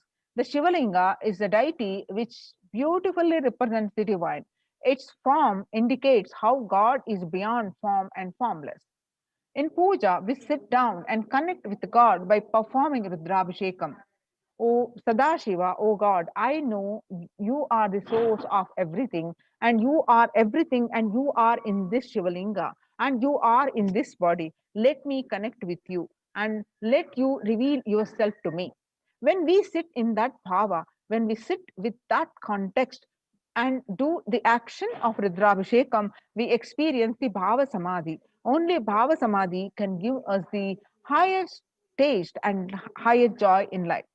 Rudrabhishekam is a beautiful ritual which allows us to experience the Bhava Samadhi of Shivoham, that I am the divine. In morning spiritual routine, when you do it, you will manifest Shaktis and spiritual powers. If you just follow this morning 5 hours enough, You will have Vak Shakti, all Shaktis manifesting in you, because all the obstacles of manifesting Shaktis, the tiredness, boredom, pitta, fatigue, everything will be churned out in that morning 5 hours.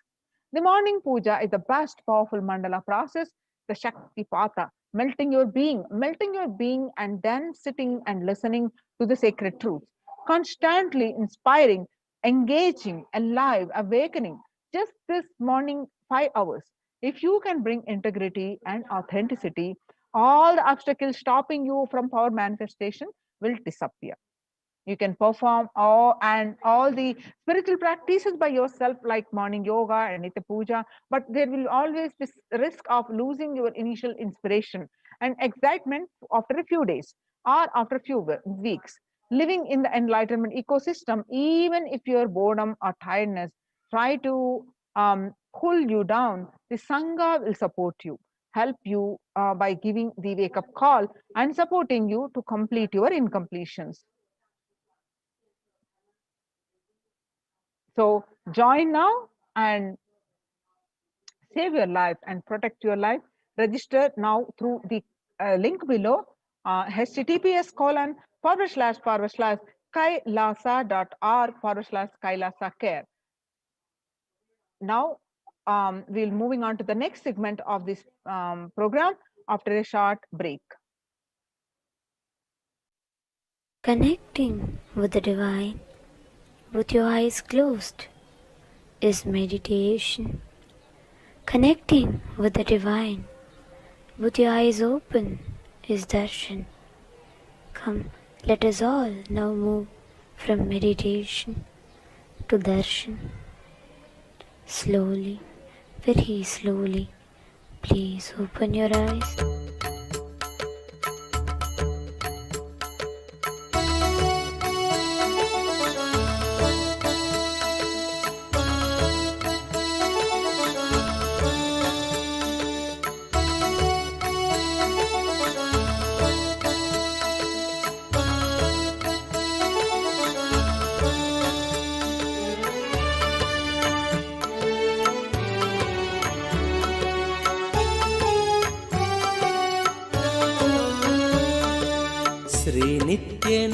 श्रीनित्यनन्दार्थबन्धो भस्मलिप्ताङ्गगाङ्गेय कारुण्यसिन्धो श्रीनित्यनन्दार्थबन्धो भस्मलिप्ताङ्गगाङ्गेय कारुण्यसिन्धो श्रीनित्यनन्दार्थबन्धो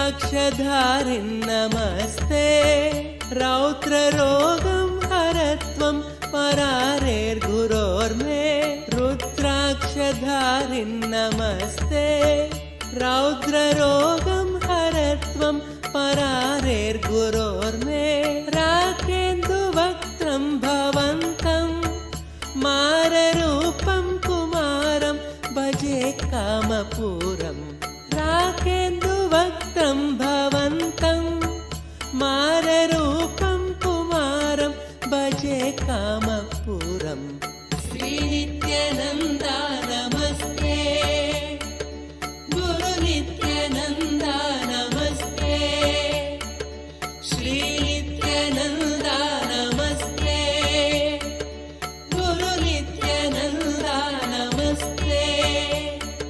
श्रीनित्यनन्दार्थबन्धो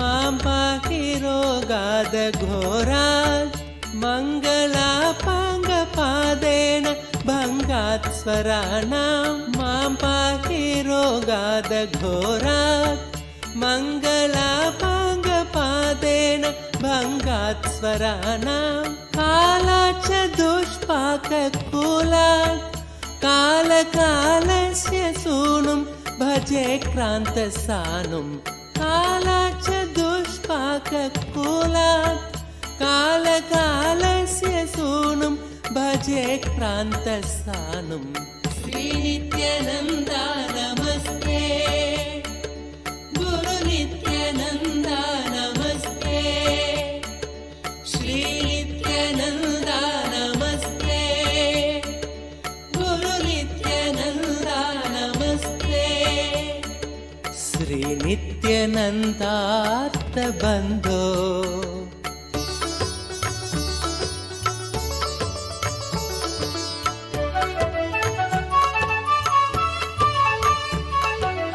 ब्रह्मादयो यस्य शिष्या ब्रह्मपुत्रा गिरौ यस्य सोपानभूता ब्रह्मादयो यस्य शिष्या ब्रह्मपुत्रा गिरौ यस्य सोपानभूता सैन्यं सुराक्ष्वापि सर्वे सामवेदादिगेयं भजे नित्यानन्दम् सैन्यं सुराक्ष्वापि सर्वे सामवेदादिगेयं भजे नित्यानन्दम् श्रीनित्यानन्दा नमस्ते गुरुनित्यानन्दा नमस्ते श्रीनित्यानन्दा नमस्ते गुरुनित्यानन्दा नमस्ते श्रीनित्यानन्दार्थबन्धो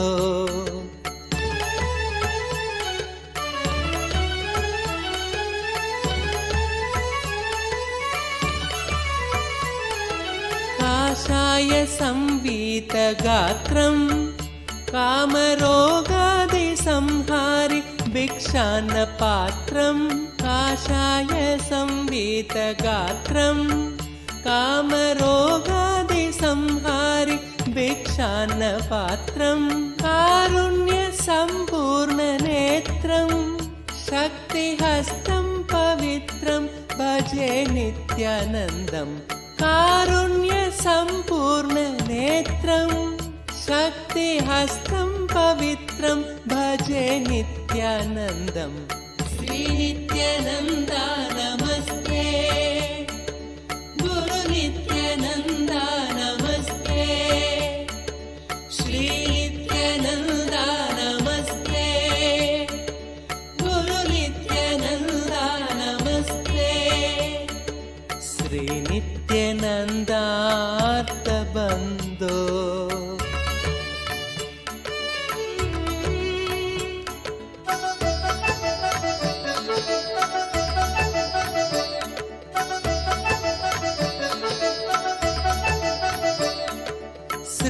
श्रीनित्यशैले वसन्तं साधुसङ्गस्य रोगान् सदा संहरन्तं श्रीनित्यशैले वसन्तं साधुसङ्गस्य रोगान् सदा संहरन्तम् ओंकारतत्त्वं वदन्तं शम्भुकर्णे हसन्तं भजेऽहं शिशुन्तम् ओंकारतत्त्वं वदन्तं शम्भुकर्णे हसन्तं भजेऽहं शिशुन्तम् श्रीनित्यानन्दा नमस्ते गुरुनित्यानन्दा नमस्ते श्रीनित्यानन्दा नमस्ते गुरुनित्यानन्दा नमस्ते श्रीनित्यानन्दार्थबन्धो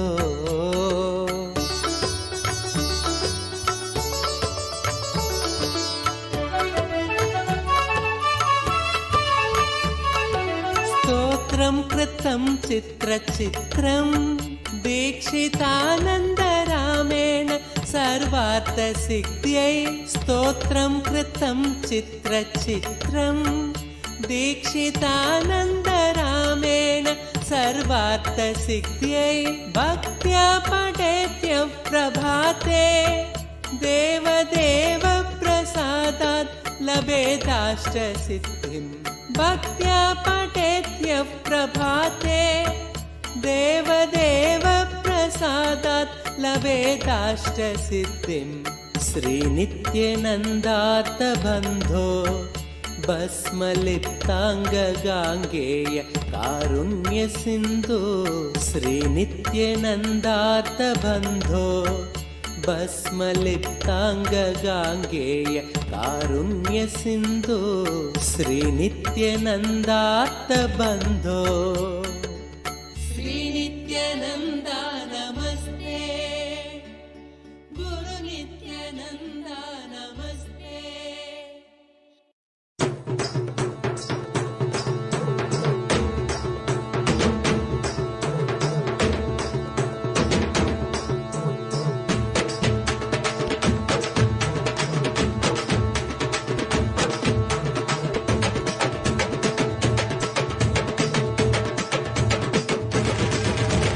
வெள்ளிமலை கைலை விட்டு நித்யானந்தனே தங்கமலை அருணை வந்தாய் நித்யானந்தனே வெள்ளிமலை கைலை விட்டு நித்யானந்தனே தங்கமலை அருணை வந்தாய் நித்யானந்தனே நித்யானந்தனே நீ பரபிரம்மானந்த ஞானி ஆனந்தானுபவத்தை இங்கு அருள வந்த சாமி நித்யானந்தனே நீ பரபிரம்மானந்த ஞானி ஆனந்தானுபவத்தை இங்கு அருள வந்த சாமி வெள்ளிமலை கைலை விட்டு நித்யானந்தனே தங்கமலை அருணை வந்தாய் நித்யானந்தனே வெள்ளிமலை கைலை விட்டு நித்யானந்தனே தங்கமலை அருணை வந்தாய் நித்யானந்தனே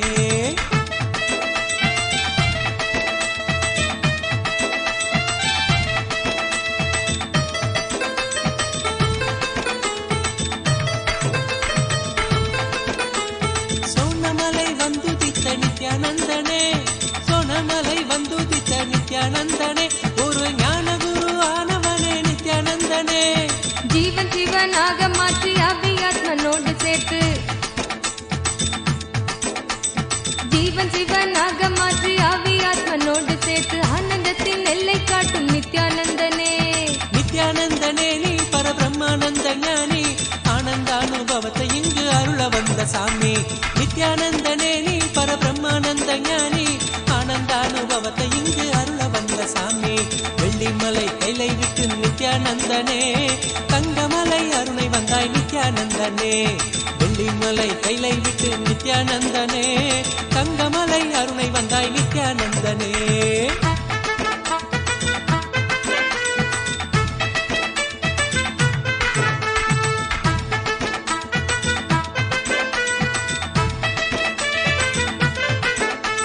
ஞானமெனும் ஆனந்த தீபம் ஏற்றியே ஞானமெனும் ஆனந்த தீபம் ஏற்றியே எங்கள் வாழ்வில் இன்ப ஜோதியான நித்யானந்தனே அகந்தையற்ற காம குரோதம் அனைத்தும் இங்கு மாய்ந்து போக அகந்தையற்ற காம குரோதம் அனைத்தும் இங்கு மாய்ந்து போக தியானந்தனை தானமாக தந்த தெய்வமே நித்யானந்தனே நீ பரபிரம்மானந்த ஞானி ஆனந்தானுபவத்தை இங்கு அருள வந்த சாமி நித்யானந்தனே நீ பரபிரம்மானந்த ஞானி ஆனந்தானுபவத்தை இங்கு அருள வந்த சாமி வெள்ளிமலை கைலை விட்டு நித்யானந்தனே தங்கமலை அருணை வந்தாய் நித்யானந்தனே வெள்ளிமலை கைலை விட்டு நித்யானந்தனே தங்கமலை அருணை வந்தாய் நித்யானந்தனே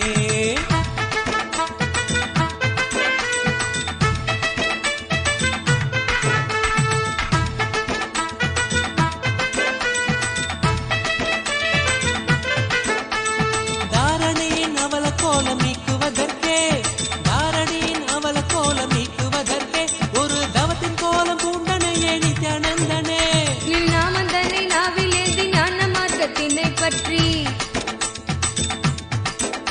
நின் நாமந்தனை நாவில் ஏந்தி ஞான மார்க்கத்தினை பற்றி வாழ்வில் பெறும் பேறு பெற்றோம் நித்யானந்தனே நித்யானந்தனே நீ பரபிரம்மானந்த ஞானி ஆனந்தானுபவத்தை இங்கு அருள வந்த சாமி நித்யானந்தனே நீ பரபிரம்மானந்த ஞானி ஆனந்தானுபவத்தை இங்கு அருள வந்த சாமி வெள்ளிமலை கைலை விட்டு நித்யானந்தனே தங்கமலை அருணை வந்தாய் நித்யானந்தனே வெள்ளிமலை கைலை விட்டு நித்யானந்தனே தங்கமலை அருணை வந்தாய் நித்யானந்தனே ஆனந்த கந்தவாசம் செய்யும் எம்மையே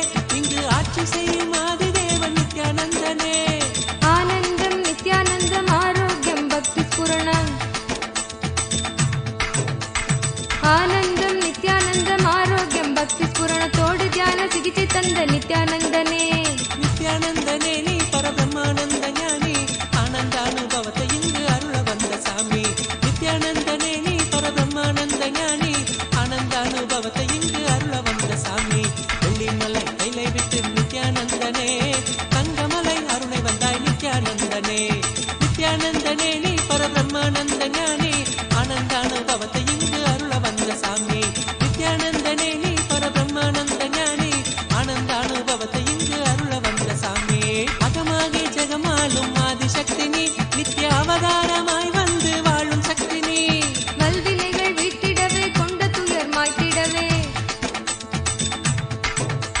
வல்வினைகள் வீட்டிடவே கொண்ட துயர் மாய்த்திடவே வாழ்வின் பொருளாக நின்ற நித்திய சக்தி நீ நித்யானந்தனே நீ பரபிரம்மானந்த ஞானி ஆனந்தானுபவத்தை இங்கு அருள வந்த சாமி நித்யானந்தனே நீ பரபிரம்மானந்த ஞானி ஆனந்தானுபவத்தை இங்கு அருள வந்த சாமி வெள்ளிமலை கைலை விட்டு நித்யானந்தனே தங்கமலை அருணை வந்தாய் நித்யானந்தனே வெள்ளிமலை கைலை விட்டு நித்யானந்தனே தங்கமலை அருணை வந்தாய் நித்யானந்தனே நித்யானந்தனே நீ பரபிரம்மானந்த ஞானி ஆனந்தானுபவத்தை இங்கு அருள வந்த சாமி நித்யானந்தனே நீ பரபிரம்மானந்த ஞானி ஆனந்தானுபவத்தை இங்கு அருள வந்த சாமி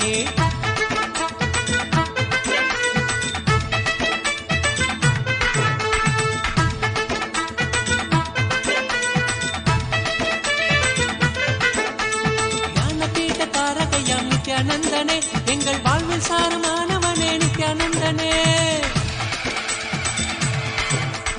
ஞான கருத்திலே திளைத்து வாழ்வில் பற்றுதல் கடக்க ஞான கருத்திலே திளைத்து வாழ்வில் பற்றுதல் கடக்க தாளினையே பற்றுகின்றோம் நித்யானந்தனே நித்யானந்தனே நீ பரபிரம்மானந்த ஞானி ஆனந்தானுபவத்தை இங்கு அருள வந்த சாமி நித்யானந்தனே நீ பரபிரம்மானந்த ஞானி ஆனந்தானுபவத்தை இங்கு அருள வந்த சாமி வெள்ளிமலை கைலை விட்டு நித்யானந்தனே தங்கமலை அருணை வந்தாய் நித்யானந்தனே வெள்ளிமலை கைலை விட்டு நித்யானந்தனே தங்கமலை அருணை வந்தாய் நித்யானந்தனே நித்யானந்தனே நீ பரபிரம்மானந்த ஞானி ஆனந்தானுபவத்தை இங்கு அருள வந்த சாமி நித்யானந்தனே நீ பரபிரம்மானந்த ஞானி ஆனந்தானுபவத்தை இங்கு அருள வந்த சாமி ஆனந்தானுபவத்தை இங்கு அருள வந்த சாமி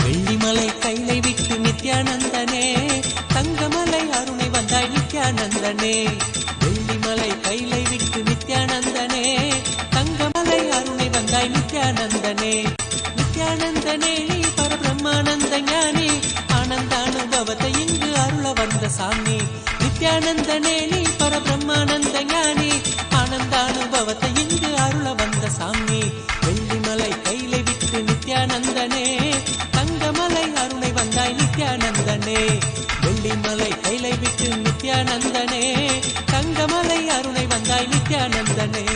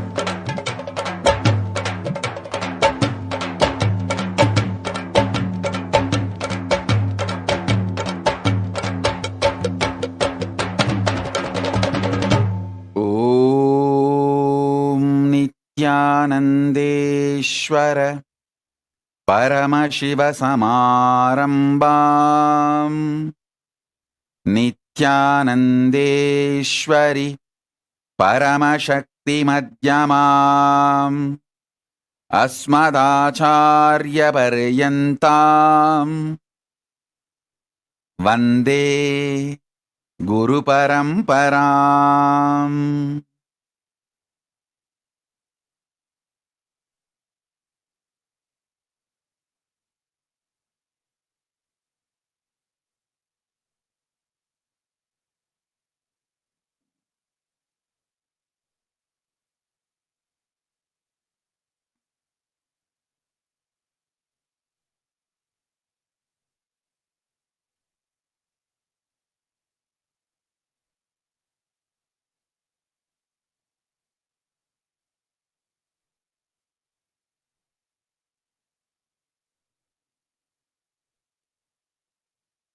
I welcome you all with my love and respect. I welcome all the living, practicing Hindus, everyone sitting with us all over the world. I welcome all of you with my love and blessings.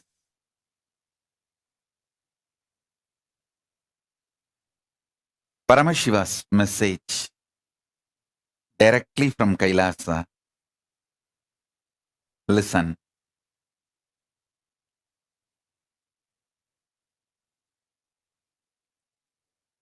Conscious sovereignty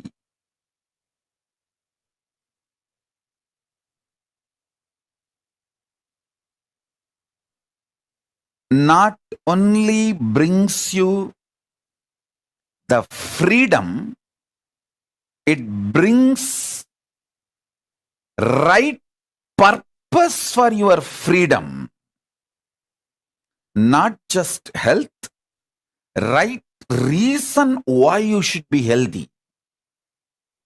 Not just wealth, right reason why you should be wealthy. Not just freedom, right reason what for you need freedom, what kind of freedom you need. Understand? Not just powers, what kind of powers you need for your fulfillment. Not just freedom, bringing the purpose for your freedom. Not just bliss, bringing the purpose for your existence. I tell you, the beauty of conscious sovereignty is the moment you hear this truth, get initiated, your inner space expands to that level. You can never go back to the old past, same old personality or identity. You can never back to be same old. That is why that initiation is always called, Shakti Pada is always called, giving you second birth, rebirth. Initiated one who got the Shakti Pada is called Dvija, reborn. Because once you receive Shakti Pada, you can never go back to the same old existence, same old identity.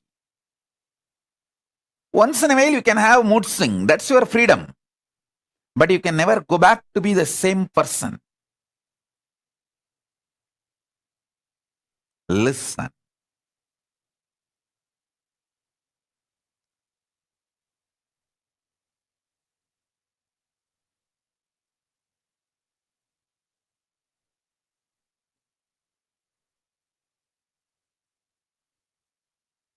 The most beautiful absolutely beautiful thing that can happen to life is constantly delete past. Constantly upgrade yourself. The more and more you get into a space where you cannot go back to your past, the more and more you will find higher way of existing. Higher form of existing. Listen. I have seen some of the most beautiful beings in my life. My own Guru, Arunagiri Yogeshwara himself. An extraordinarily beautiful and graceful. I have seen most graceful, beautiful beings in my life from all walks of life. My own Guru Arunagiri Yogeshwara, Raghupati Yogi, Ram Surat Kumar,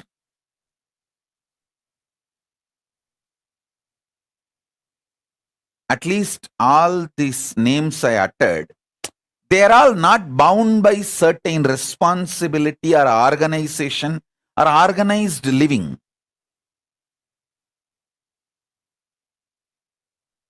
But living inside the organization, very organized living, but very graceful beings I have seen. Srimad Swami Gautamananda ji. He is still alive. If you are in Chennai or Tamil Nadu, never miss having his darshan. He lives in Chennai, Mailapur, Ramakrishna Mat. Tiruchi Swami, Kailashashram. Of course, Tiruchi Swami is not in the body. He has attained Jiva Samadhi.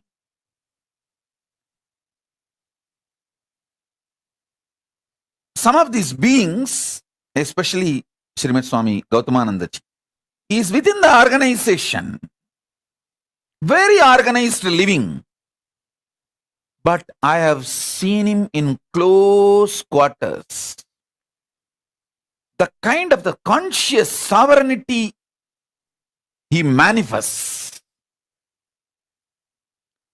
An absolute clarity. Extremely powerful understanding of Vedanta, highest truths, unimaginable. Same way, Swami Kamalatmananda, he is still alive. He is the head of the Madurai Ramakrishna Mat. I had the fortune of sitting at his feet and learning. He radiates the grace of Shiva Bhakti. I have seen such wonderful people in my life who demonstrated, who proved that conscious sovereignty, manifesting it, living it is possible in all walks of life. In all walks of life. Whether you are a free living individual or living in an organization or even married and living with wife, a householder life. I have seen so many graceful people in my life, radiating conscious sovereignty. Listen carefully. Some of the greatest revelations I received from my Guru, Arunagiri Yogeshwara. And when I started implementing it in my life,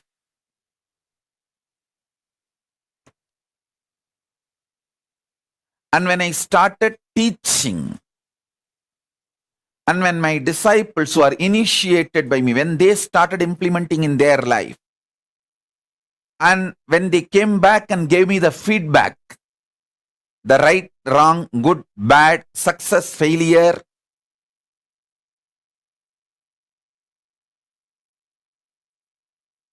compilation of all this knowledge, the essence of all this I am sharing with you all. So listen, understand. Three things I wanted to convey. Conscious sovereignty brings not just health for the way you want to live your life.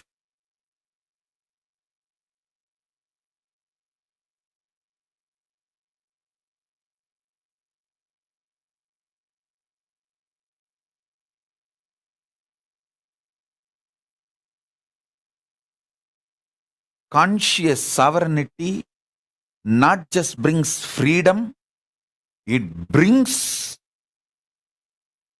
freedom with a purpose. For example,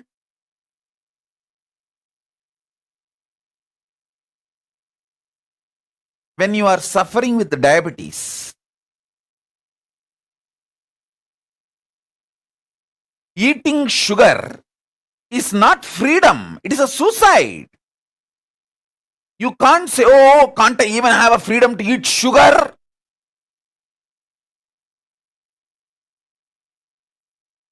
People cry, saying, are they kept in prison? Don't they have the freedom to eat sugar? Hey, listen. When you are having diabetic, freedom to eat sugar is not freedom, it is suicide. Freedom to have the food for your health in a tasty way is freedom.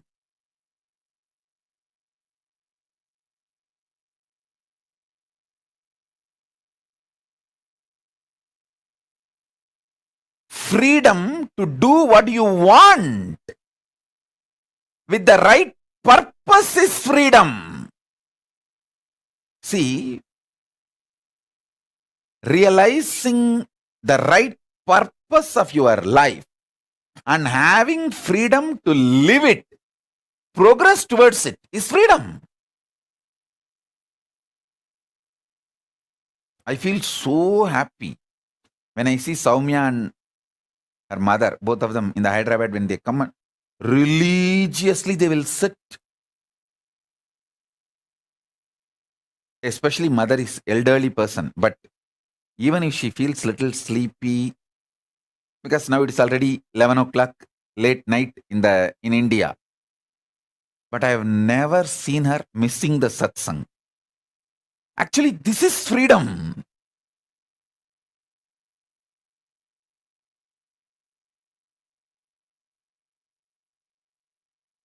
Even some of the Adinavasis are not that regular. They try to crib, saying, oh, are we put in jail or what? Anytime the satsang, we will have to come and sit or what? 11 o'clock, are we not having freedom to sleep?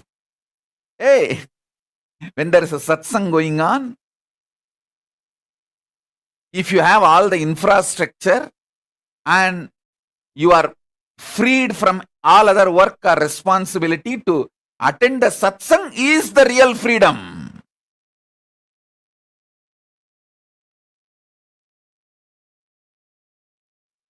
So freedom with a purpose.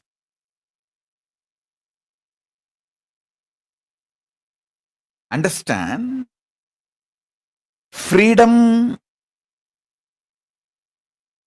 for your purpose is the freedom.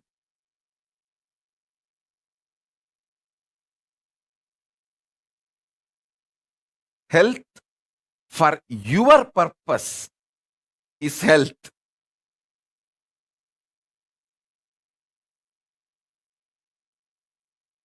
Wealth for your purpose is wealth.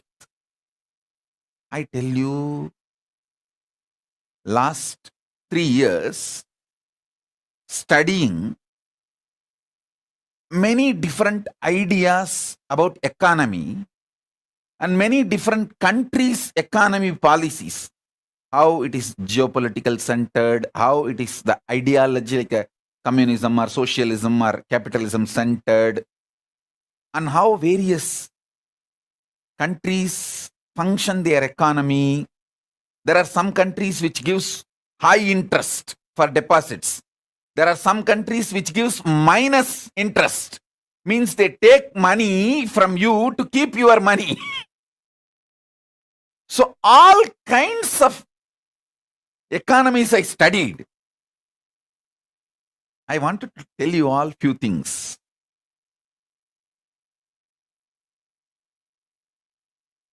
It is actually knowing your higher purpose, conscious sovereignty makes you really wealthy. I tell you, still planet Earth functions based on Varnashrama Dharma. Cosmos functions on Varnashrama Dharma. After studying so many countries' economical policies, how the economies are kept alive, to come up with the right economical policy closest to Veda-agamas. See, I wanted to implement the Veda-agamas as it is, map it as it is. So the closest possible structure on which I can map, so I can fine-tune the whole thing to focus as Paramashiva wanted, the whole Vedagamic civilization.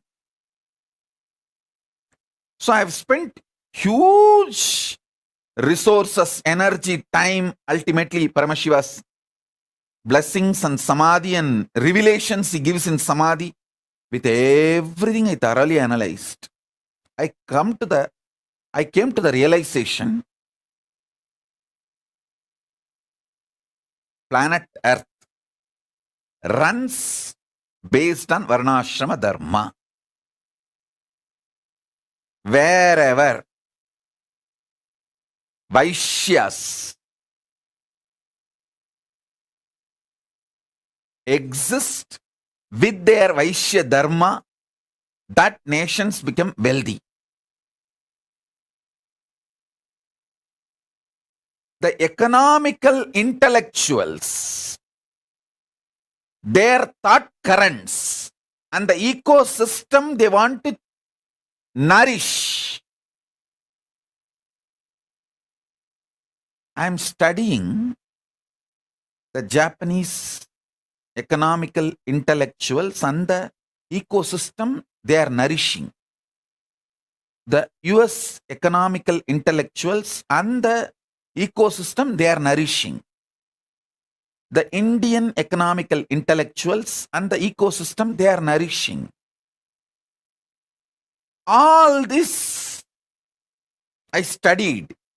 Finally, I realized, I could see clearly what exactly Paramashiva revealed in Vedas and Agamas and penned down in Dharmashastras. That exact Varnashrama Dharma is the most successful strategy for life. I was studying elaborately.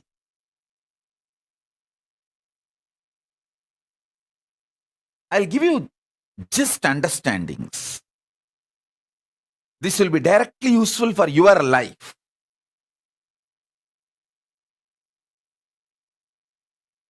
there are many countries which attract the investments which is not needed for them.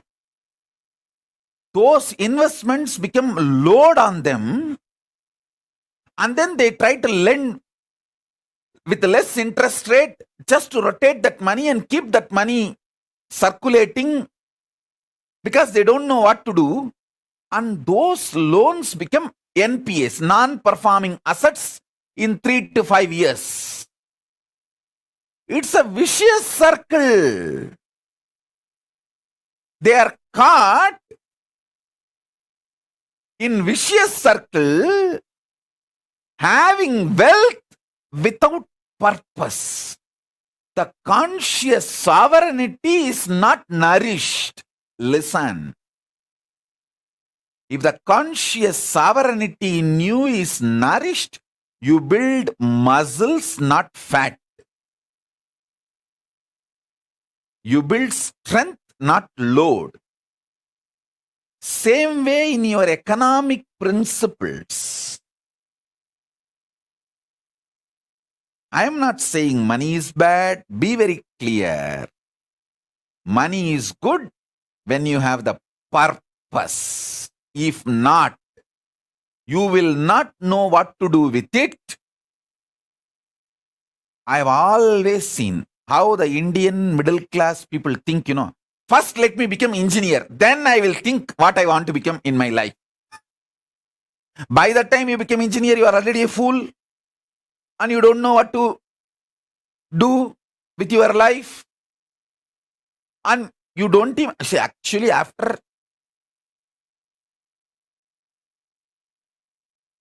completely dampening you with the dumbest ideas and all outdated machineries which can be seen only in museum. Only those machines you will see in your workshops when you study engineering. The great museum pieces. Only after all this is done, the certificate engineer is given to you. So by the time you absolutely develop the mentality of extremely non-involving and lazy, and your expectation, just because you are here, the society should serve you. That mentality is the source of all corruption you find anywhere in the world. Anywhere in the world.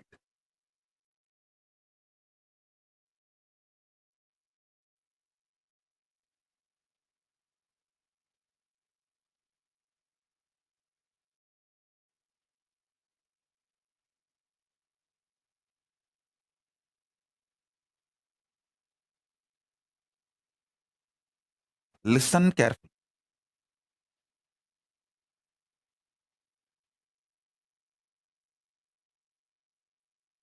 Many times, just like Indian middle class mind thinks, oh, let me become first engineer, then I will think what I want to become, what I want to do in my life. Same way, you guys think, let me first just acquire money, then I will do what I want to do with that money. No. First, have conscious sovereignty. The society has become such now, none of you are in poverty and none of you are going to die without food. The moment you found your basic needs, food, shelter, clothes, focus on conscious sovereignty, realizing the core purpose of your existence, that will tell you the purpose for which you want wealth. So when you start working for wealth itself, you will continue to fulfill the purpose. So your life itself will be a joy. Your path and goal will be one and the same. You will be enjoying the very path, not waiting for the goal to celebrate your life. The path itself becomes celebration. I tell you, person who made path itself as a celebration lives in eternal vacation. See, I live in eternal vacation.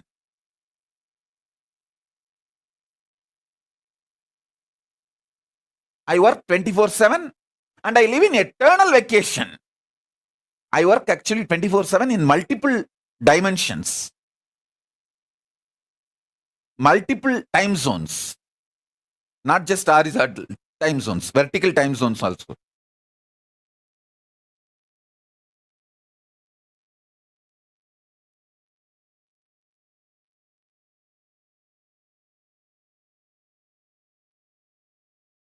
Understand?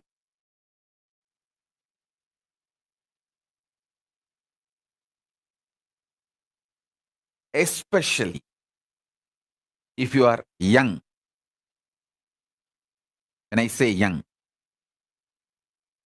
connected with me below 30. If you have connected with me below 30, you are eternally young. I will never let you age. I don't like getting aged. I like getting mature, but I don't like getting old or getting aged. So I will not do anything to you which I don't like.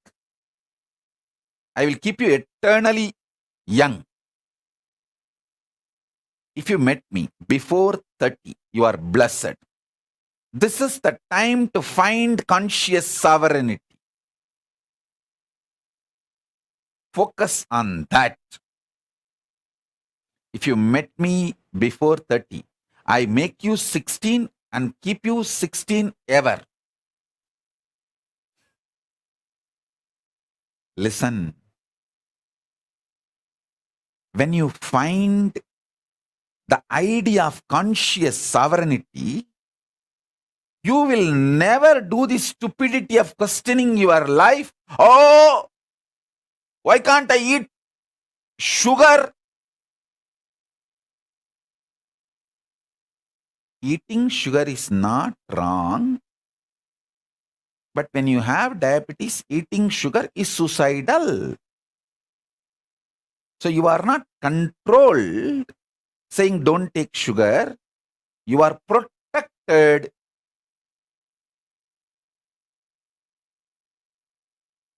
With the understanding, taking sugar is suicidal when you are diabetic. Even otherwise, taking sugar is not good for health.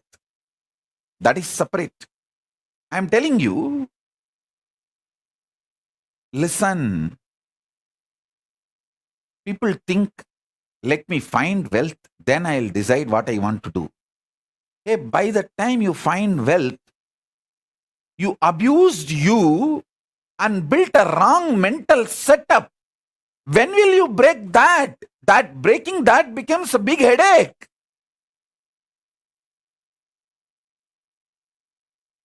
I tell you, with conscious sovereignty, if you find wealth, you will live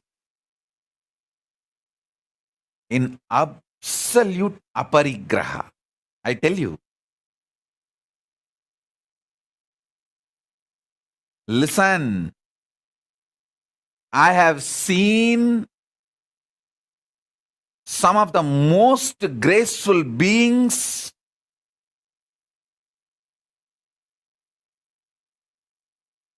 demonstrating minimalist lifestyle, literally having the amount of wealth equivalent to kings. Whether Tiruchi Swami is the founder and head of the Kailasha Mahasamsthana in Bangalore, which has branches all over India. He built a beautiful Devi temple, which is literally now golden temple. The whole Garbhagriha, Vimanam is golden and Garbha Mandir is golden. He literally built a golden temple for Devi. And the amount of wealth around him and the minimalist life he lived, he had everything, including golden throne, crown, jewels, everything. He will sit in the golden throne, silver throne, on those timings when he is receiving the Pada Puja or when he is doing his responsibilities.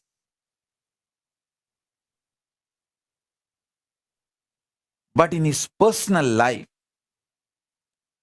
he will not take one more extra betel leaf from his own garden. He will not waste one betel leaf from his own garden. And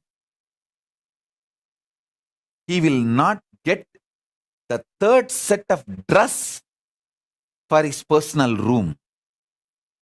I asked him once, Swami, it is all for you.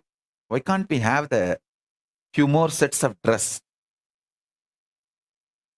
He told in Tamil, hey, Simmasanam, Koda, Sapparam, Samaram, Ella, Namakku Vela, Urima illa, Odama illa.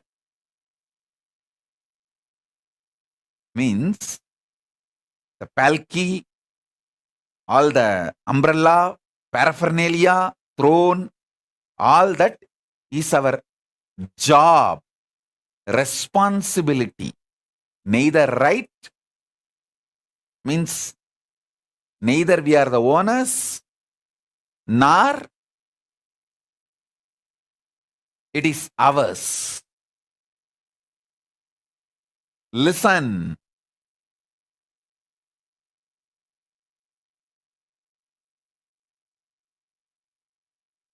When you find conscious sovereignty, you will have the ultimate clarity about wealth. Why wealth? And you will accumulate it with the right mental setup. Wealth will never bind you. It will only be under you.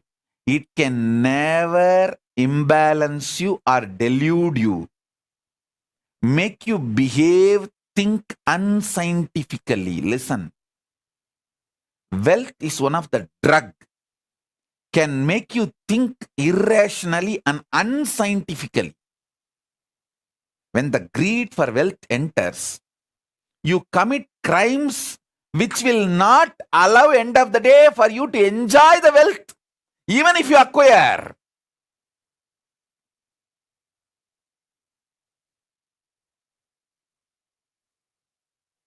That's a funny thing. Listen, greed for wealth is nothing but unconscious lifestyle. The conscious sovereignty will make you realize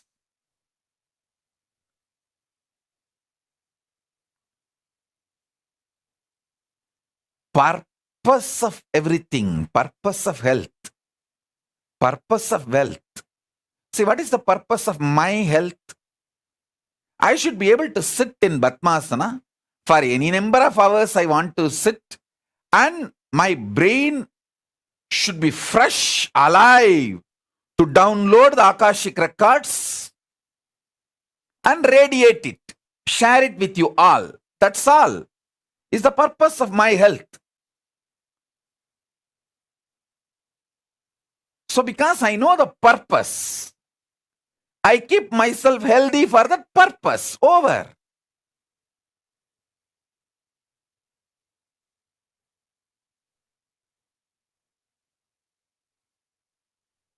My purpose is my body should cooperate with me to be in samadhi continuously and sit and initiate people, teach people whenever I want to do. That's all. Because the purpose is clear. I keep myself healthy for that. Many times, people want to be healthy, they start building six-pack, gymming, bodybuilding, all that. But after a few days, that six-pack and muscles, bodybuilding, the showing, that becomes so important and addictive. People take the banned drugs, steroids to look and lose health.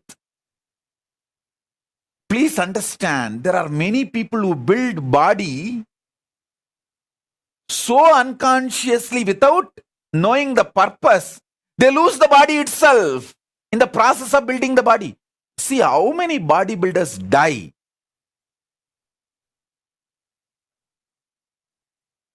By taking the wrong drugs, steroids to show. I tell you, same way, wealth. There are so many people unconsciously acquired wealth and don't know what to do. That load kills them. Our people around them exploit them, bind them, destroy their life, and life is lost. So in every level, conscious sovereignty is the first truth you should start experiencing. This should be your priority. Understand? Not just wealth, purpose of wealth. Not just health, purpose of health. Not just living unconsciously, purpose why you exist is the basic need for life. Listen.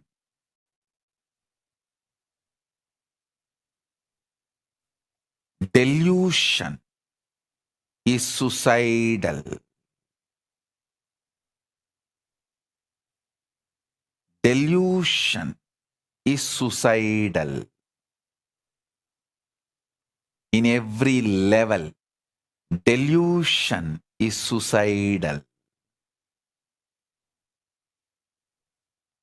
I have seen people, the most graceful people,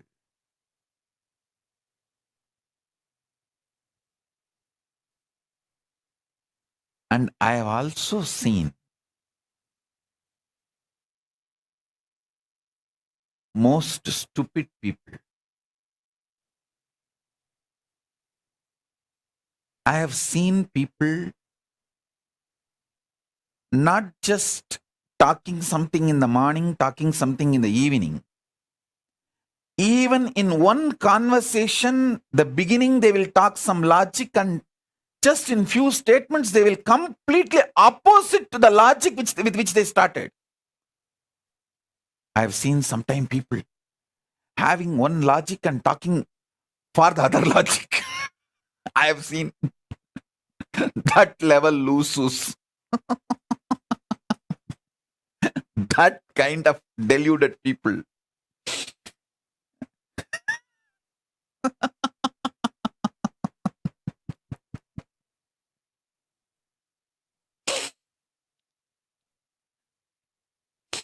Those are the moments I feel compassionate for myself.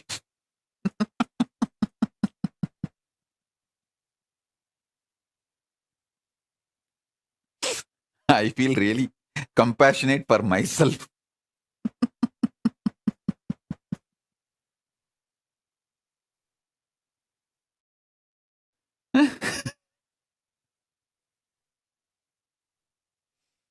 Anyhow, I think now everyone feels, is this me? Is this me? Is this me Swamiji is talking about? Is Swamiji thinking of me and telling this statement? Is Swamiji thinking of me and telling this statement? Anyhow, listen. I have seen all kinds of people. With my experience, I wanted you to know, time spent on understanding conscious sovereignty is the best time spent. Understand? Listen.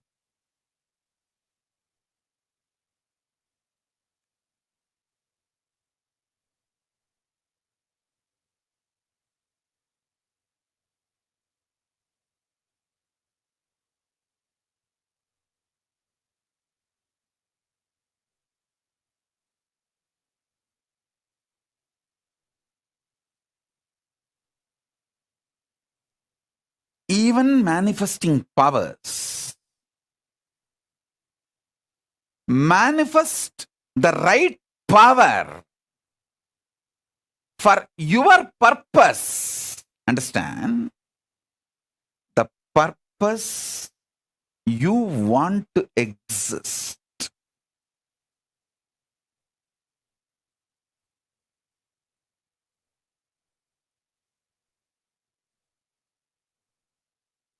I tell you,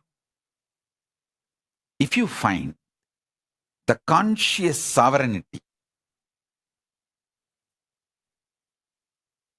you will just feel eternally young. See, finding conscious sovereignty is not some difficult. You just need to know the larger purpose of your existence. Just be scientific, logical, rational to your higher purpose, larger purpose. Stop the shitty idea of you have only one life. That is the biggest shit dumped on you. You have been brainwashed with unwashable shit called you have only one life. Drop that shit. Your consciousness, assuming bodies after bodies, till you achieve your absolute conscious sovereignty. These are fundamental cosmic truths.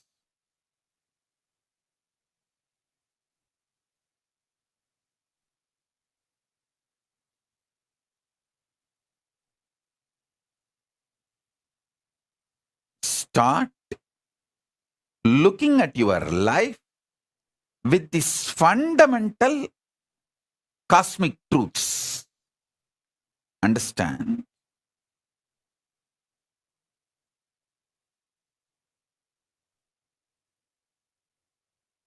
Stop associating yourself with the delusion or the impact of drug called delusion on your brain as you. See, the impact of the delusion drug on your brain forms a fog called mind. You associate yourself with that and make your life's decisions, which is absolute unscientific. Listen. Absolute unscientific. Understand that. Just listen. Be scientifically scientific. Logically logical. Rationally rational. as I said just now, Tiruchi Swamigal or Swami Gautamanandaji, the wealth around them is much more than kings will have. But they lived such absolute minimalist lifestyle. Because they know the purpose of wealth. I learned exactly that from my gurus.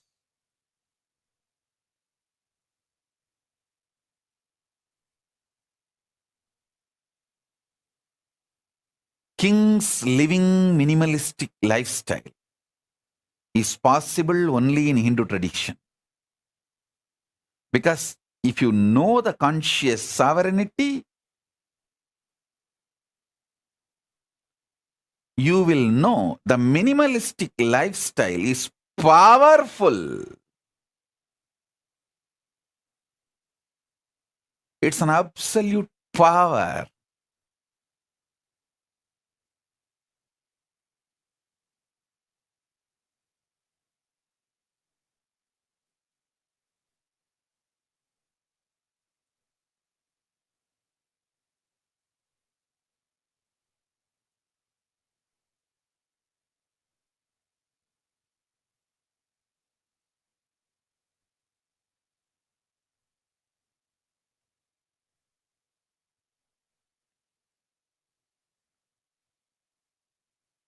This whole Chaturmasya, I name it as conscious sovereignty Chaturmasya.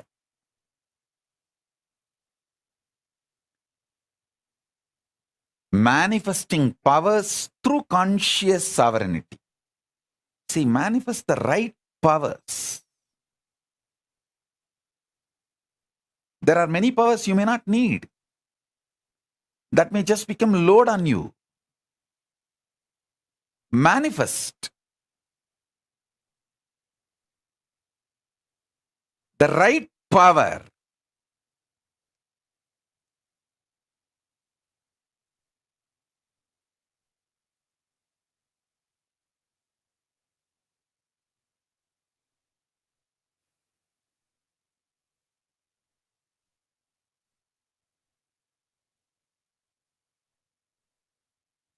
Especially manifest powers by breaking the prenatal patterns called karma and postnatal karma called patterns. Break them and manifest powers. You will know exactly what kind of powers you need. If you are addicted to food pattern, break them, then you will see the Nirahara manifest as a power, and not only you become healthy and you are free from addictions, you live long. Listen. If you are addicted to food patterns, I have a great news for you.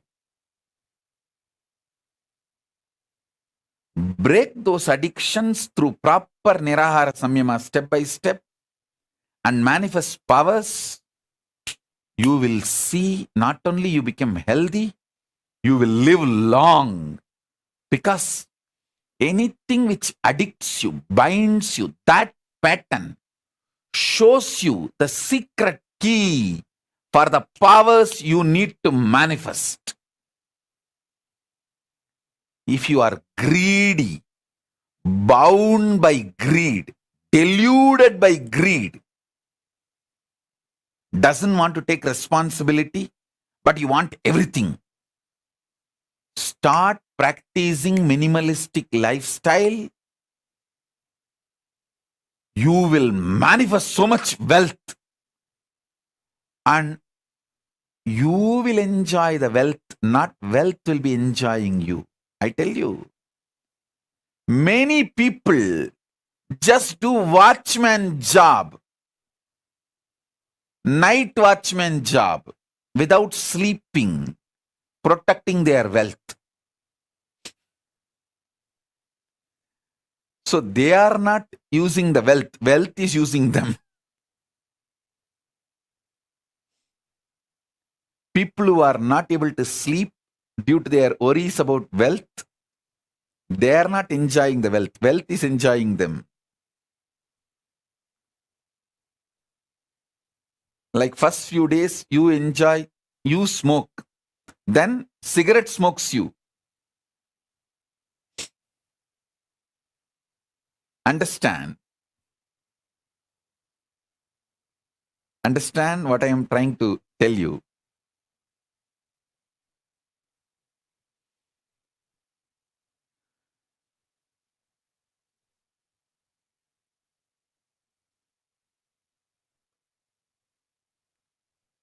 Many times your delusion shows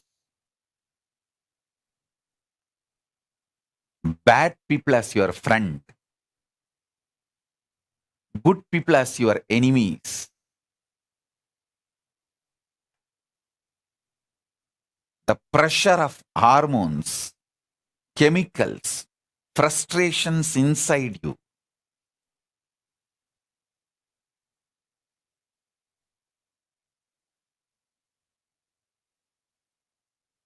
deludes you so badly.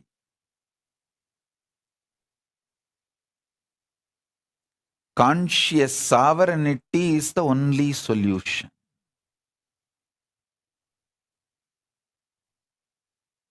Break from all postnatal, prenatal patterns.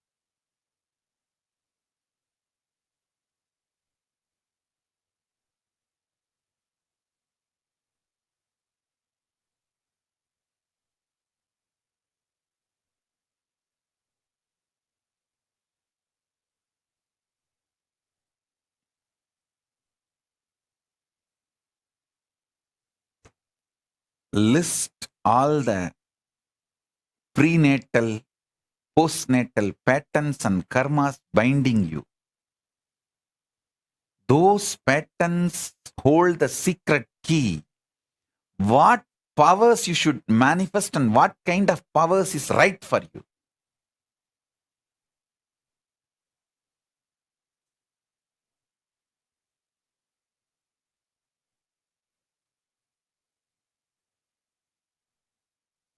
I'll give you a few minutes.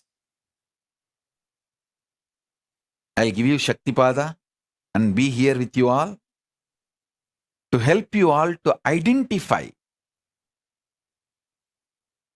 your patterns,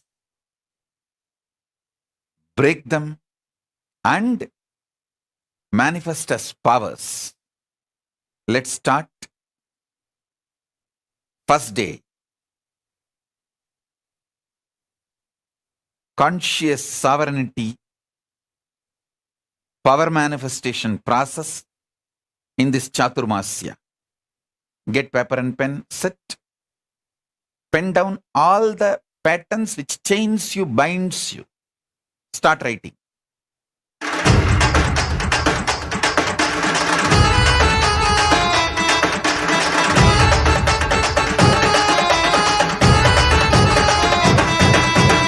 அண்ணாமலையில் பிறந்தான் மொழி எண்ணாத யோகமை கொண்டிட நித்தியன் 7 லோக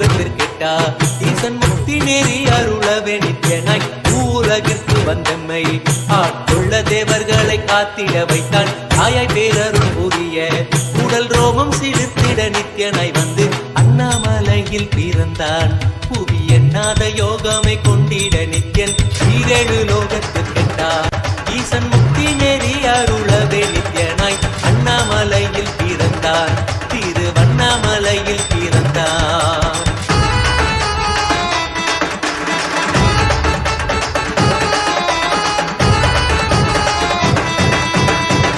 கிளப்பி விட்டேனில் பர தத்துவம் கற்பித்த பாரமஞானியாய் ஞான கண் கொடுத்த நமக்கே ரூபம் காட்டிய மாய வித்தை செய்யும் நித்யன் வித்தை கிளப்பி விட்டேனில் பர தத்துவம் கற்பித்த பாரமஞானியாய் ஞான கண் கொடுத்த நமக்கே ரூபம் காட்டிய மாய வித்தை செய்யும் நித்யன் அண்ணாமலையில் பிறந்தான் புவி எண்ணாத யோகமை கொண்டிட நித்யன் ஈரேழு லோகத்தில் கேட்டார் ஈசன் முக்தி நேரி அருளவே நித்யனாய்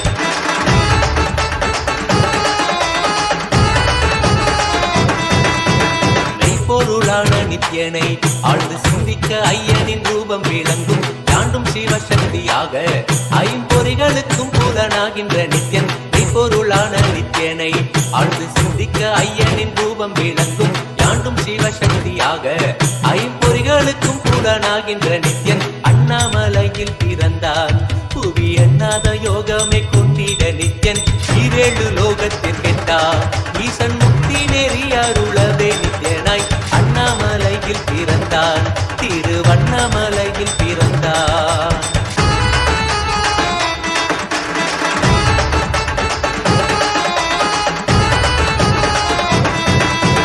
உள்ளும் பூரமும் இருந்து உயிர் பக்குவமாக்கிடும் பரமனாம் நித்யன் ஞானப்பாடி தங்கள் ஏழும் கொண்ட ஞானமும் ஆகிய ஆண்டிடும் நித்யன் உள்ளும் பூரமும் இருந்து உயிர் பக்குவமாக்கிடும் பரமனாம் நித்யன் ஞானப்பாடி தங்கள் ஏழும் கொண்ட ஞானமும் ஆகிய ஆண்டிடும் நித்யன் அண்ணாமலையில் பிறந்தான் புவி எண்ணாத யோகமை கொண்டிட நித்யன் ஈரேழு லோகத்திற்கெட்டார் ஈசன் முக்தி நேரி அருளவே நித்யனாய் அண்ணாமலையில் பிறந்தான் நித்யன் அண்ணாமலையில் பிறந்தான்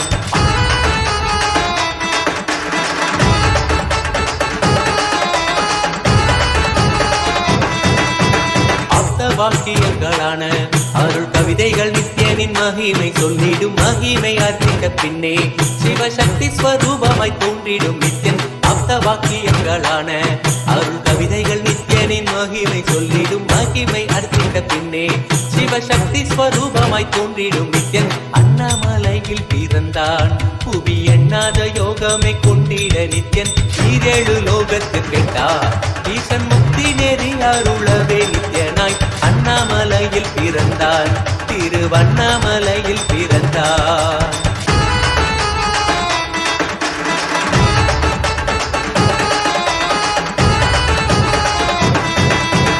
புண்ணிய கேத்திரம் தனிலே நித்யன் உன்னத நீலை மூலத்தில் வருமே விண்ணவர் மன்னவர் ஒப்ப அகிலம் ஆளும் கீர்த்தியுட ஈசன் நித்யானந்தன் புண்ணிய கேத்திரம் தனிலே நித்யன் உன்னத நீலை மூலத்தில் வருமே விண்ணவர் மன்னவர் ஒப்ப அகிலம் ஆளும் கீர்த்தியுட ஈசன் நித்யானந்தன் அண்ணாமலையில் பிறந்தான் யோகமே கொண்டிட நித்யன் ஈரேழு லோகத்திற்கெட்டார் ஈசன் முக்தி நெறி அருளவே நித்யனாய் அண்ணாமலையில் பிறந்தான் நித்யன் அண்ணாமலையில் பிறந்தான்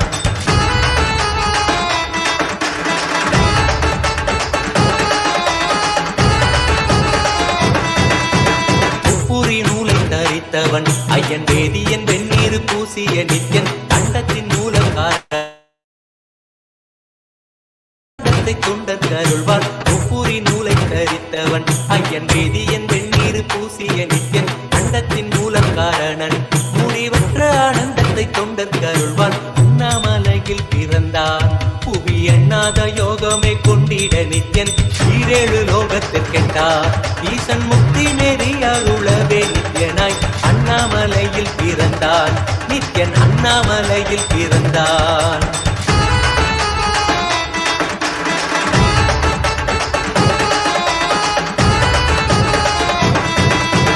பேரறிவு பொருள் நித்யன் உலகாளும் ஊரை மன்னவர் கழித்தவன் அர்த்தநாரீஸ்வரனாக ஸ்மரணாக அருள் செய்திட்டே எம்மை ஆட்கொண்டிடும் நித்யன் பேரறிவு பொருள் நித்யன் உலகாலும் ஊரை மன்னவர் கழித்தவன் அர்த்தநாரீஸ்வரனாக அருள் செய்திட்டே எம்மை ஆட்கொண்டிடும் நித்யன் அண்ணாமலையில் பிறந்தான் புவி எண்ணாத யோகமே கொண்டிட நித்யன் ஈரேழு லோகத்திற்கெட்டா ஈசன் முக்தி நேரி அருளவே நித்யனாய் அண்ணாமலையில் பிறந்தான் நித்யன் அண்ணாமலையில் பிறந்தான்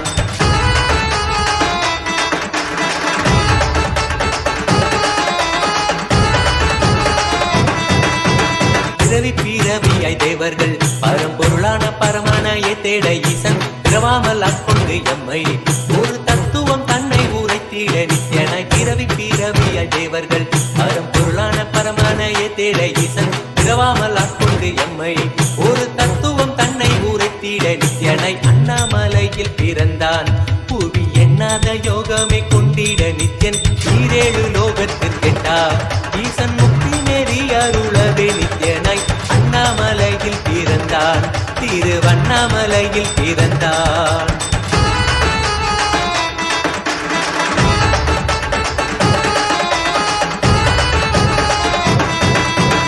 எண்ணிலா வடிவமுடையவன் என்னும் எண்ணம் கடந்த முதற் பொருளானவன் பிறவி எழுத்தே சலிக்க அருள் தாகத்தை தீர்த்தன் வினைகள் களைந்தான் எண்ணிலா வடிவமுடையவன் என்னும் எண்ணம் கடந்த முதற் பொருளானவன் பிறவி எழுத்தே சலிக்க அருள் தாகத்தை தீர்த்தன் வினைகள் களைந்தான் அண்ணாமலையில் பிறந்தான் புவி எண்ணாத யோகமே கொண்டிட நித்யன் ஈரேழு லோகத்திற்கெட்டா ஈசன் முக்தி நெறி அருளவே நித்யனாய் அண்ணாமலையில் பிறந்தான் நித்யன் அண்ணாமலையில் பிறந்தான்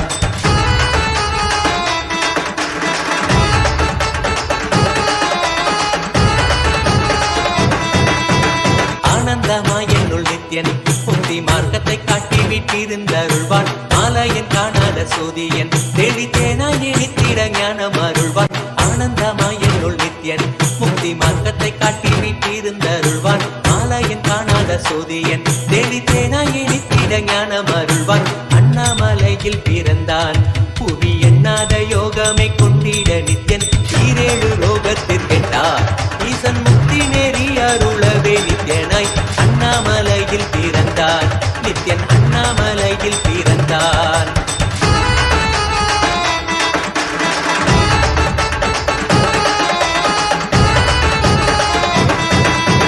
வெற்றி குதிரை எதியே அடியார்கள் கூரைகளை ஏற்கின்ற நித்யன் சூழும் உறவினரோடு வந்த பாசந்தானை யாரு தேயம்மை காப்பான் வெற்றி குதிரை எதியே அடியார்கள் கூரைகளை ஏற்கின்ற நித்யன் சூழும் உறவினரோடு வந்த பாசம் தானை யாரு தேயம்மை காப்பான் அண்ணாமலையில் பிறந்தான் புவி எண்ணாத யோகமே கொண்டிட நித்யன் ஈரேழு லோகத்திற்கெட்டா ஈசன் முக்தி நெறி அருளவே நித்யனாய் அண்ணாமலையில் பிறந்தான் நித்யன் அண்ணாமலையில் பிறந்தான் நித்யனை பற்றுவதொன்றே உபாயம் என்பதானால் பற்றி பிடித்தோம் நித்யன் பாதம் ஒன்றே சதம் அவன் நாமம் சொல்லியே நித்யானந்தம் கொள்ளுவோம் நித்யனை பற்றுவதொன்றே உபாயம் என்பதானால் பற்றி பிடித்தோம் நித்யம் பாதம் ஒன்றே சதம் அவன் நாமம் சொல்லியே நித்யானந்தம் கொள்ளுவோம் அண்ணாமலையில் பிறந்தான் புவி எண்ணாத யோகமே கொண்டிட நித்யன் ஈரேழு லோகத்திற்கெட்டா ஈசன் முக்தி நெறி அருளவே நித்யனாய்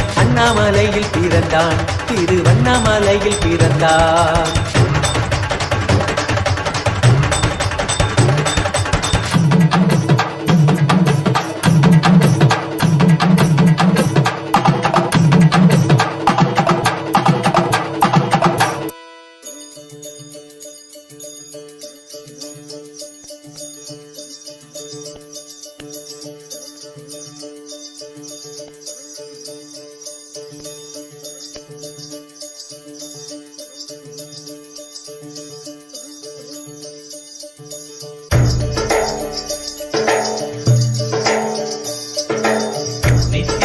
नित्यानंदा नित्य ध्यान नित्यानंदा ध्यान सिंगल नित्यानंदा नित्यानंदा नित्य सिंगल नित्यानंदा नित्य ध्यान नित्यानंदा ध्यान सिंगल नित्यानंदा नित्यानंदा नित्य सिंगल नित्यानंदा नित्य ध्यान नित्यानंदा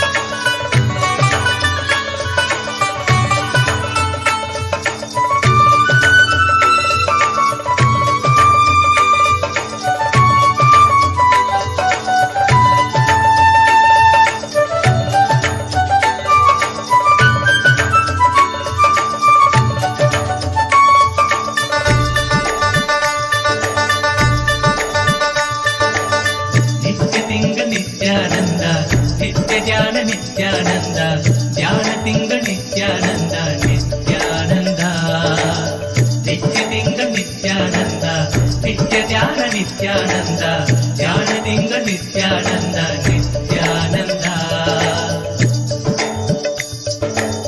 ನಿತ್ಯ ತಿಂಗಳ ನಿತ್ಯಾನಂದ ನಿತ್ಯ ಧ್ಯಾನ ನಿತ್ಯಾನಂದ ಧ್ಯಾನ ತಿಂಗಳ ನಿತ್ಯಾನಂದನೇ ನಿತ್ಯ ತಿಂಗಳ ನಿತ್ಯಾನಂದ ನಿತ್ಯ ಧ್ಯಾನ ನಿತ್ಯಾನಂದ ಧ್ಯಾನ ತಿಂಗಳ ನಿತ್ಯಾನಂದನೇ ನಿತ್ಯನಂದನೇ ನಿತ್ಯಾನಂದ ಸತ್ಯವೇತ್ತನೇ ನಿತ್ಯಾನಂದ ವೇದ ರೂಪನೇ ನಿತ್ಯಾನಂದನೇ ನಿತ್ಯನಂದನೇ ನಿತ್ಯಾನಂದ ಸತ್ಯವೇತ್ತನೇ ನಿತ್ಯಾನಂದ ವೇದ ರೂಪನೇ ನಿತ್ಯಾನಂದನೇ.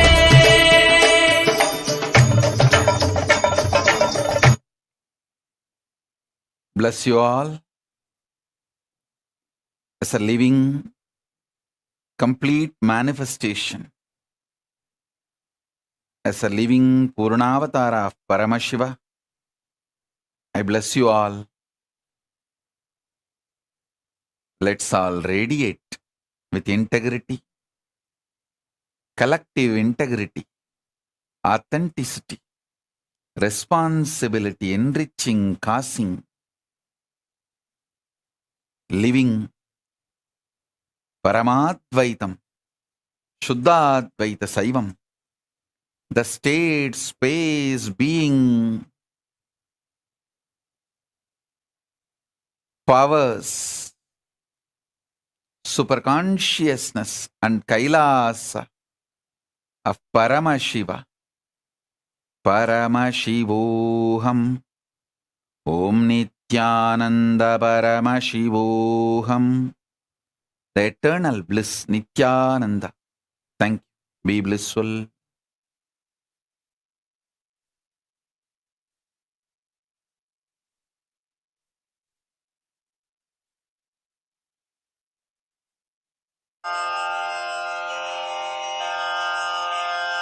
श्रीकैलासोन्नतद्वादशान्तश्यामला पीठारूढ श्रीमीनाक्षि सुन्दरेश्वरा भिन्नस्वरूप परशिवपुत्र रत्न कुमार गुरुमण्यतुल्यावतार श्रीपार्वती स्तन्यपानलब्ध दिव्यज्ञान विश्रुत सकल निगमागमसारभूत द्राविड वेद प्रवक्त्रे श्रीमत्परमशिव करुणा समधिगत मुक्तामय चतुरश्रयान गीयमान छत्र चामर श्रीचिह्न काहलादि समस्त बिरदावल्यलङ्कृत ज्ञान विज्ञान चक्रवर्ती सर्वजन संघ सद्यो निर्वाण दीक्षा व्ययापवर्ग विश्राण जीमूत परमत कलभ केसरी शैव सिद्धांत.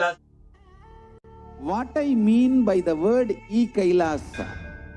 Listen intensely. Enlightenment ecosystem, literally enlightenment itself in your own home, wherever you are.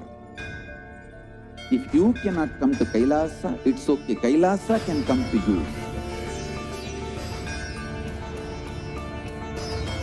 Kailasa coming to you is E-Kailasa.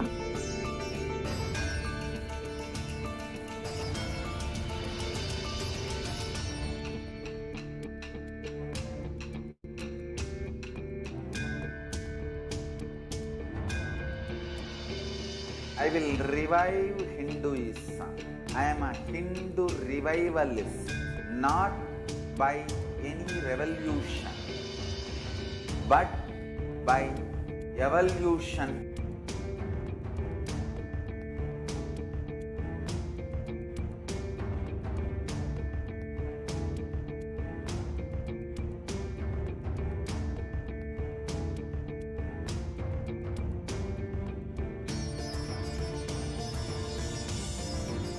And setting model communities.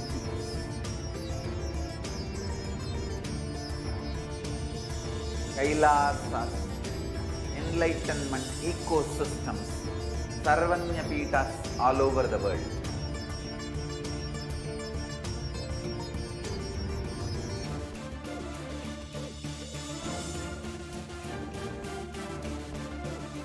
all powerful cognition, knowledge. Only when you live, power manifestation and possibilities manifestation happens. It's a fundamental truth.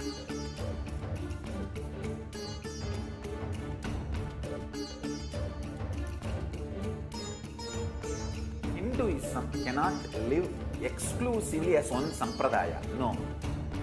All sampradayas of Hinduism is an ecosystem.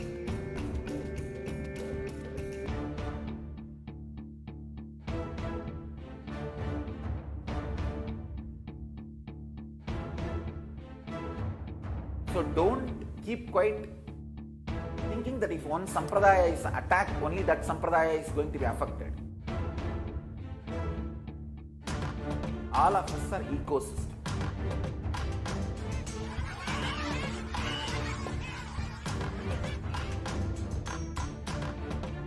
I invite all of you to get involved and enjoy Hinduism by the principle of Dharmo Rakshati Rakshitaha. When you protect Dharma, Dharma protects you. We will make the whole planet flourish spiritually. The spiritual prosperity will happen to the whole planet. We all have to coexist together.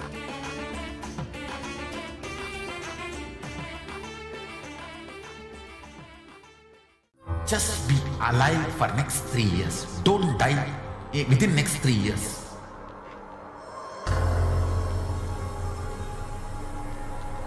Just don't die within next 3 years. Be alive. Somehow be alive. I'm working sincerely. I will reach you somehow. Somehow I will reach you. It's my commitment to humanity.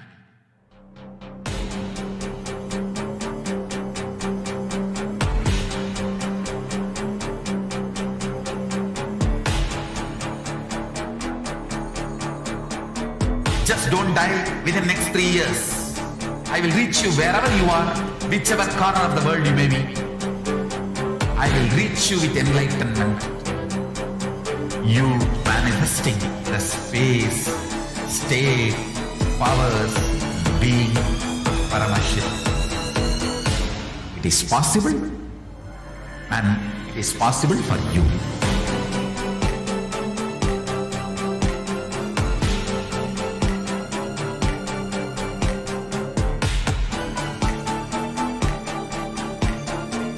Paramashiva will reach you with enlightenment science. I know he is going to do the job. Just be alive for next 3 years. Nothing else.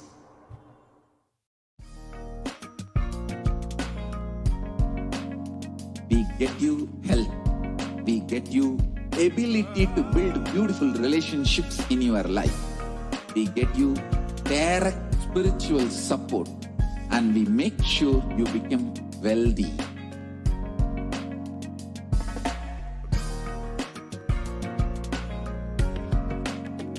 We won't stop giving you just good life. We will literally not stop till you live enlightened life. Manifesting the state of Paramashiva, space of Paramashiva, powers of Paramashiva, being of Paramashiva.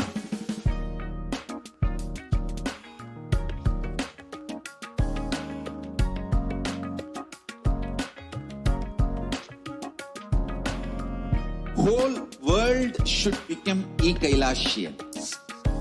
I want the whole world to know Hindus have something great to contribute to the world.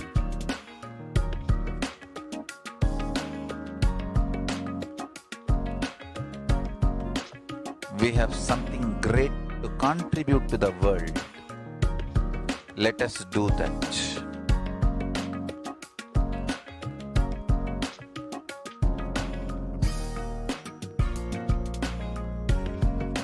E-Kailasa is proper customized spiritual service helping you to identify. Nityanam, everyone, welcome back.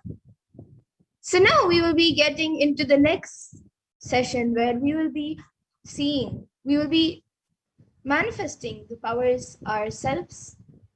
So after this powerful satsang that all of us have watched right now, we are now all of us are initiated into all of the various Shaktis of Parameshwara, and with the grace and blessings of Swamiji and the powerful Diksha that all of us received during the satsang, all the powerful cognitions, powerful conclusions, life positivity, all of that are now awakened in our consciousness, and manifesting these Shaktis, these extraordinary Shaktis, maps all of our powerful cognitions into our consciousness. So every ultimate truth, jnana, is mapped into your consciousness, prajna, and manifests as a possibility and power of every being, prajnana.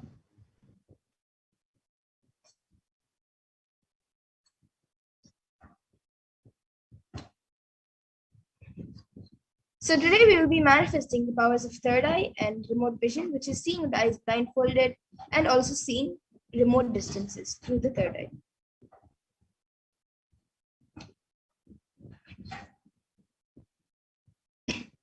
So all of you can now set up for the manifestation. You can get your eye band or an opaque cloth for the third eye reading for blindfolding your eyes. Then the Jnananjana and Aushadha, which you can apply. Then a Krishna Sila mirror or yantra, a paper and a pen to note down your answers, and a timestamp camera to record your manifestation. So you can take a few moments to get all of these items set up. And now we'll be seeing the pramanas, the Shastra Pramana, Apta Pramana, Atma Pramana, and Pratyaksha Pramana, and Sakshi Pramana for this power of third eye, which is seeing with the eyes blindfolded. So the Shastra Pramana for this power of third eye comes from the Vijnana Bhairava Tantra. I'll be chanting it now. Kapalantar manonyasya tishtan milita lochanaha kramena manasodadyat lakshaye lakshyamuttamam. And the translation for this verse is, by fixing the mind on the inner space within the crown center and sitting stably without any movement, having the eyes closed in succession, by that stability of the mind in inner space through the power of the third eye, one directly sees the ultimate goal lakshyam by having the vision beyond the sight that reveals any object or place, attaining the space of oneness with the source Paramashiva. And the Apta Pramana for this power comes from the Bhagavad Gita, where Krishna initiates Arjuna into the power of the third eye before the Mahabharata war.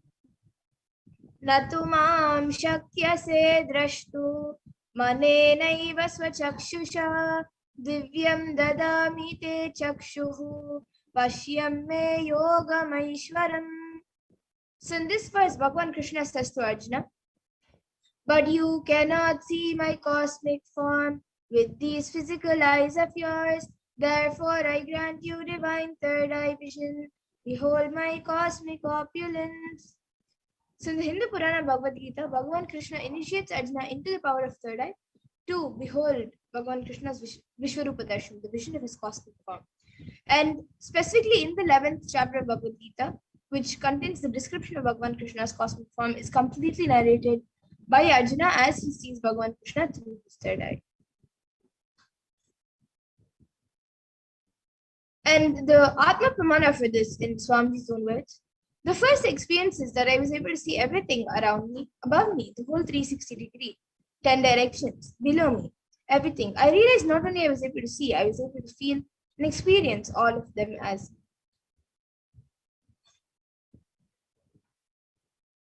And now all of you can see the Pratyaksha Pramana, which is the empirical evidence from observation and scientific experimentation. So you can see the study measures were done on the metabolic cell activity of the brain. So using a PET, a positron emission tomography, the brainwaves of the Supreme Pontiff of Hinduism himself was measured, and it was measured that when doing daily activities, there was high activity measured in the brain where the third eye is located, and when deep samadhi state, only the third eye region is active and almost 90% of the rest of the brain is at peace.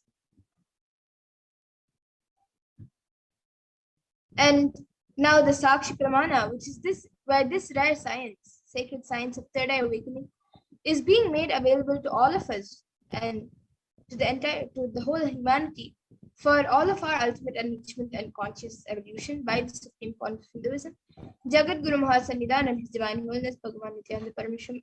And as the living incarnation of Parameshwara, he embodies the most profound yogic states that surpass all the bounds of time, space, and matter. And he is now gifting this pure and great science of third eye awakening to all of us with many other spiritual sciences through initiation and Diksha. And all the millions of people who have been initiated into these powers and various sciences have experienced these profound results and extraordinary power manifestation in their day-to-day life. And now to get into the manifestation, all of you can click on the timestamp camera, which is an application from the App Store. So if you don't have it yet, you can download it on your device now. You can download any free timestamp camera and ensure that the time is shown on the screen and make sure that the camera is facing you. So please take a few moments to set this up.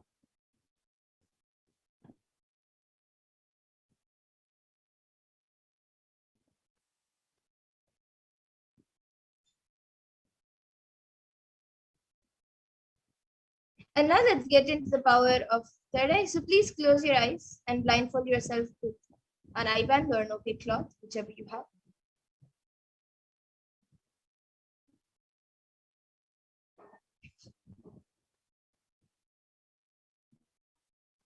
And now we will be projecting an image for all of you. So begin verbalizing whatever is revealed to you through your third eye.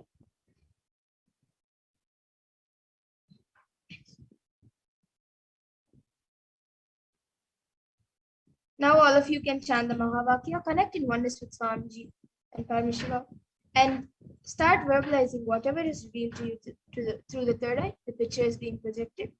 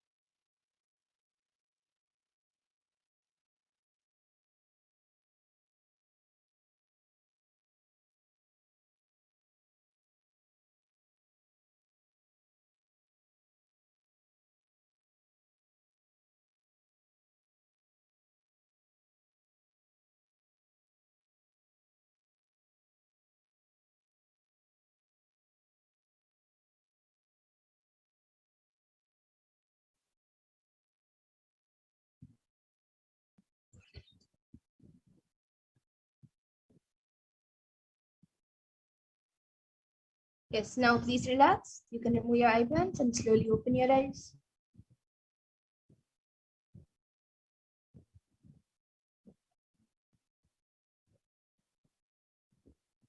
Now please take a few minutes to type down whatever was revealed to you in your third eye and upload your power manifestation videos, pictures along with your answers on social media with the hashtags #Nityananda, #Bhavsamadhi, and #Kalbhairava. So everyone can also see your experience of manifestation and can get enriched. And they also can experience these powers.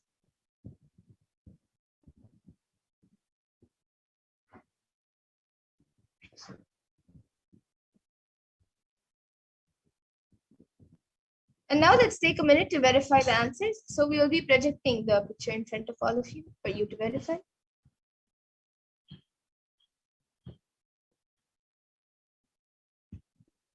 So this was the picture which was being projected was a picture of a temple.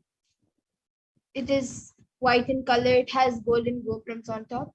There's a flag, then the sky, then there are some mountains in the back, and there are many buildings around. So if you saw anything related to anything in this picture, buildings, sky, plants, buildings, mountains, temple, flag, anything you saw, that's great. You have manifested the power. So you can give a round of applause for yourself and celebrate your manifestation.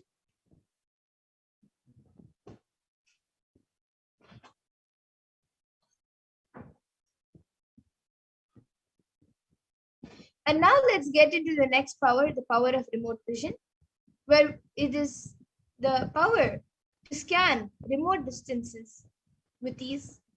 So this power is where you can see anything beyond the barriers of time, place, and space into the realms of realities of far off distances. And you can even see oceans to planets away, being seated in just one place. And you can experience the happenings of any other place.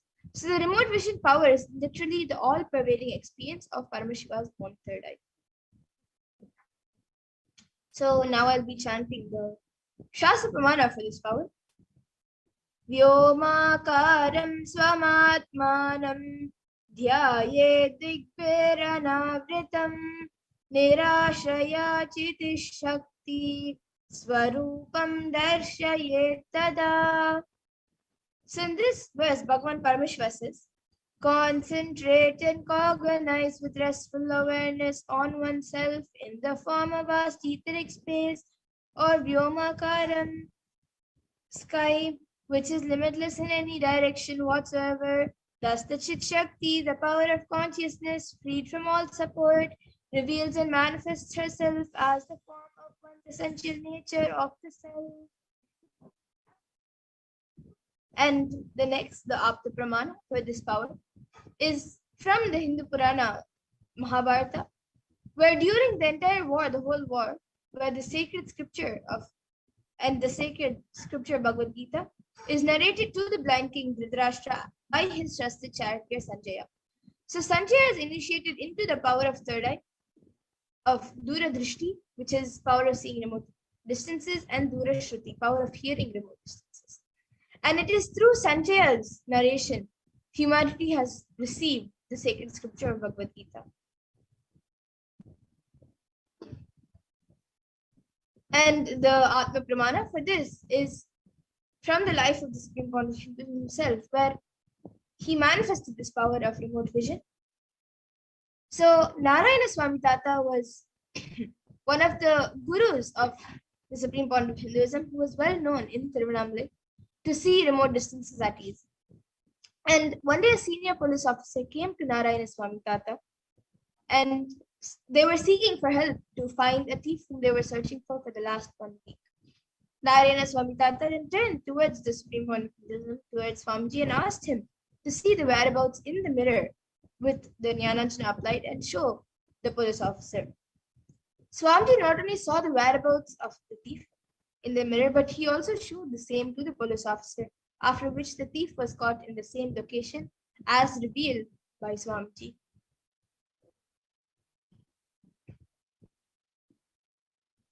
And now all of you can also see the Sakshi Pramana, where Many disciples who have been initiated into this power have shared their experience of this power manifestation, where they have manifested the power themselves.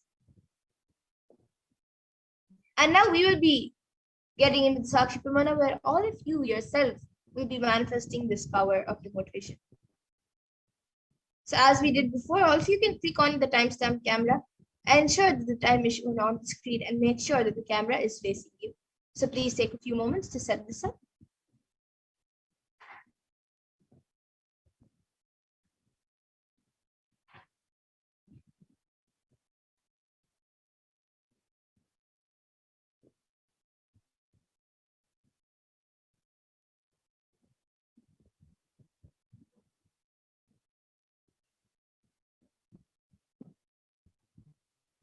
And now for the manifestation, we will be projecting a picture for all of you.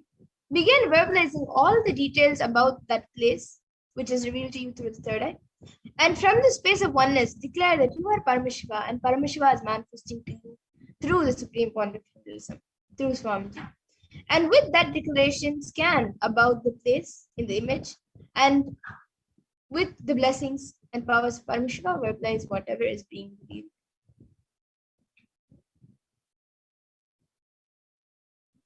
So now let's get into the first round of remote vision. So we will be projecting a place for all of you. Now all of you can scan this temple. You can scan where this temple is located and what is the exterior and interior made of, and describe its interior, and what structures sit beside it. So you can all scan this temple. Chant Mahavakya intensely, connect with Swamiji, and verbalize whatever is being revealed to you.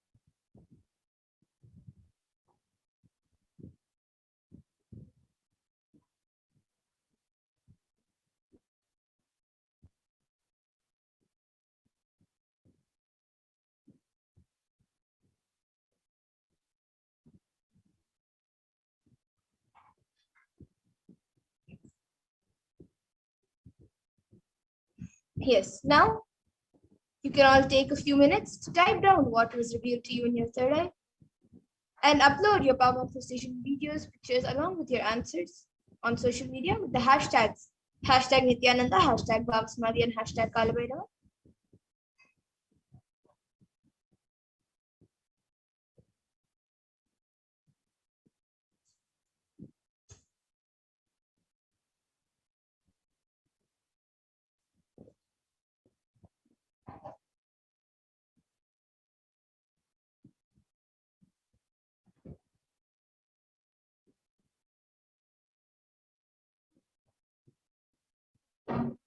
And now let's take a minute to verify the answer. So we will be projecting the answer for you.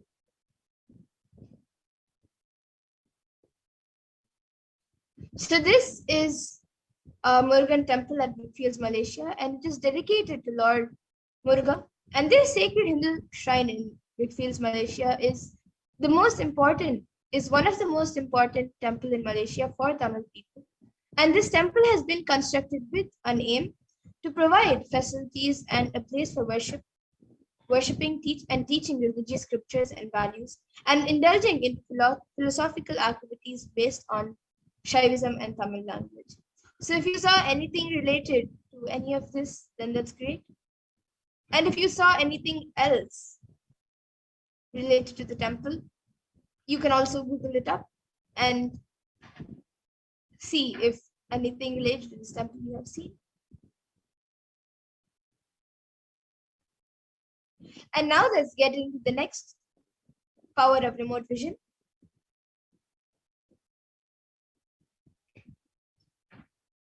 So as we did before, all of you can click on the timestamp camera and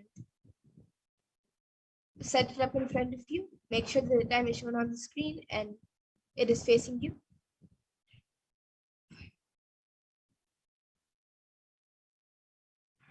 Now you can scan where this temple is located and which deity is this temple named for. So please chant the Mahavakya and start manifesting.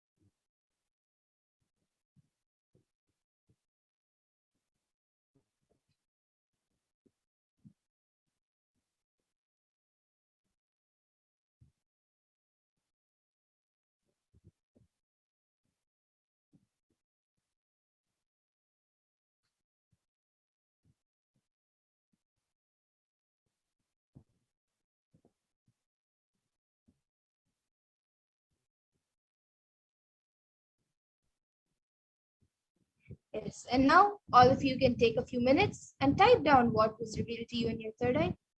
And you can also upload your power manifestation videos, pictures, along with your answers about what you have seen as the details of the temple.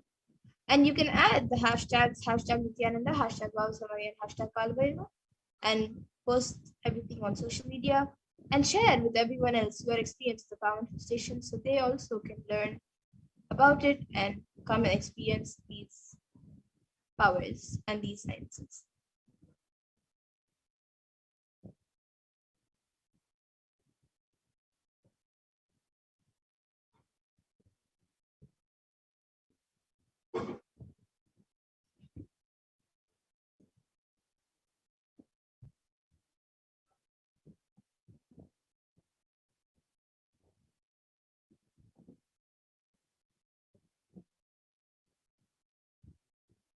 And now let's take a minute to verify the answers. So we will be projecting the answers for all of you, and you can verify it.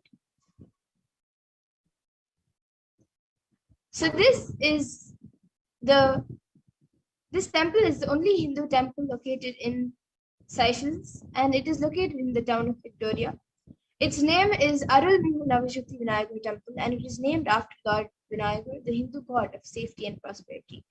So if any of you saw anything related to this temple, then you have manifested the power and it indicates your successful manifestation. So you can give a round of applause for yourself and celebrate your manifestation.